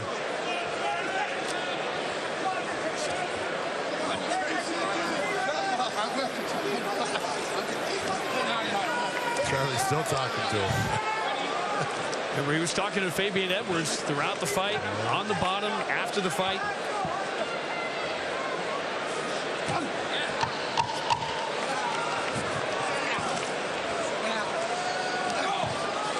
Mike Shipman still on the offense, still on the attack, still dropping elbows. Really impressive performance.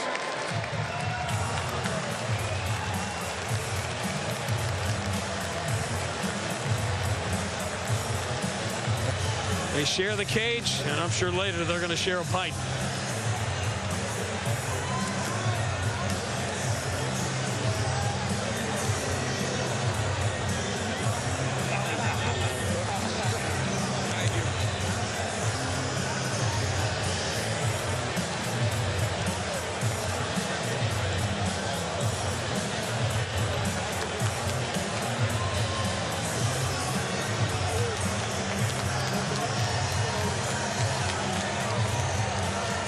Irish crowd has their favorites, but they have great appreciation for both sides. In fact, Norbert Noveni talked about that. Charlie Ward does too.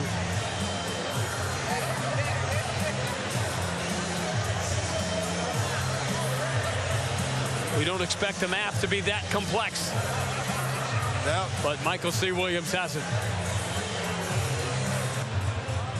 Ladies and gentlemen, your three judges at cage side, Sal D'Amato, Eric Colon, Marcel Varela, all see it the same, 30-27 for the winner by unanimous decision, Mike Seabass Shipman. One of his better performances inside the Bellator cage. We are headed towards a raucous night here at 3 Arena and a spectacular main card, including a rematch, Amanda, from 4.5 years ago. Pretty incredible here. You talked about that Irish crowd. Well, tonight they're welcoming back one of their own in Sinead Kavanagh.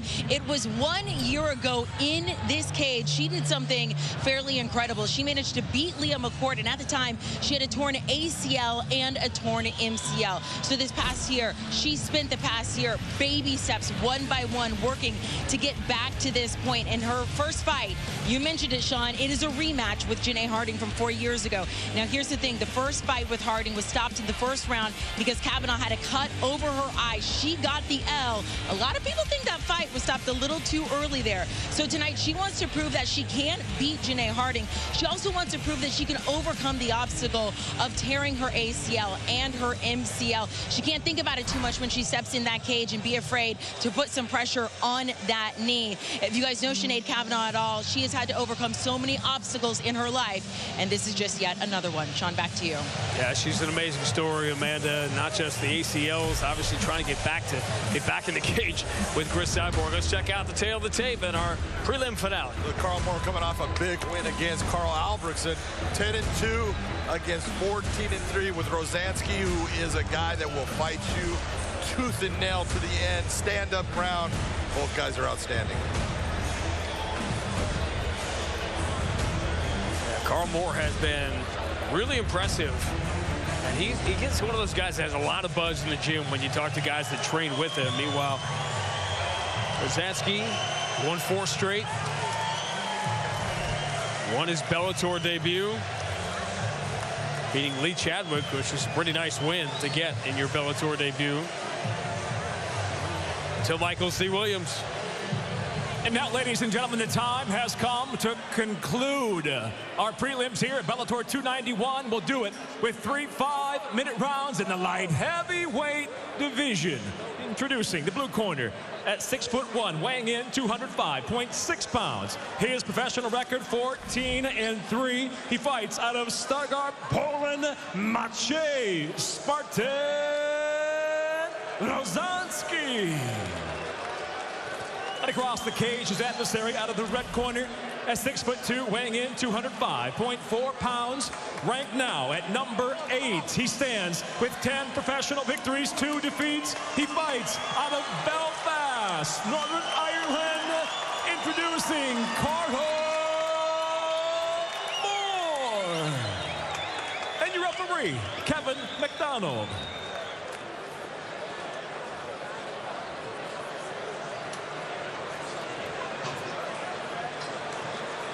Carl Moore's dream growing up, he wanted to be a pro wrestler.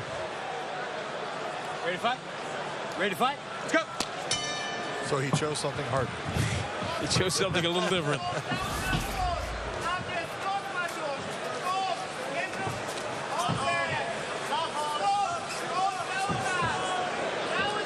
Nice clean right hand handed by Rosansky there. Carl Moore's going to have to be careful with just leading with that kick, because Rosansky's going to bring that counter right hand straight down the pipe.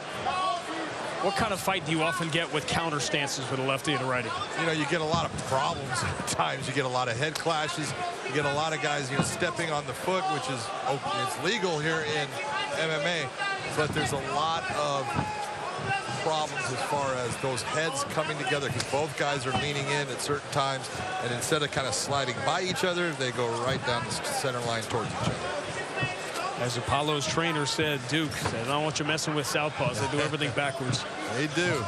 And it's very difficult normally for the orthodox guy, Rosansky, because he doesn't train with a ton of southpaws. While most of the guys that Carl Moore is training with, they're orthodox.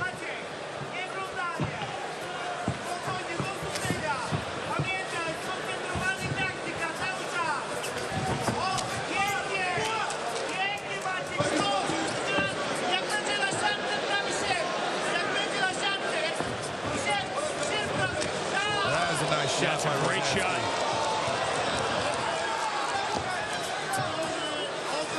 Moore immediately going for a defensive body lock. He got stung by that. He did.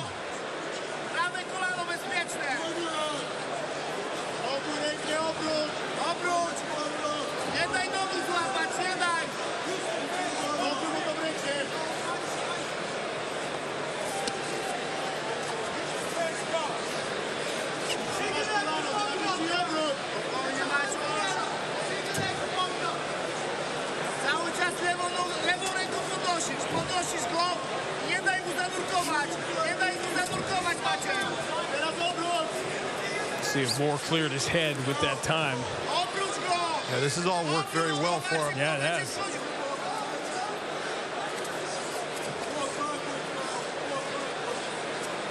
He's got his hands locked around the body, even though it's still not quite double unders, but Carl Moore is trying to look towards pushing it and bringing him to the deck.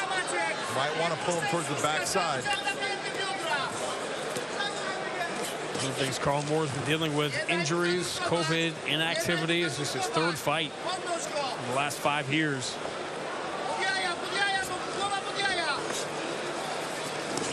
Right now, Rosansky's doing a great job of just putting weight down on him. That's a good elbow strike right there. He's defending very well. Not really working too hard in his defense. He's making Carl Moore work hard. So right now, the exchange isn't even.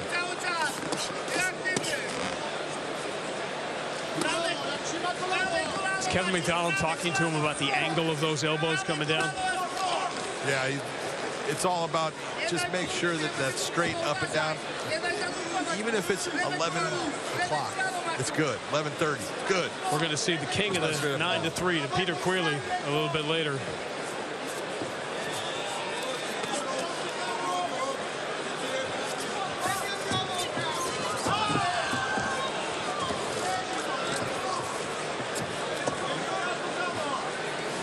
More muscling him back.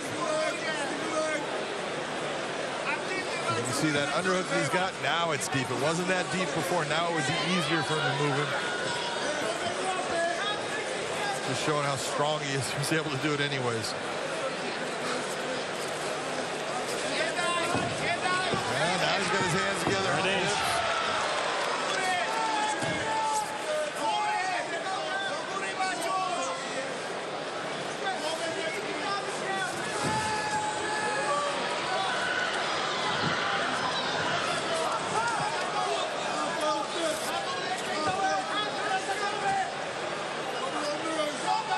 Carl Moore doing everything he can, trying to get himself back. He's got a lot of weight going forward.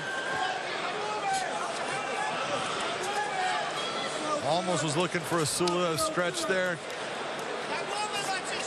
Tell everybody what that is. What he was reaching back for that leg, and if you can get towards the ankle, you're going to pull that foot off of the ground and forward towards your opponent's head.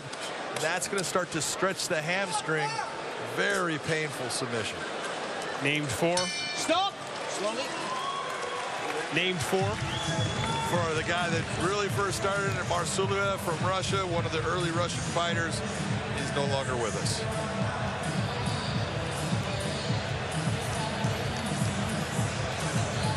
You know, since you become a big star on CBS, there's a brand new audience that's here, so I want to make sure they know all this stuff.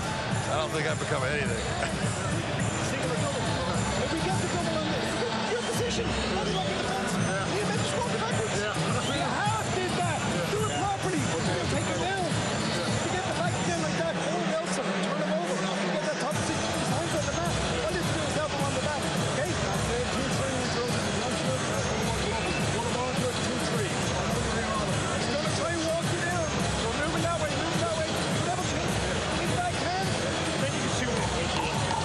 coaching 38 men and women tonight, and no index cards, nothing.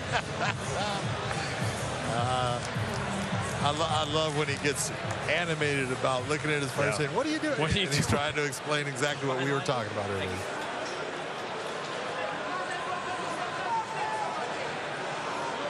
I can't wait to talk about Janae Harding's coach later on tonight at City Kickboxing. Oh, he's just a hell of a coach. 10-9 Rosansky first round.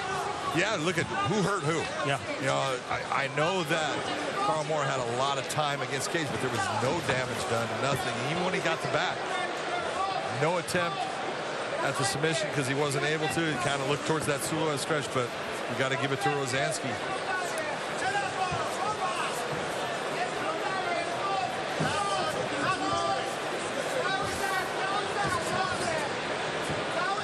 See those numbers again for what they're worth. It's the power of the strikes. The strikes that did the damage were landed by Rosansky.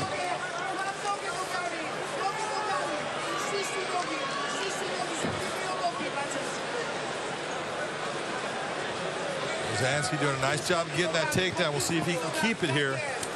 He's got the hands wrapped around the body on the hips. Moore back to his feet. Nice job by Carl Moore. Carl Moore was very safe there, but whenever I see anybody post like that now, it's hard not to think of Aaron Pico. Yeah. Who is back off surgery, about to get back in the Bellator cage. Nice high kick by Carl Moore.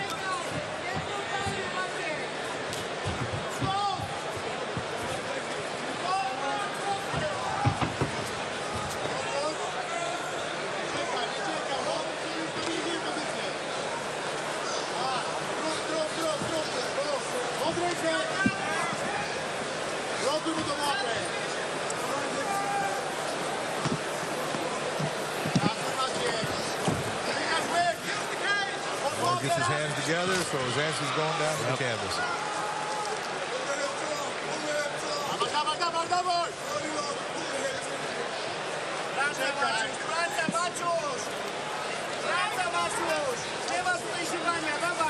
Oh, more the complete aggressor here in round two.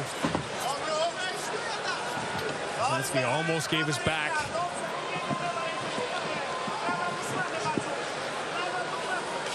Perhaps the most misunderstood part of the game is what's going on right here. Because there's a lot happening. Man, and it's the most grueling part of the game. So much energy, so much strength being used at times to either hold position, try to create position.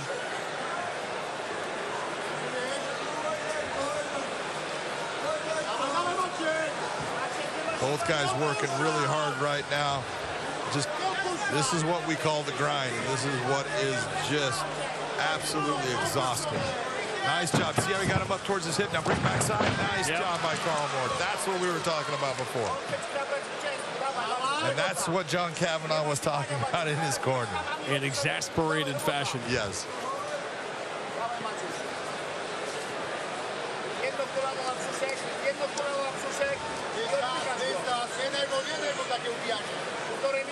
Plant.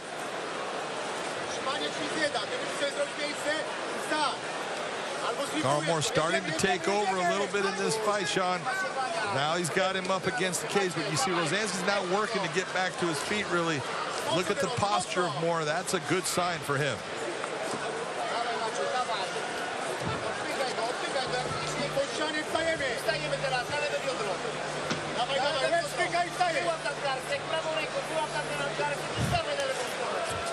Kavanaugh getting a great look. He's not saying anything right now. He's just waiting. See. Exactly right. See what his man does.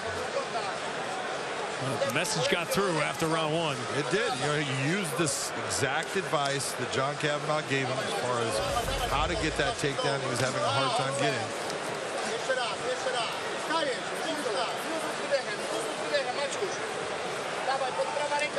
Just need to see Carl Moore open up just a little bit more when he's in these positions, because he's able to posture, which means he's able to bring some power down on Rosansky.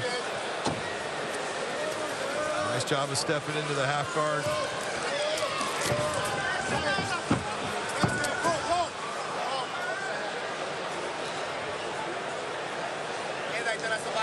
A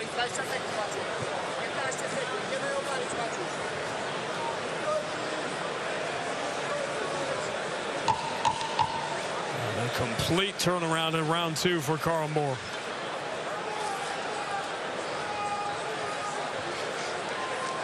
Great job with the head. Clean break.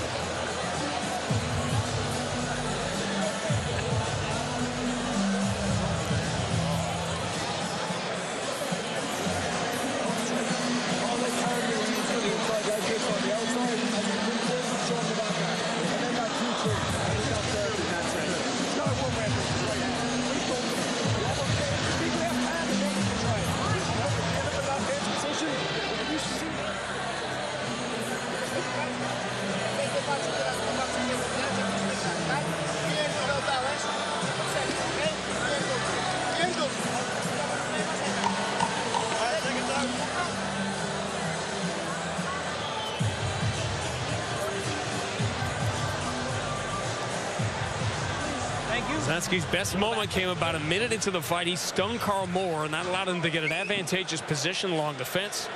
And he was able to keep enough control, we assume, to get that first round. But complete turnaround in round 2.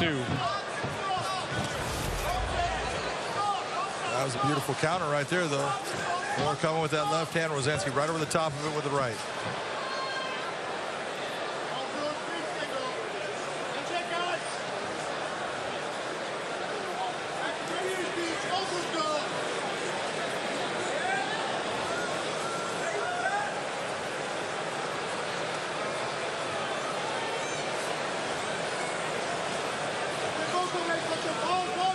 Nice job of using his head by Carl Moore.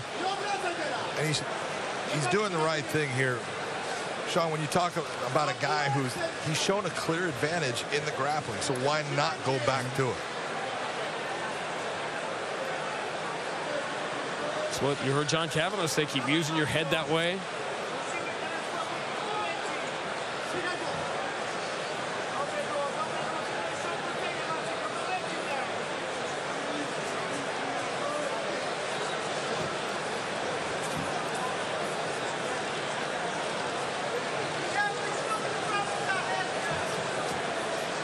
Everybody talks about putting on a show. Everybody talks about spectacular finishes until you're in there, and then you want to win.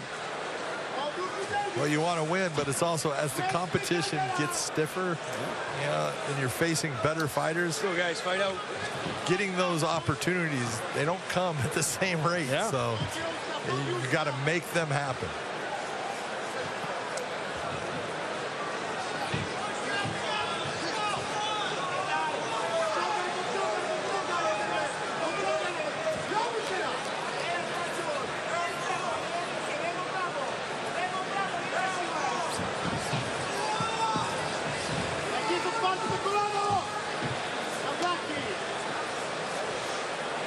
Right around this time of the second round is where Carl Moore was able to get the takedown. Right in the exact same spot.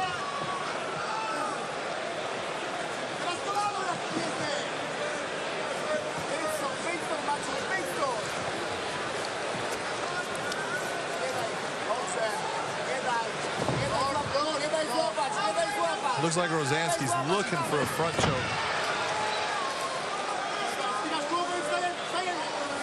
Rosansky just showed you he's tired. He gave that look of like, oh, back down again. Now I got to work to try to get back to my feet. The war of attrition is slowly creeping onto Carl Moore's side. Nice hook sweep. That is. And a big time to do it. That was a big move there by Rosansky. Now he needs to open up. Catch a little bit of wind. And then start posturing and landing big shots if you can. Right now, nothing more than a high guard by Carl Moore.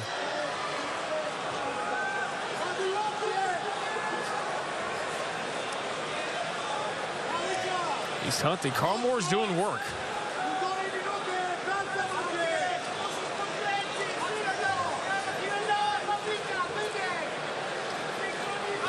short elbow.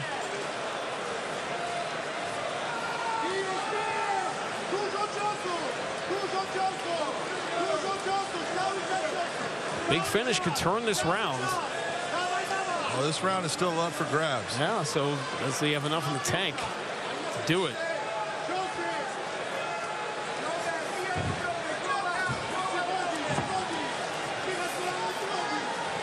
Nice. Great job by Carl Moore to maintain that guard. You saw Rosansky trying to push that knee down, step over it. Carl Moore said that's not going to happen. Maintain that position, kept the leg where it needed to be. Right back to guard.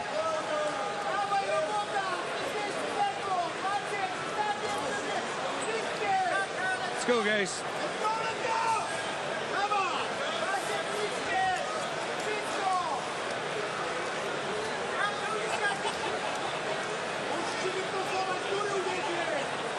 This is going to be an interesting one.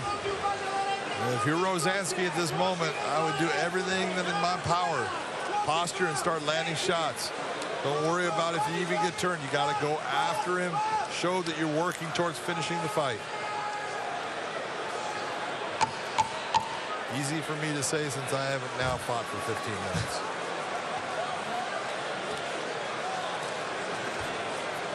Let the judges decide. Stop.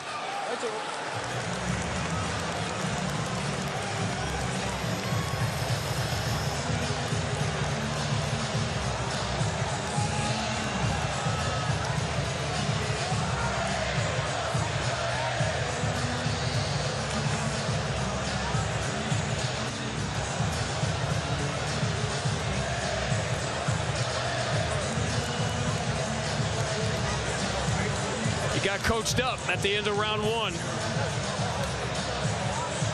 Might have been the big difference in him winning this fight or not. Listen to his coach.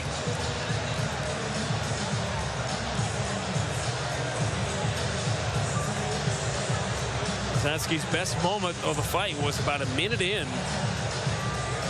And he stunned Carl Moore. So it gave Carl Moore the opportunity to get himself together. A long defense, but probably didn't do enough to turn that first round. But it's how the judges saw that third round that's going to decide it.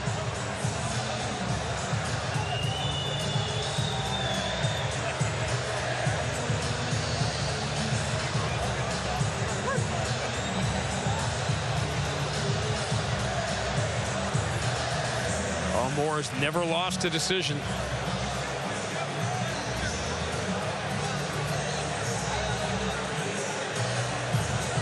The mystery about to be solved by Michael C. Williams.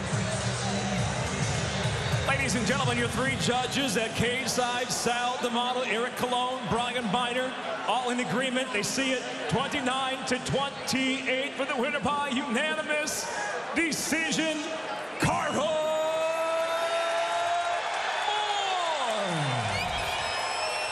The third round decided it.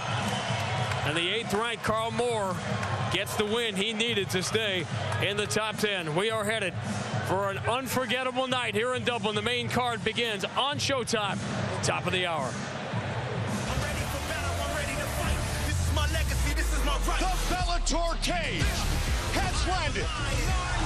Fear my roar. I am a soldier. Ready for war. Oh my God! I'm taking what's mine, I'm taking what's mine.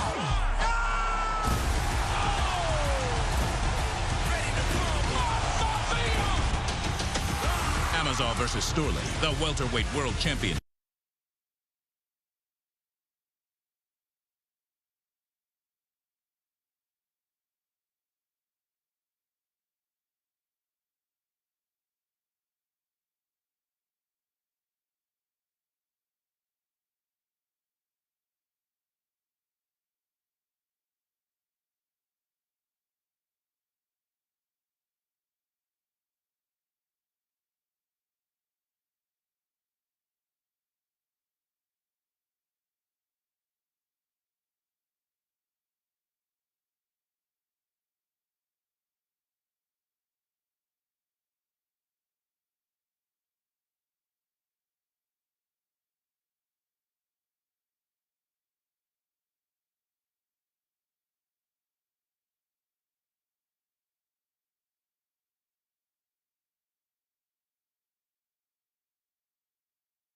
has been putting a whooping on A.J. Matthews, and he is not stopping. These are big shots. They are big elbow right there, Mike. You know that elbow coming down with all that weight. That hurts. Yeah, A.J.'s in big trouble. He is in deep trouble. This could be it.